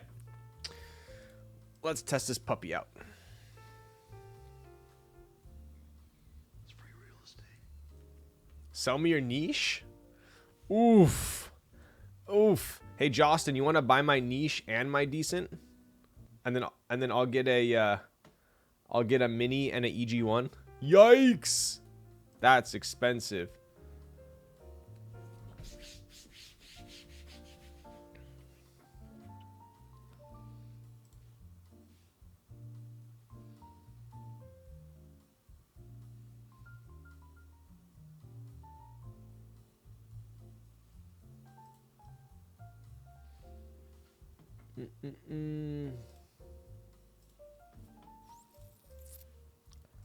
Stop by the E46 first. E46 M3? Do you have the light up speaker behind you? That would be cool if those lit up with the sub or something, huh? Those are just the Govee light floor lights. Goated M3. I did have an E46 M3. I loved it. I wish I didn't sell it. I wish I hadn't sold it. There's a cool machine coming out soon called the Meticulous. It's a motorized lever action with decent like shot control. Really? Godream, I didn't know you were super into coffee. There's the what's that lever action one that came out recently? The Carmina looks sick. The Carmina looks sick. I drive to Santa Monica and back and you're still not done. Crazy. Is it? Dude, 4.5 hours. Come on, bro. I had a gosh, dude. I had that car so long ago. What's up, Day and Night? What did you drive to Santa Monica and back? So I had an E46 M3. It didn't have the comp package, sadly. I wish it did. And I wish it was manual. It had SMG and it had the premium package, so it had the 19s. But that SMG was something else, man. It was such a weird transmission. I'm heavy into pour over. Want to get an espresso machine now too. Naturally, nice. But it was carbon black with black interior. I drove that car from 35,000 miles up until 78,000. So I had it for a little while. 2015 STI. Damn, sick. I love STIs. I do love STIs. What do you think of the new one? I can't tell if I like it or not. Trade Rivian for a manual G80. You know what? I have been eyeing the G80s for a couple months now. And they continue to drop in price.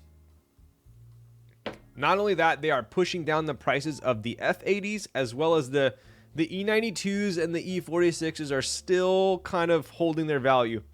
But the F80s are dropping like wild, like insane. So I'm tempted to get an F80 for a steal. Because the G80s are still a little spendy. But I don't know. I feel like I don't really like the fact that you can't get a manual comp. I think I want comp package and they don't make it in manual. But I'll be honest with you, I have owned a manual car in the past. I love Kaze win Kaze. Soon. Super soon, actually. I want to get into espresso, but scared of the upfront cost. At the same time, want to get a machine that can last.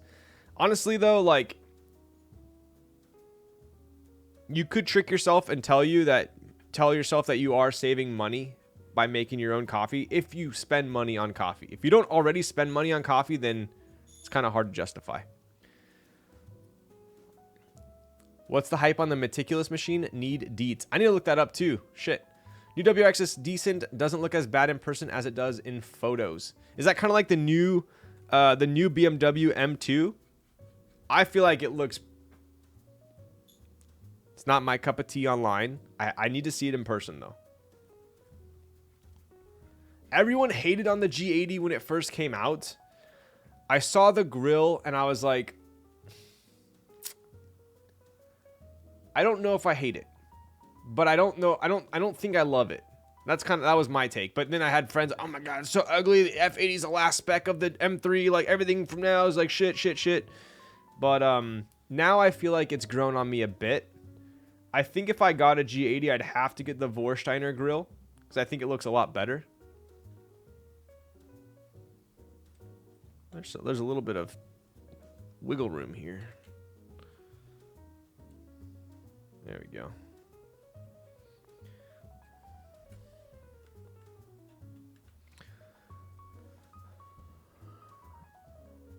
There's no saving the M2. Honestly, dude, I love like a 2018 compact M2. Sick. I think if I did get an M2, it'd have to be compact though. I'm not a huge fan of the non-comp. But I have been eyeing the G80s. They can finally be had at MSRP from a dealer. And I found that resale values actually dropped quite a bit. What did they do to the M2? I have no idea, dude. No idea. RS6 or bust. Dude, I freaking love the RS6. I don't love the price. Dude, that thing's like 130 grand, bro. There are so many... Okay. If I had an RS6, I would be over the moon. But I would also be lying if I said RS6, decently optioned, you're what, 130, 140, maybe pushing 150? And that's before markup. I'll tell you this, there are many other cars I think I would take over an RS6 for that price. But I absolutely love it. So, dude, the GT4 RS has the absolute worst markup I have ever seen. Dude, they're trying to get like 270 for that thing. Ridiculous. Absolutely ridiculous. G80 Touring over RS6. I don't know. I don't know if I'm sold on the G80 Touring. I feel like online the proportions look a little odd, but I feel like I also need to see it in person. I feel like the RS6, it looks so beefy that it works in a wagon, but I need to see I'm not going to write off the G80 Touring, but I need to see it in person. Right, so we do have traditional top mount here. Nothing special going on. 4 mounts on top, 3 on bottom, none on the space bar. Looks good to me. Right, this is also no JST. Very easy to put together, right?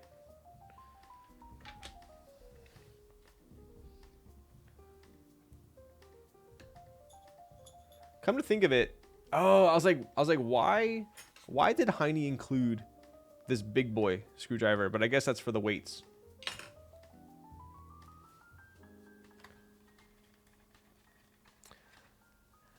Taycan Turbo Cross Turismo. I will say this right now. I think my favorite sedan out of every sedan on the market, Taycan Cross Turismo. That would be my car. That would be it. What's this kit? Which kit? This one?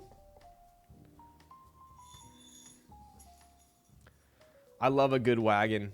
They are definitely picking up a bit in the US finally. The Touring is something like crazy in the UK, but that region loves their estate cars. True. Oh, yes, the Ibis. You got it. VW and Audi, all I really like for German cars. I had a S4 back in the day, as well as an S5. I liked them. I didn't love them. I loved my E46 M3. I also loved my F82 M4.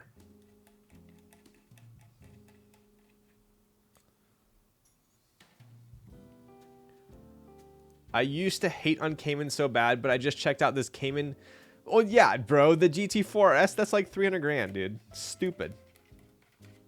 I do like the GT4. Those haven't really come down in price much. They're still hovering around like 120 to 130. I hope when we get a little bit further along in this recession that those will finally drop. I've owned a manual car. I owned a manual car for like 2 years, I think it was. I got a feel for it. I definitely enjoy a manual car. I like it.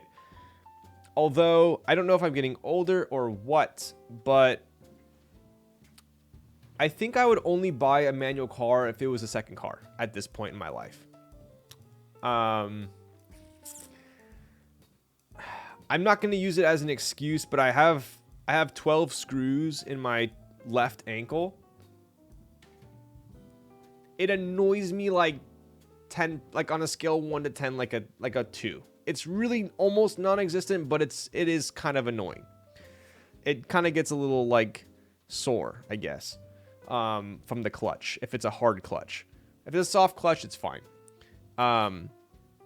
But I just, not that I am good at driving stick. Okay, I'm good at it. I know it's like when I'm used to driving stick and it's my only car, like you pretty much forget your driving stick. The only time you kind of remember your driving stick is if you're on like a super steep hill at a stoplight or something like that. Then you're like, okay, I need to make sure that I rev it a little bit higher and make sure, you know, whatever. I don't like having to think of that. That's what I don't like. If I lived in a place with 0 hills, I wouldn't mind stick. I'm not bad at hills. For sure, I'm not bad at hills. I just don't like having to think of it. And most of them have hill assist too, where it holds it for like 2 seconds and then it rolls back. I get it. I just don't like having to think of it. Maybe I'm just like, yeah. I think I would get a stick if it was a second car. And that's coming from someone who's owned a stick. I think everyone should, at some point, if you can, own a stick car. You should learn how to drive stick, I think. If we have a zombie apocalypse and you are like running for your life and the only thing in front of you is a stick car to get away and you can't drive a stick car, you're dead. So, think of that. I only know motorcycle stick. Same concept. Make sure to smell a little clutch burning. Exactly. SF, yo, Laguna Beach has some gnarly hills too. I stalled my car yesterday for the first time. Dude, I feel like after you drive stick for like a year, and then when you stall your car, you're not even embarrassed. You just like laugh. You're like, did I really just do that? It's more comical. But when you stall it, when you first start driving stick, it's like super nerve-wracking. Yo, Dennis, thank you for the tier 1 for 29 months. Hello, Mr. Streamer. What's up, buddy? Very realistic scenario. Exactly.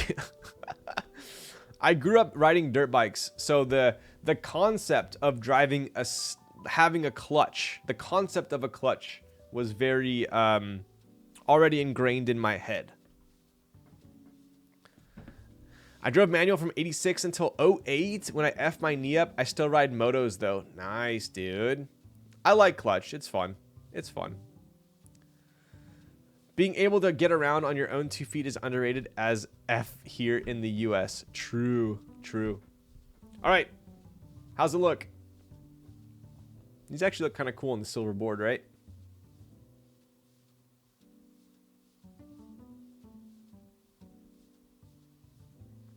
I like it. Very clean. Super clean. Mr. Clean. I'm rare, like Mr. Clean with hair. I used to have a stage 2 racing clutch, and driving that in stop and go traffic would give me a leg cramp. Bro, I had a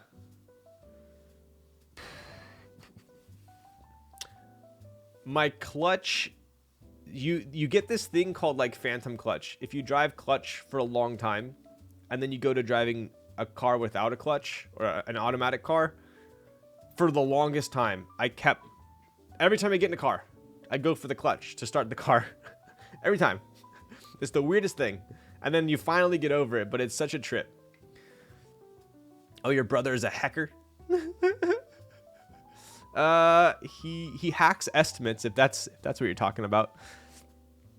Bro, I learned how to drive for the first time in a manual WRX, and I stalled in front of a fire truck on a hill 3 times in a row, and the fireman was laughing. Bro, right? But how like nerve-wracking is it though? Especially if you stall with like people behind you, or like on a hill and they think you're gonna like roll into them.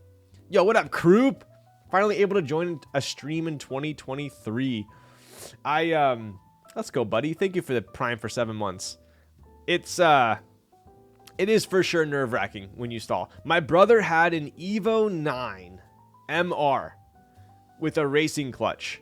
That thing was so hard to push down. You had to like, not only did you have to like slam your foot down, you had to almost stand on it. Like you had to like kind of like prop yourself out of the chair to push it down all the way. I remember driving his car. That car is freaking sick, by the way. Oh my God, I love that car. But it was so stiff, I would get out of driving it, I'd get into my car, and I would like push my foot through the floorboard. I would like, slam it on the ground because my stick was so soft, or my clutch. Razor 300, exactly. So stiff. I need an Evo 5 in my life. Yo, stick is soft. Get the frick out of town. Get your head out of the gutter, Kevin. Get the frick out of here. I be sweating fat. Yes, I did have a couple instances where when I was first learning stick, it was sketchy as hell. Yeah, I thought I was gonna roll into someone at one point at a stoplight. That's the worst, for sure. How much horsepower did it have to require a stage 2? Dude, it didn't even have. All he had was a it wasn't even tuned. I don't know why he had such a heavy clutch on it. It had a straight pipe, so it was catless. It had HKS single exhaust, and it had an AFE filter. That's it. Speaking of, he got sent to the freaking state referee in California. I went with him to the state referee. That thing was a shit show, dude. We had to get everything taken off. I had to get decibel levels, smog check, the works. Terrible. All right, let's get some caps on here, shall we? Sounds loud, dude. It was loud. Yo, silver board so lit. What's up, buddy? Check it. Closer. You would approve. Even some gray bump-ons to match, to boot. All right. So, my brother has been in the hobby almost as long as I have. And this is his board that we're building for his work board. And he has hit me with, I believe this is carbon round 1 that he wants for this board.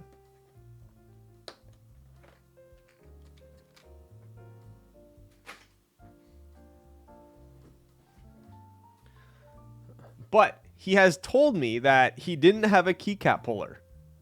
So I need to take carbon off of his other board. So he gave me his other board. Yo, what up, Juby? So he gave me his other board that I need to take carbon off of. This thing feels heavy as hell. What is this? Oh my. Is this the freaking LZ, dude? Oh my God. I think this is the LZ.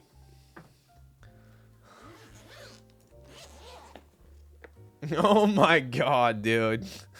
What a throwback.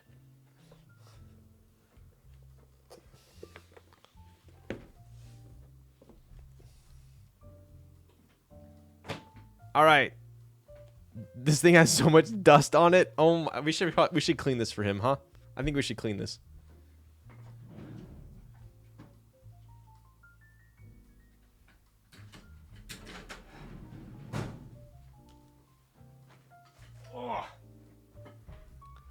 Michael, be a real enthusiast. I know, right? Sick board. Goddream, you know what you're even gonna love more about this board?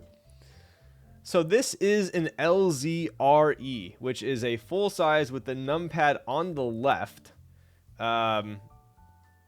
LZRV, sorry. RV, reverse. This thing is so heavy.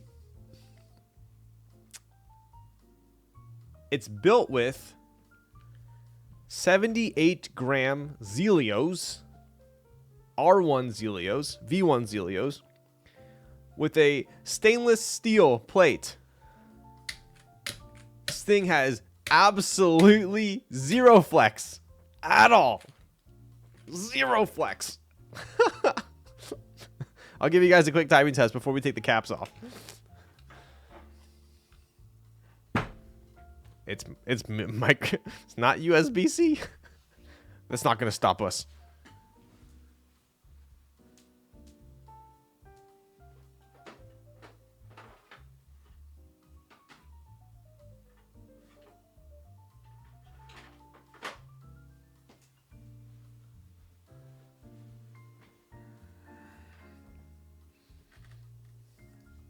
Mini USB. You guys, there's probably so many people in this chat that have never even typed on a keyboard that hasn't been USB-C. Oh my goodness. Such a boomer. Such a freaking boomer. Can you show side profile again? Dude, this board is so weird because... Okay.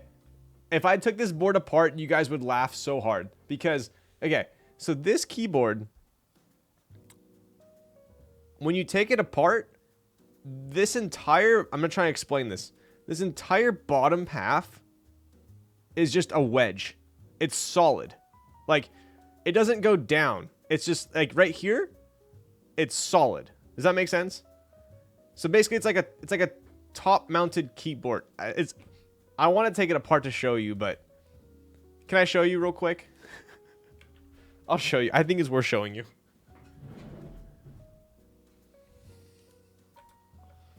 We'll show you real quick.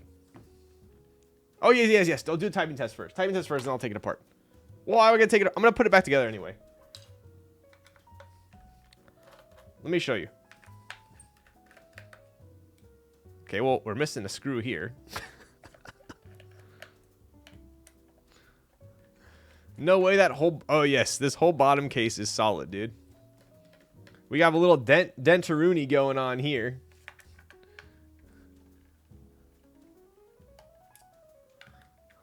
How cursed can it get? Oh, you just wait. You guys don't use PS2 connectors anymore? I know, right?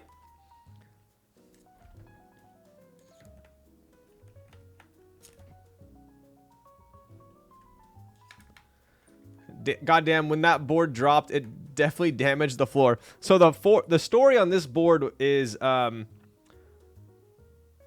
think like 4 years ago, I want to say Popcorn bought this board or sold this board. I forgot. And it got dented in shipping. And then either she didn't want it or the person she sold it to didn't want it. So then my brother bought it. But this screw won't even come out. Like, you can unscrew it. You can unscrew it, but it won't. You can't take the screw out. Damn, you and Popcorn go way back, huh? Yes. Yo, what's up, Valley? Dude, I had no idea you were friends with K Thrizzy. I'm literally at K Thrizzy's, and we're talking about NRD, Nest stuff. And he's like, yeah, V2's gonna come over and borrow a keyboard. I was like, V2? I was like, why does that sound familiar? I was like, wait, is that Valley? And he's like, yeah. I was like, wait, what? I had no idea you guys were friends. Also, like, some of these are button head. The other ones are countersunk.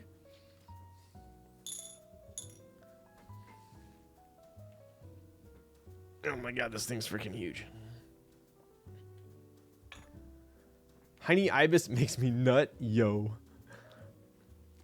Yeah, no way that whole bottom case is solid. Are you ready to get your mind blown? Why not unbuild it, rebuild it, unbuild it again, and then typing test? Get the frick out of here. Yo, what's up, Kiwi? That's the weapon of choice when you're driving stick car during the zombie apocalypse. 100%. 100%. Isn't V2 the HHKB god? Yo. That's him. All right, you guys ready to see something hilarious? Ready? I speak the truth.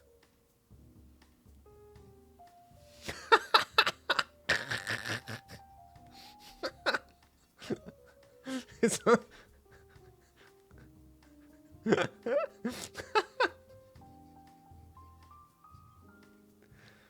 Hello, look at my keyboard. Yes, we peaked in keyboard design with this one, fellas. This is a chonker. I don't even know which way's up, which side's down. This is the... What in the world? Wow, this was the era of acrylic diffusers. How do we even get this off?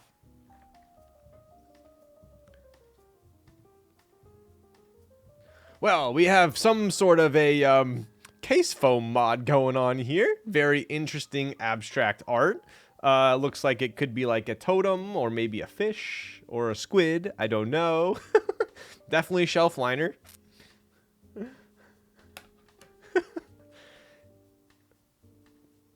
Damn, bro.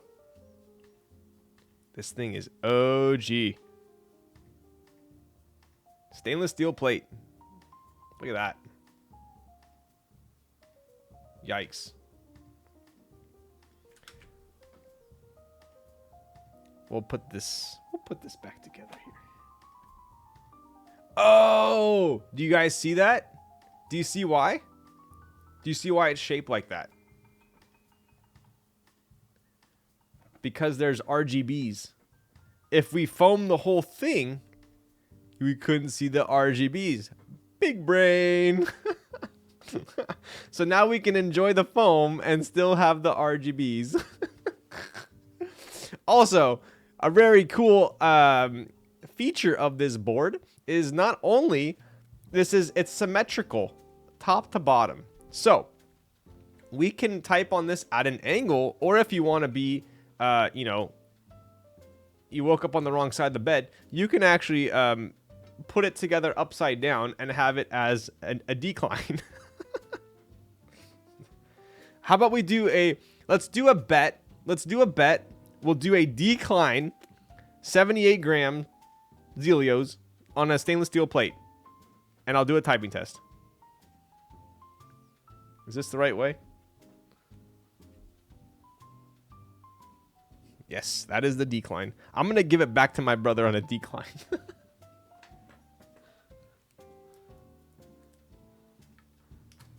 This is a feature that no one has implemented since this. You can tech deck off that bottom piece. I know, right?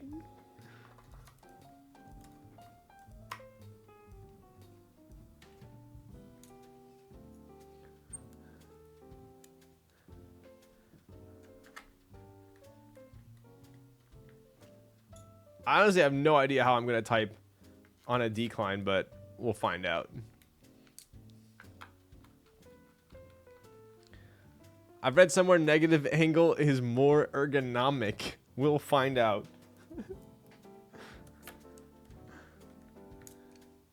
Keyboards really have gone backwards. I know. This was peak design, bro.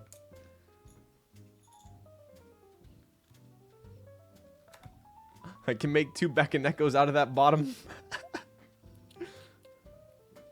Shit, I used one of the...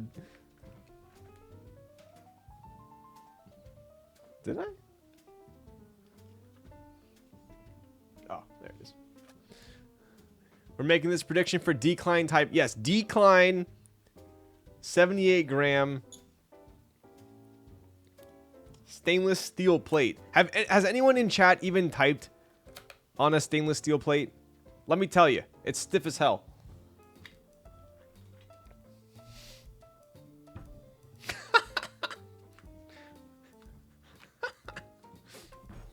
you freaking serious, bro?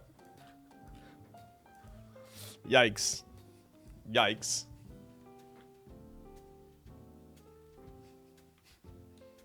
I'm gonna bring this to a meetup.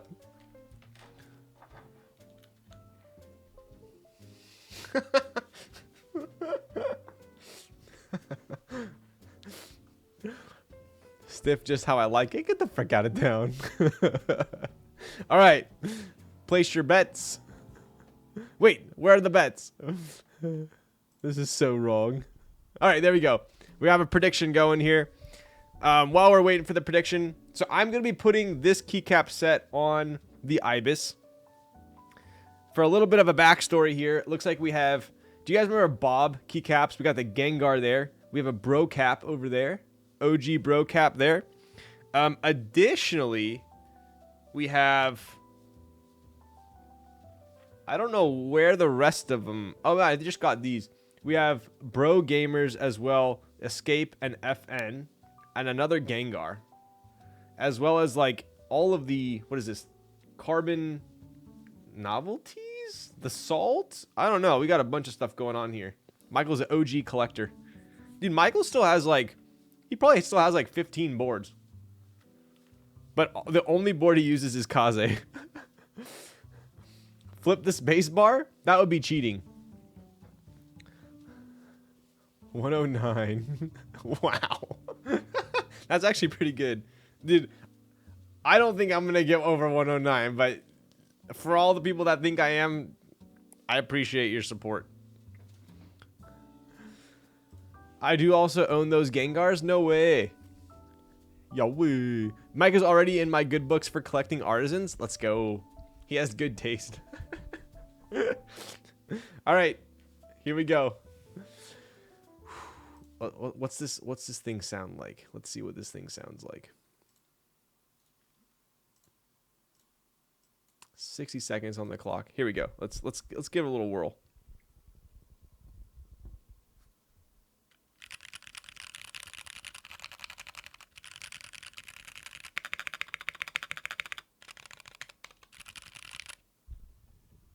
It sounds pretty solid. Wait, if you flip every cap, it will balance out? Hurts my brain. All right, here we go.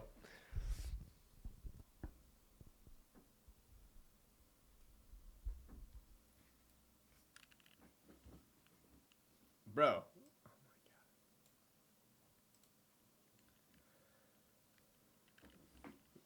Dude, it also messes me up too that it's a southpaw. Like, it's such a... If you've never typed on a southpaw, even though this is like technically just a TKL, it throws you off having a numpad over here too.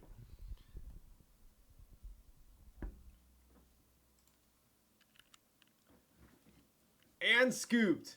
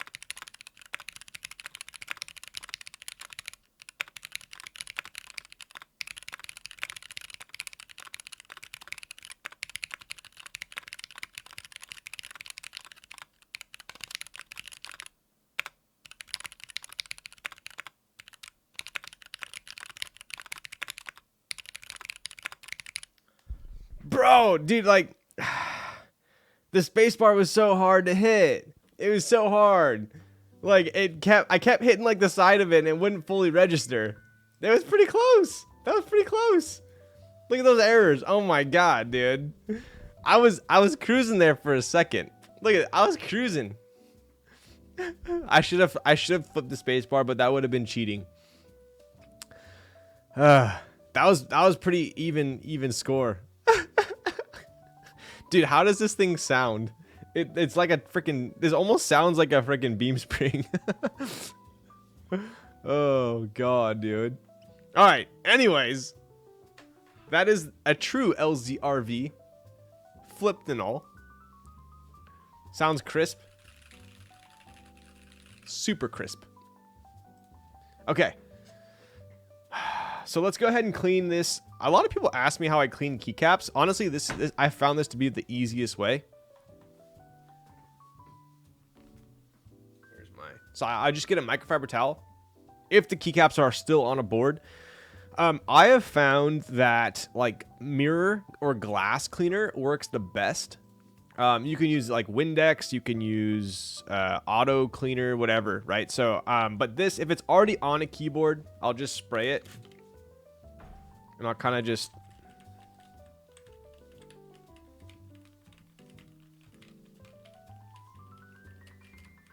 I'm not like trying to actually like full on clean the entire keycap.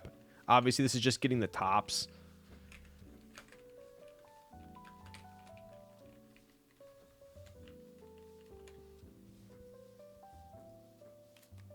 I'll let him do the rest. I just want to clean the tops for him. Oh, yes. Ammonia free. Sorry. Maybe not Windex, but... I think this is probably ammonia free.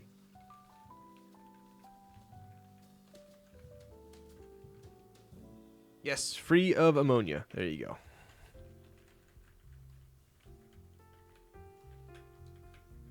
I use acetone.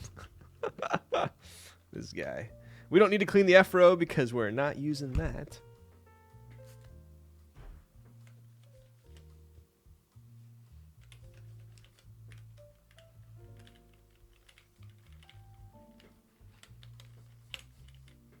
Wow, he actually used this a decent amount. That's crazy. All right, cool. Easy enough.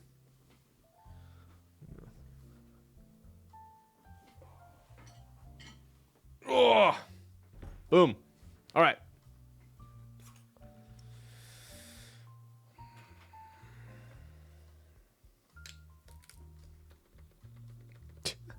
I forgot this was a silent build. I'm like, what the frick?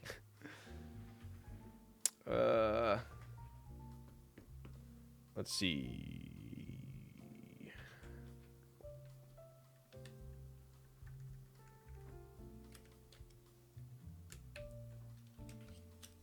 Oh, you guys are gonna be able to see this glorious stainless steel plate. This board is probably so dirty underneath. Oh my god.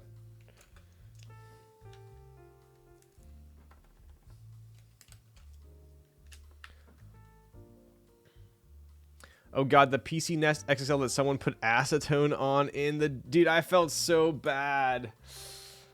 I felt so bad, but I have... Okay, so the PC Leaf that I bought was scuffed to hell. Like, I bought that PC Leaf on Mech Market for like, I think it was like 250 bucks, and this is when keyboards were like kind of expensive back in the day. Like, everything was expensive. And the PC Leaf I bought was scuffed to hell. And if you check out Norbauer's, I linked him in my Discord. It's it's kind of like a how to take care of PC video that Norbauer put out. You can buy these. They're called like sandpaper sponges, and it kind of contours around the board, and you can actually make it look pretty damn near new, or at least make it look a lot nicer, I should say. So I did that with my PC Leaf, and it turned out great. So I was telling him maybe you can try and sand it down, and it'll look better again, but we'll see. I felt bad, dude. I saw that. I was like, oh, that hurts. Dude, I think Michael's going to be stoked. This is going to look sick. Wow. I'm pumped for him.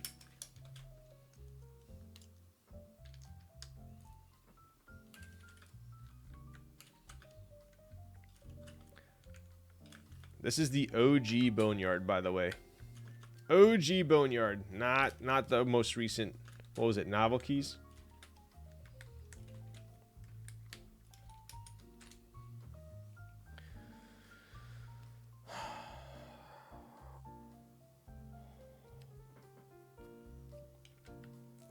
Your older or younger brother? This is my younger brother. But he's 1 grade apart. So we were always in school together and whatnot. So we're oftentimes on the same sports teams and same hobbies. So we're pretty close.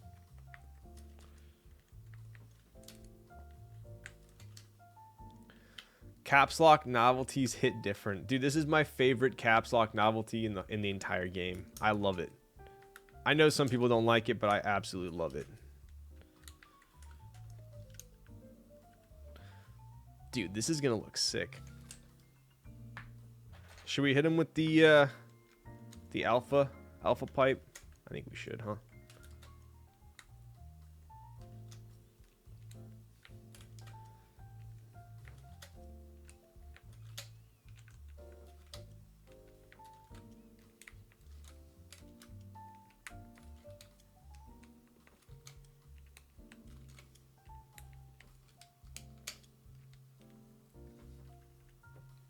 Damn. Oh my god, dude, this board is disgusting. I don't even think it's his fault. I think it's the person who used it before him. Wow, this has individually soldered LED per switch as well.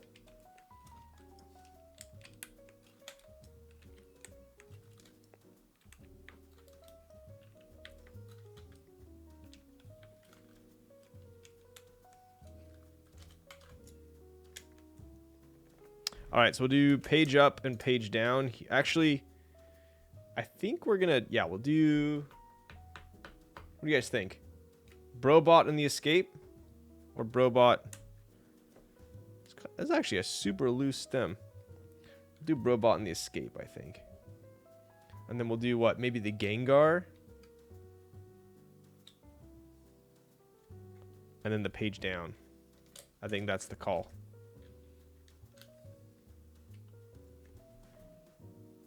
Or just the Brobot. What do you guys think?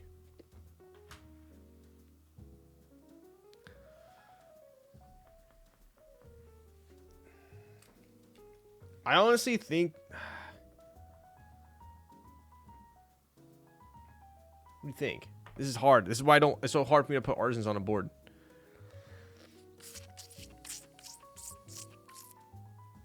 Axe, no Gengar. Okay, that's kind of what I was thinking. Okay, no Gengar. I'd put the carbon on there, but it's only R. Does this fit? Oh, that does fit. But it's kind of the wrong color.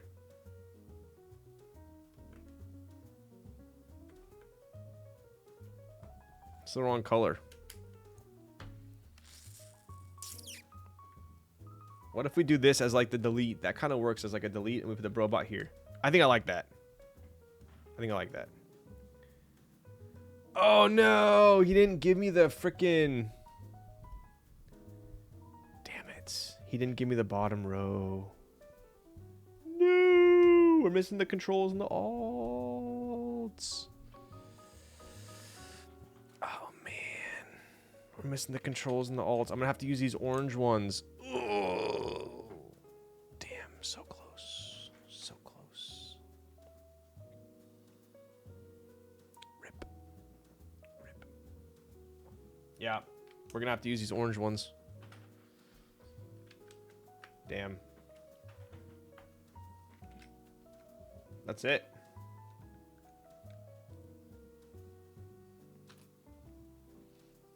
Oof.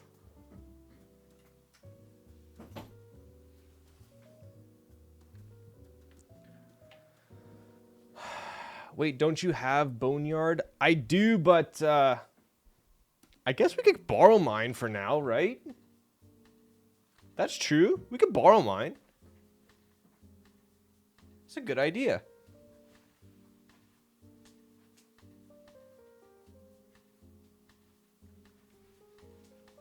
this guy with the big brain.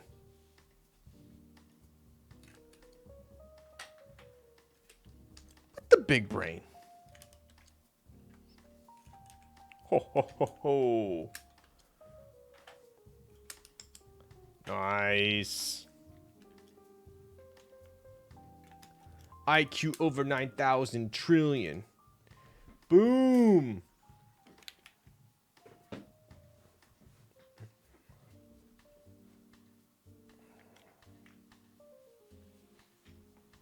All right. What do we think here?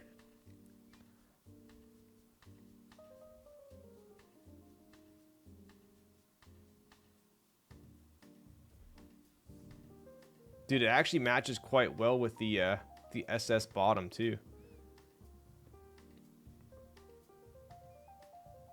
Pretty slick.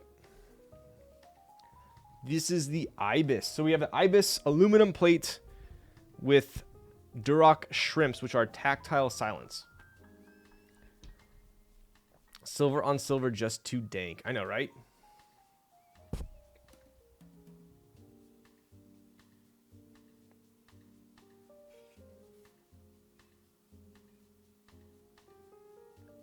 Pretty sweet. All right. Swap this bad boy back out.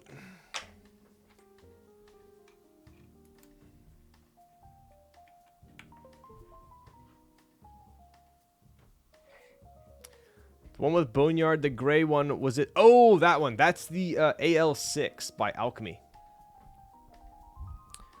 All right. Here we go. So this is what Michael's going to sound like at his desk at work. All right. Heine Ibis, aluminum plate, Duroc shrimp silent tactiles. Lubed with 205 grade 0. Stock springs. Here we go.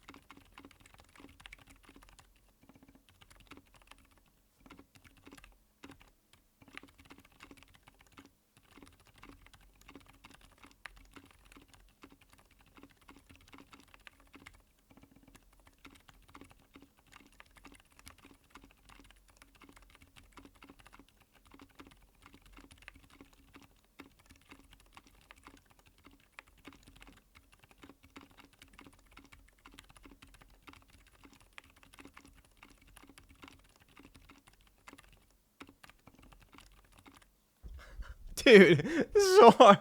It's so hard to type on a tactile with no feedback. It's going to take me so long to get used to it, but how did it sound? What was the over-under? Yikes, bro. Dude, I'm letting everyone down tonight. 111. I'm sorry. I'm very sorry. Oh my God, dude. Could you actually hear anything or no? Like, can you actually not hear anything, or can you kind of hear like thumping? Okay, you could. A little bit. Okay. I can never tell when you guys are trolling me or not. 20K gone? I'm sorry. You believed in me. I let you down. I'm sorry. Pretty sick board, though. Like, if you're typing on this thing at work, just like cruising.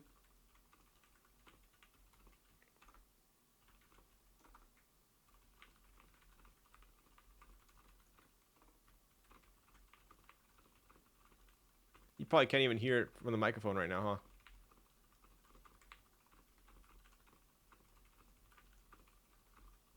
Yeah, solid. One. Wow.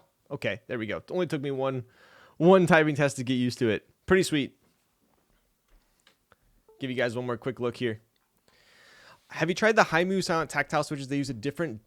someone else was talking about those in chat. I haven't. Do I need to check them out?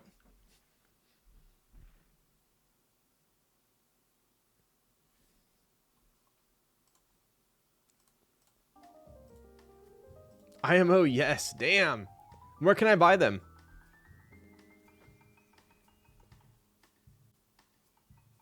I have the whispers and they kind of feel similar to Tobra. Interesting. Cannon Keys. Damn, shit. I should have told Cannon Keys to send me some. Okay.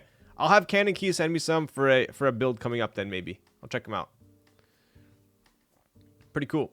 They're sold out? Ooh. Wow, dude. Wow. Pretty freaking rude. Cool. All right. So, now that the build is done, I am going to... So, I have a giveaway tonight. So, I have 2 giveaways, all right? One of the giveaways is going to be smaller. That one, I think everyone should be eligible for. The second giveaway is going to be for a keyboard. And I think I'm going to put some sort of a follower mode on that for that one. So just giving you guys a heads up. I'm going to go grab my dinner. And I'm going to eat some dinner while we raffle it off. Deal? Okay, deal. All right, I'll be right back.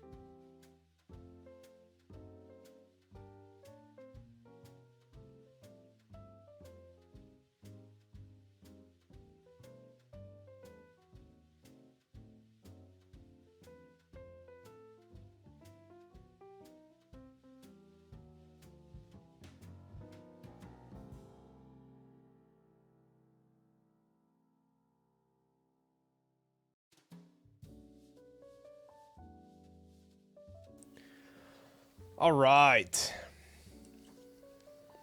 We're having a following age competition here. You guys, you know it's going to be some good food when they put it in some styrofoam and says, "Have a nice day."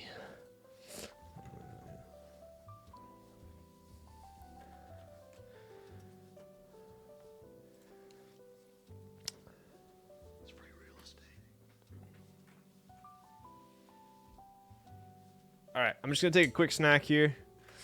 And then your mod killing it. All right, let's take a look. So this is apparently from... I don't know the name. Apparently, it's a Korean restaurant in Buena Park. That's all I know.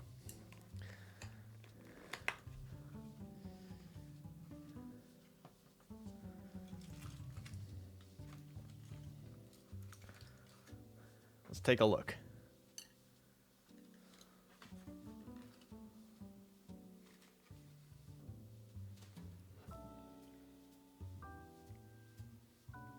How's it look? Look good? Does it look spicy? I don't know. We'll find out.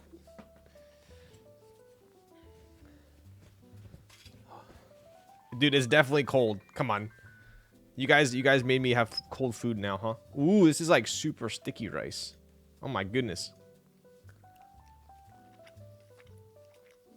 Mm-hmm. It's got like a little bit of a grainy texture to it. You're a lefty? Bro, people always do this when I eat. I solder lefty every stream. No one ever says I'm left-handed. And then the second I start eating, you all randomly say I'm left-handed. Yet I solder with my left hand every stream. Crazies.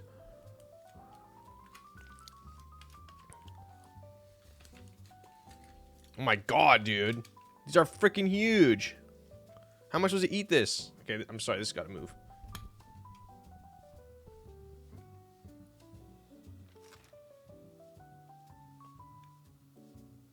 Gotta take the green off.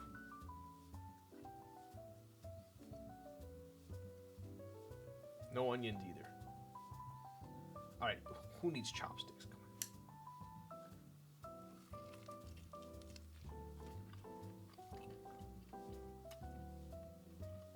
My wife said those chopsticks look like pencils with the erasers. These are my favorite chopsticks. They're made by this local guy who shapes surfboards. They're wood, and then the ends are like the ends from leftovers from his epoxy resin. Not as spicy.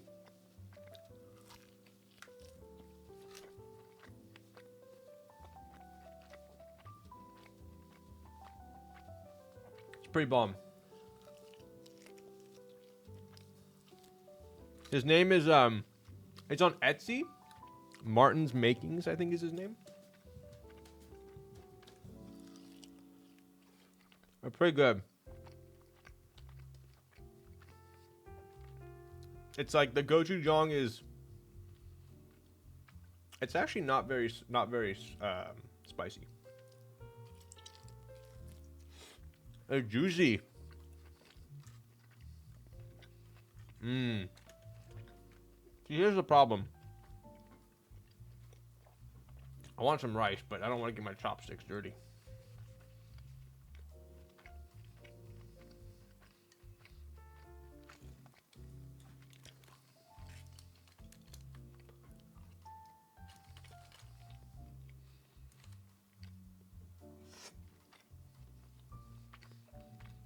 Right, I was going to, but you guys would probably yell at me.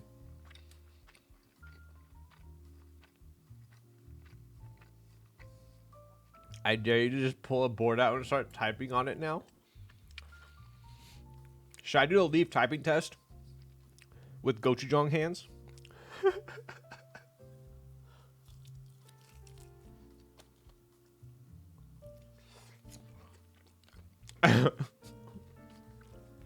Oh my god.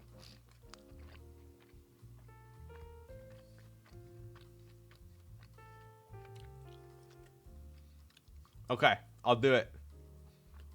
I'll do it.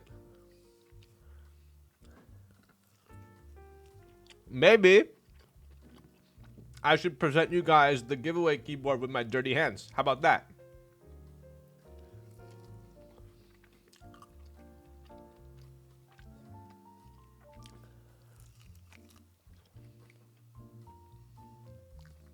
Dude, I freaking dare you. When are we eating Felix, bro?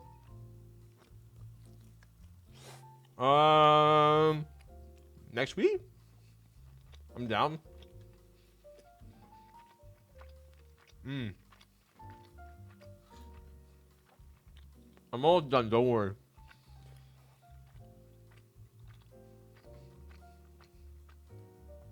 How am I gonna plug it in though? I don't want to get my cable all dirty.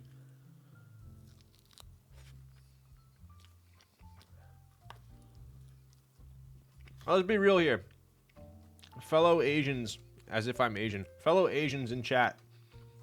Would you eat this with chopsticks in one hand? Like this? And then a hand, and then your hand in the other one? Or would you eat it how I'm eating it?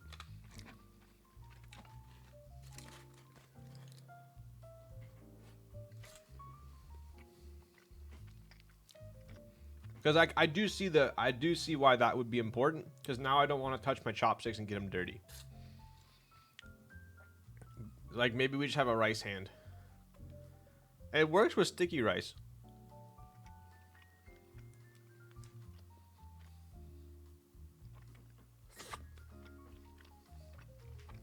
Okay. I don't know what this thing is. Looks a little sus. What is this?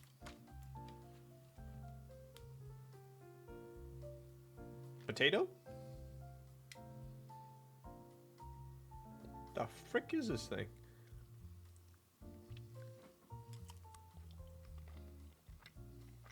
Mmm.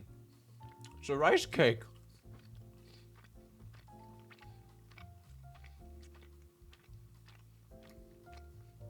Ooh.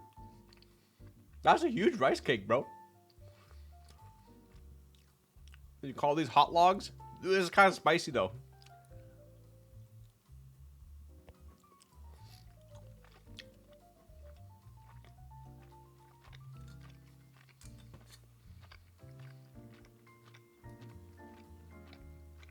Okay. I'm just going to eat like half of this one. We'll do the leave typing test. And then I'll wash my hands and do the giveaway.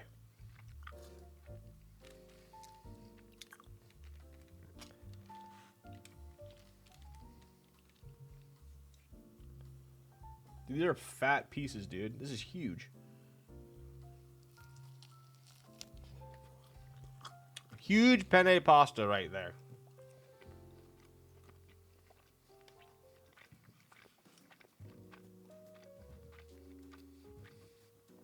I don't get... How do go-to drunk people eat into the microphone? I'm gonna get it all dirty. Yo, what's up, Max?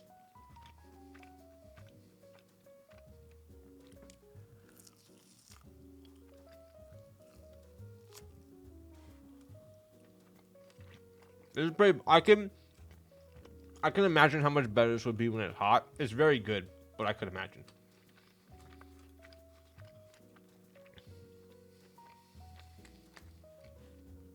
Am I only here for the corn and I get ribs? It's very interesting rice. I don't know what it...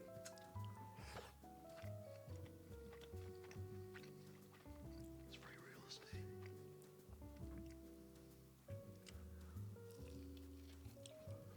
How do you not know the name? Can't you just look at your, like, credit card statement?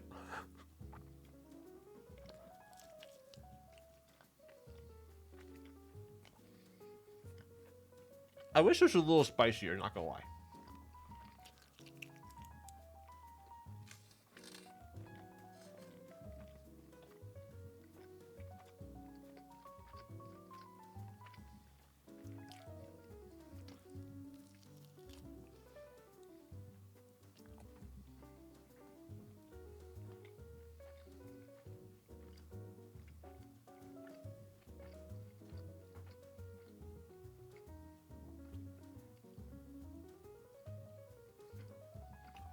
Okay. How many gives subs to type on your keyboard with the sauce? I'm already gonna do that apparently.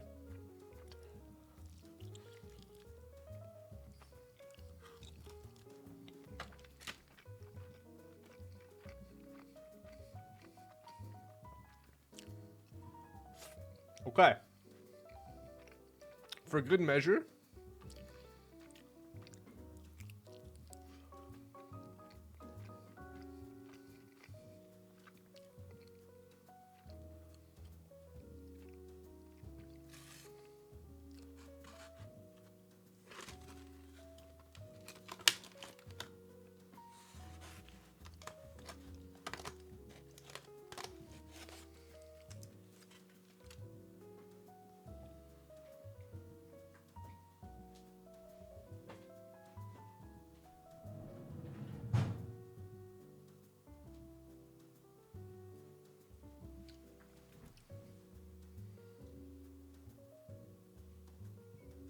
I'm trying to not get it on the desk mat.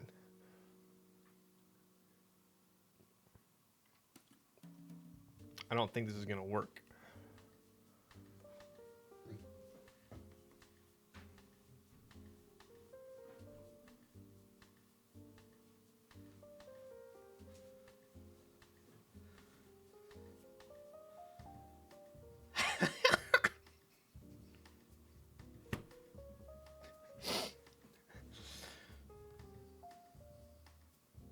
How do we get the cable?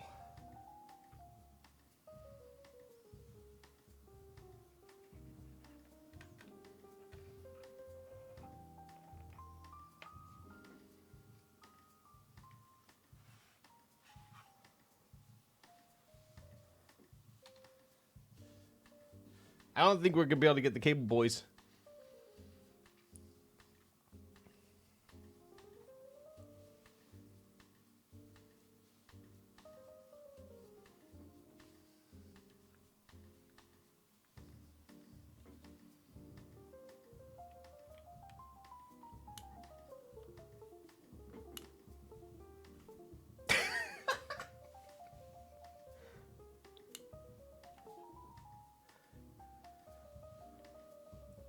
All right, it's plugged in.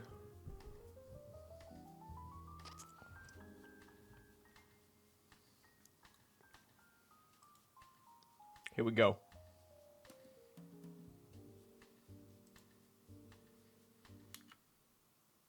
Moment of truth.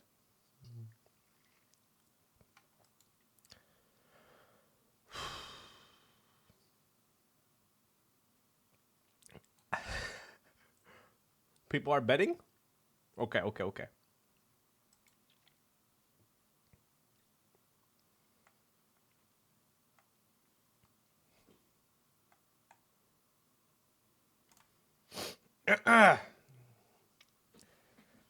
Get out of your mind. All right. Betting's over. Time to type. 60 seconds on the clock. Razor Green typing test. 300-gram springs. Here we go.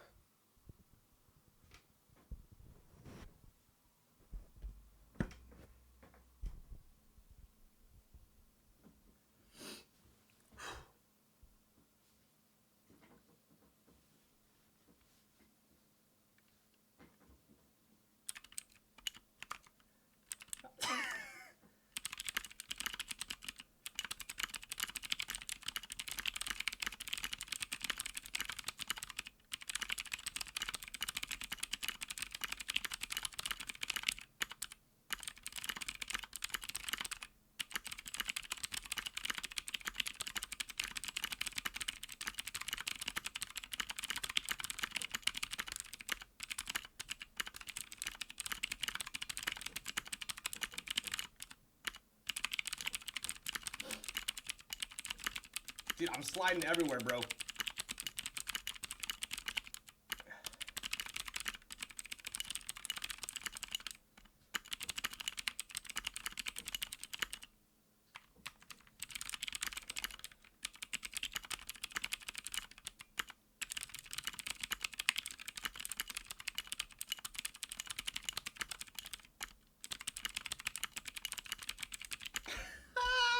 Shit. What was the over under? What was it? Did I win? Freaking crushed you all, dude. Get the frick out of here, man. Destroyed. Absolutely destroyed. Yikes, bro. We can definitely see my proper typing technique with this one. I'm gonna go wash my hands and I'll be right back.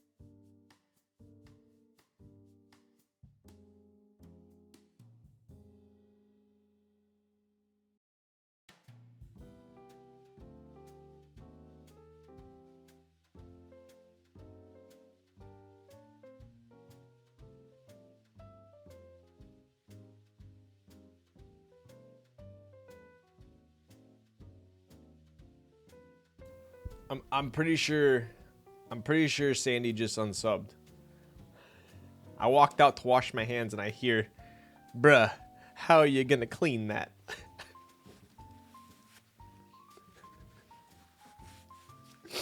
We're gonna throw this one in the dishwasher. That's not that bad. That's really not that bad, I don't think. Let's take a look.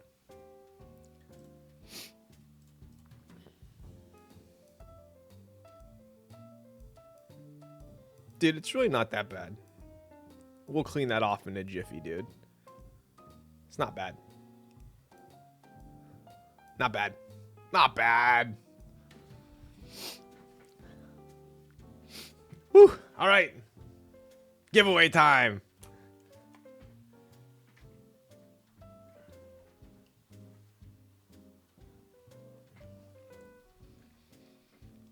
Still got that spray bottle hand. Oh, I sure do. Dude, that was really hard plugging in the cable, though. I'm not gonna lie. All right. So, giveaways tonight. I am going to give away. Can't even, dude. Sandy, you'll help me clean this after, right? It's not a Kaze, but it is a keyboard in a Kaze case. Actually, let's do this.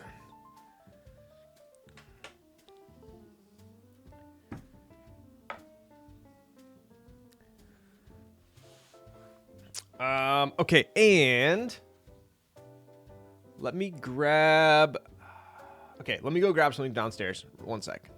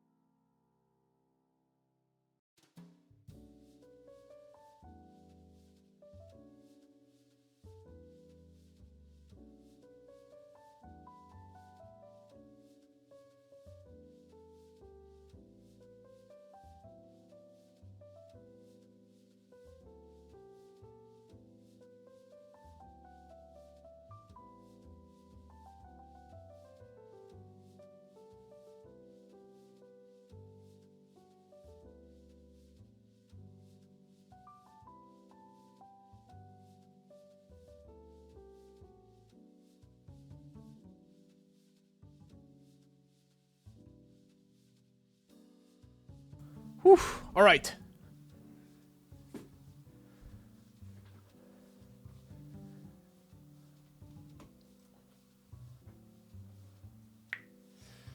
I'm going to do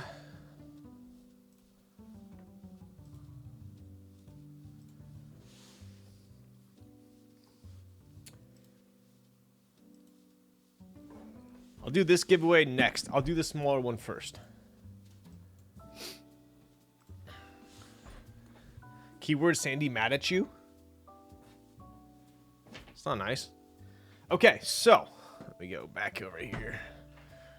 I gotta type this in. Nightbot. Giveaways, keyword. Okay. Set up there.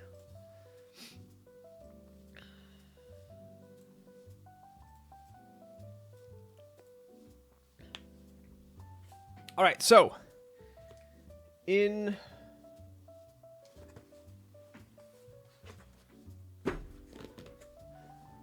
celebrate the Lunar New Year, I'm going to do 3 giveaways, 2 nests, 1 keyboard. All right.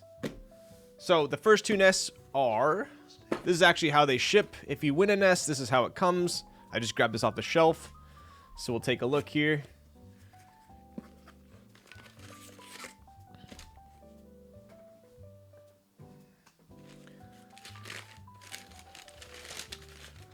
Follower mode now or for the big one only? Let's do, what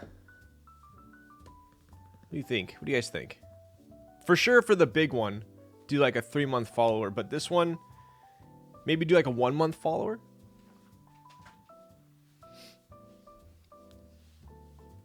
How about this? We'll do one nest, anyone can win it. One nest, a 1 month, and then a 1 keyboard, a 3-month. Deal? Deal. All right, anyone can win this one. Let's see what color we got.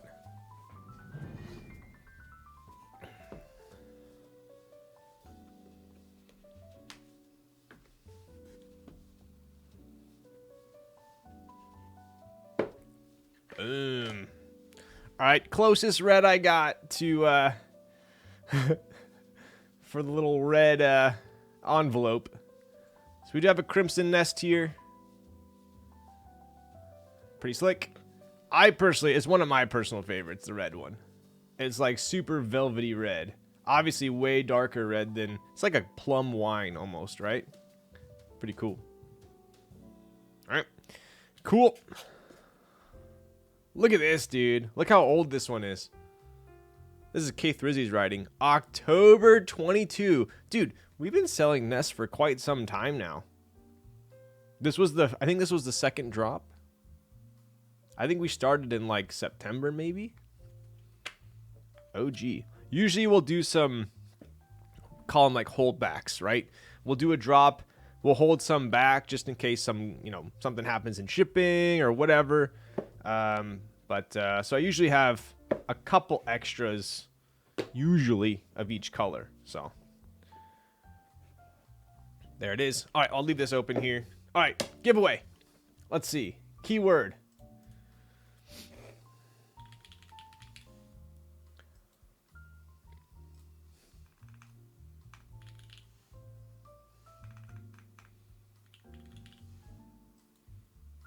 First keyword is going to be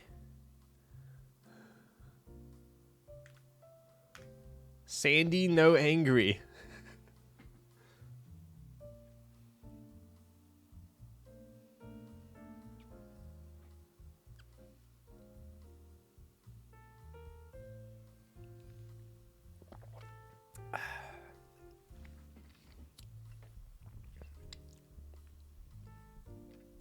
All right. 3, 2. Freaking joking my ass. I know Sandy entered. Like, are you freaking joking? 1. Splayed. Been following since January of last year. That's a whole freaking year. Do you claim your prize? If you're in the US, I got you on shipping. If you're outside the US, all I ask is that you cover shipping. What say you?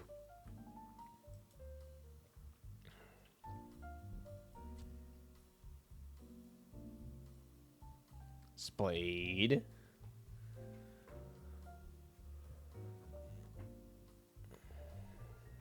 Claim. Oh, my heart was about to drop there. This also shows me how no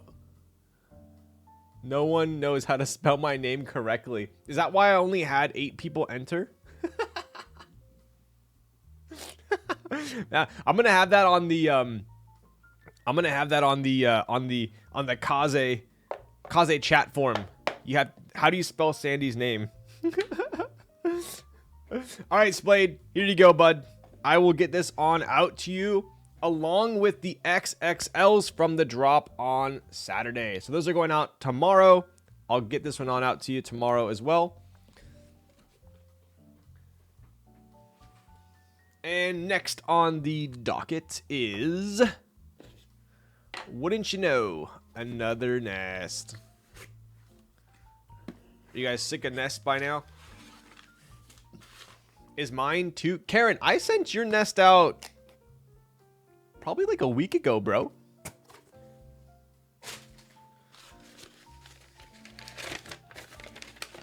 Frank has been summoned.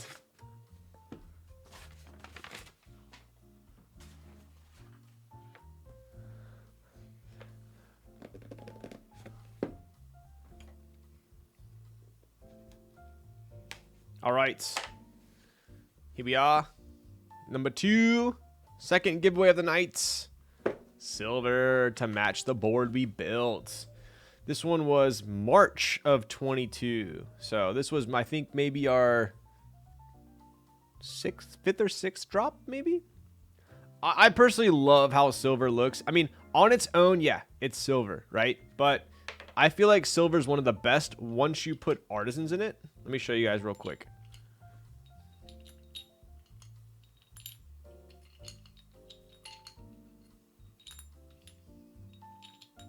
Like, I just feel like it frames it so well.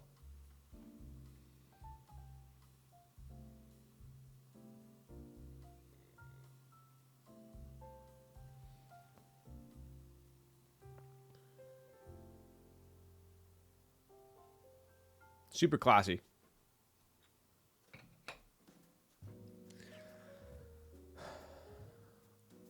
Yo, what's up, Tekken? How's it going, bud? It is a neutral canvas, for sure, for sure. All right, so we'll do the silver now. This one, let's put a 1 month follower only, make it a little bit easier for people that have followed me for more than a month, which shouldn't be asking too much.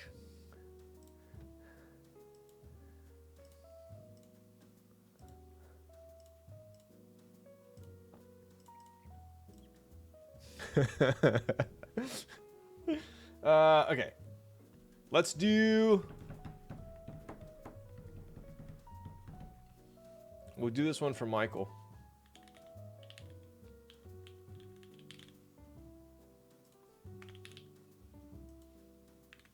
All right, here we go. Michael, why are you sleeping? So Michael is my brother who I built the board for tonight, who just so happened to go to sleep at 8 o'clock before I even showed the board, I think. This nest is officially used, by the way. This is for a used nest now. You could find it in the Amazon warehouse.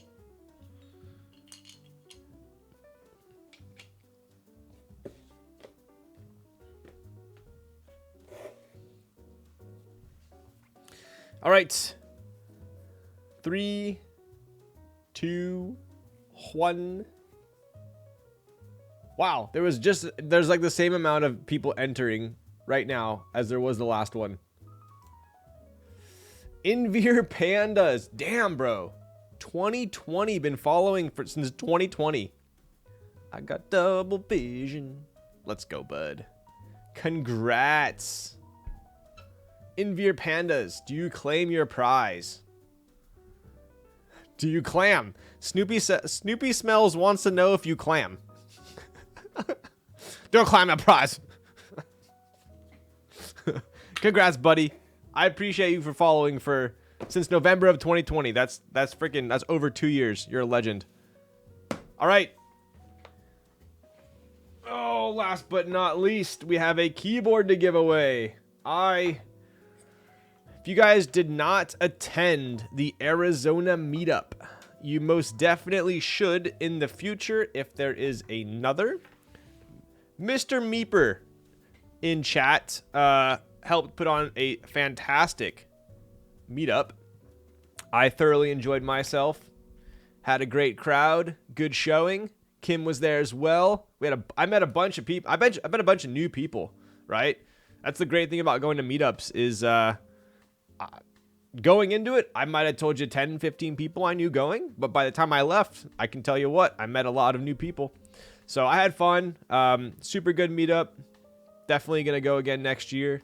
And I just so happened, coincidentally, I won the, I guess might have been the grand prize, which was a keyboard, which I thought to myself, I am going to give this away because, let's just say I don't need another keyboard, especially an F13 blocked keyboard. So I will give it away. It is a prototype. So keep that in mind. It's a prototype. It's got some scuffs. People have built this board. It is not telling you right now, there are scuffs and small dings, and it's a prototype, right? But it's free, so. You also get a Kaze case, right? Something I found out about the Kaze case, which is cool. If we do sell cases in the future, I don't know if it's going to be this exact case, but it does fit in it quite well. Most TKLs I've tried so far do fit pretty well. You also are going to be getting a PCB and daughterboard and JST, right? I just don't have it to show you guys right here, but you will be getting that. All right, here we are. So I believe this keyboard already ran as a group buy, but you will get the Kaze case, which I'm pretty proud of. And there's the board. Super shiny under my lights, but there it is.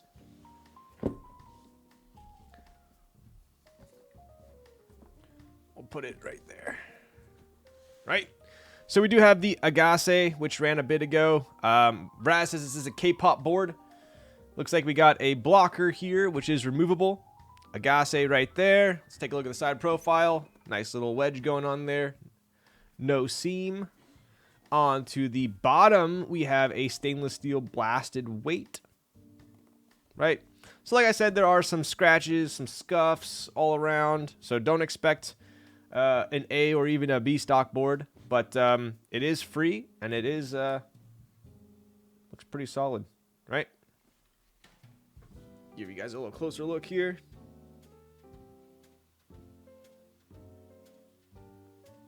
You also have a little Toblerone there, stainless steel Toblerone.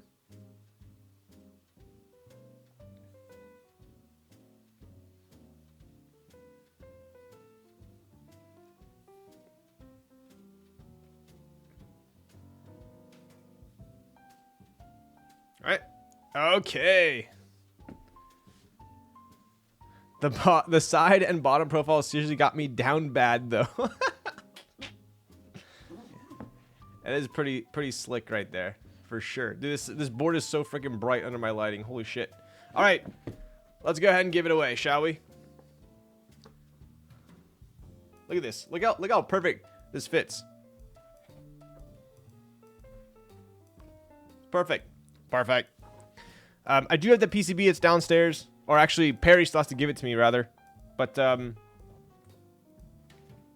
think this might fit an H88. Yeah. This is the Kaze bags. This is the bag. If you win a Kaze, this is the bag you are going to be getting.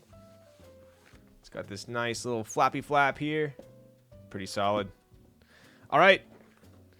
Sayonara is not Spanish.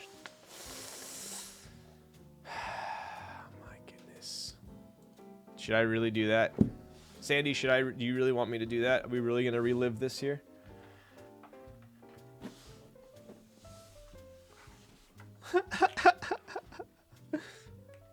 Relive?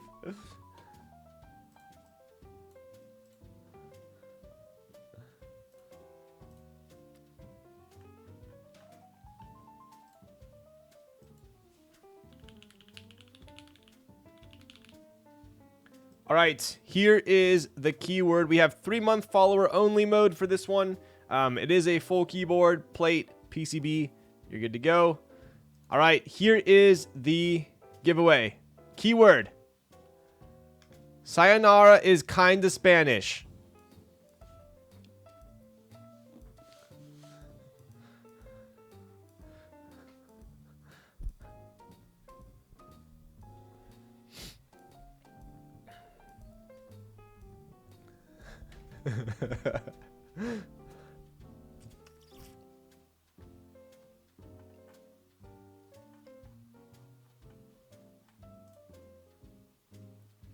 This freaking guy. All right, so are you freaking joking my ass? Should we give away Sandy's keyboard? All right. Anyways, we are. Let's see. Next build is going to be the Canon Keys Ripple. Right. So I'm going to be building the Ripple next, followed by my Ogre, the Matrix M6, and what else? What else? The HK Corn, Avia, some someplace in a faraway galaxy at some point.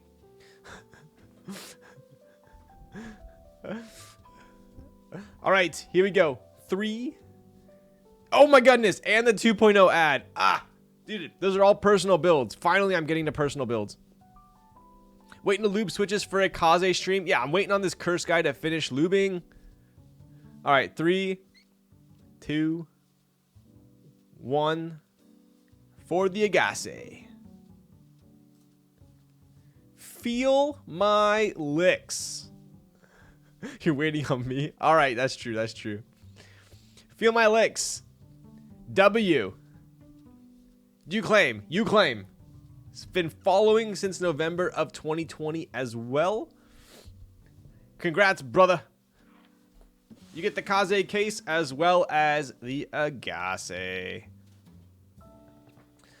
So if you're in the US, I got you. If you're outside the US, just cover shipping. It will be shipped very secure in this nice case here. But yes, I was only able to give this away because I won it at the meetup. So you guys can also thank the Sagaro meetup as well, right? They technically provided this. So cheers to that. Congrats, buddy. I want to know what you build it with if you end up building it. So yes, next build will be probably on Tuesday. Also, thank you to Thockiness of Plyworks for sending it. That is true. That is true. I'm basically just regifting right now. All right. Dude, I would love it if you built this thing with razor greens. Oh, all right. Cheers, bud. Okay, so we did 2 nests and a keyboard. I think that's pretty solid to start off the year. What do you guys think?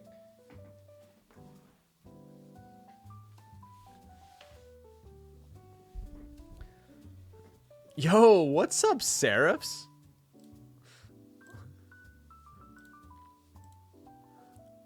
Lolsies? Wait, why do you... You're welcome. You are most certainly welcome. So 2 nests and the keyboard. Fire giveaways. Thank you, buds. Okay, so next stream will be probably Tuesday. I'm going to do the Cannon Keys Ripple. I might do another giveaway then. Probably. I'll find some more stuff. The next nest drop is going to be these 2 bad boys. So we got the Smoke PC and the Pink PC. Traditional, normal nests, not XXLs. These are most likely going to be on Saturday. I will confirm this week. What else? I think we're all caught up. I think that's it. Build went smooth. Michael will be happy at work. Don't wipe with acetone. If do not infill your PC nests, that is for sure. Also, one of the reasons why we didn't infill any of the PC nests because of errors. You can see the Ibis. Yes, I got you. The board we built tonight. Michael's work board there. All right, is anyone else... I'm actually ending at a proper time tonight, 11 o'clock. Who else is streaming? Oh, I think we should hit up Jelly Beans.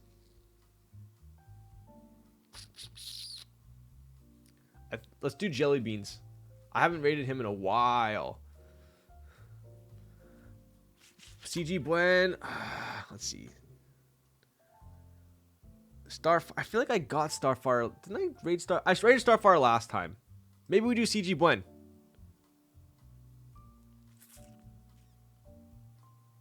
Let's hit up sweet CG Buen. I think I raided Starfire last time. She's doing partner push.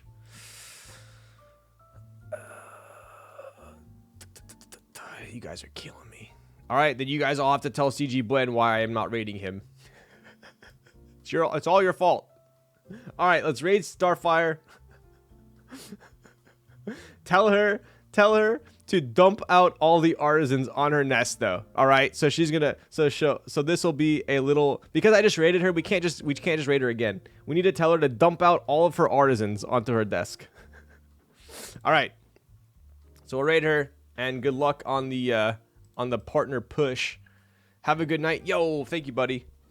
All right, so I'll see you all on. Make sure to click her photo. Yes. Make sure you click the photo. Otherwise, it doesn't count really as a view towards partner push. Dump out. There you go. Thank you, Meep. All right. I will see you all on Tuesday for a Ripple build stream. Thank you all for tuning in. Peace.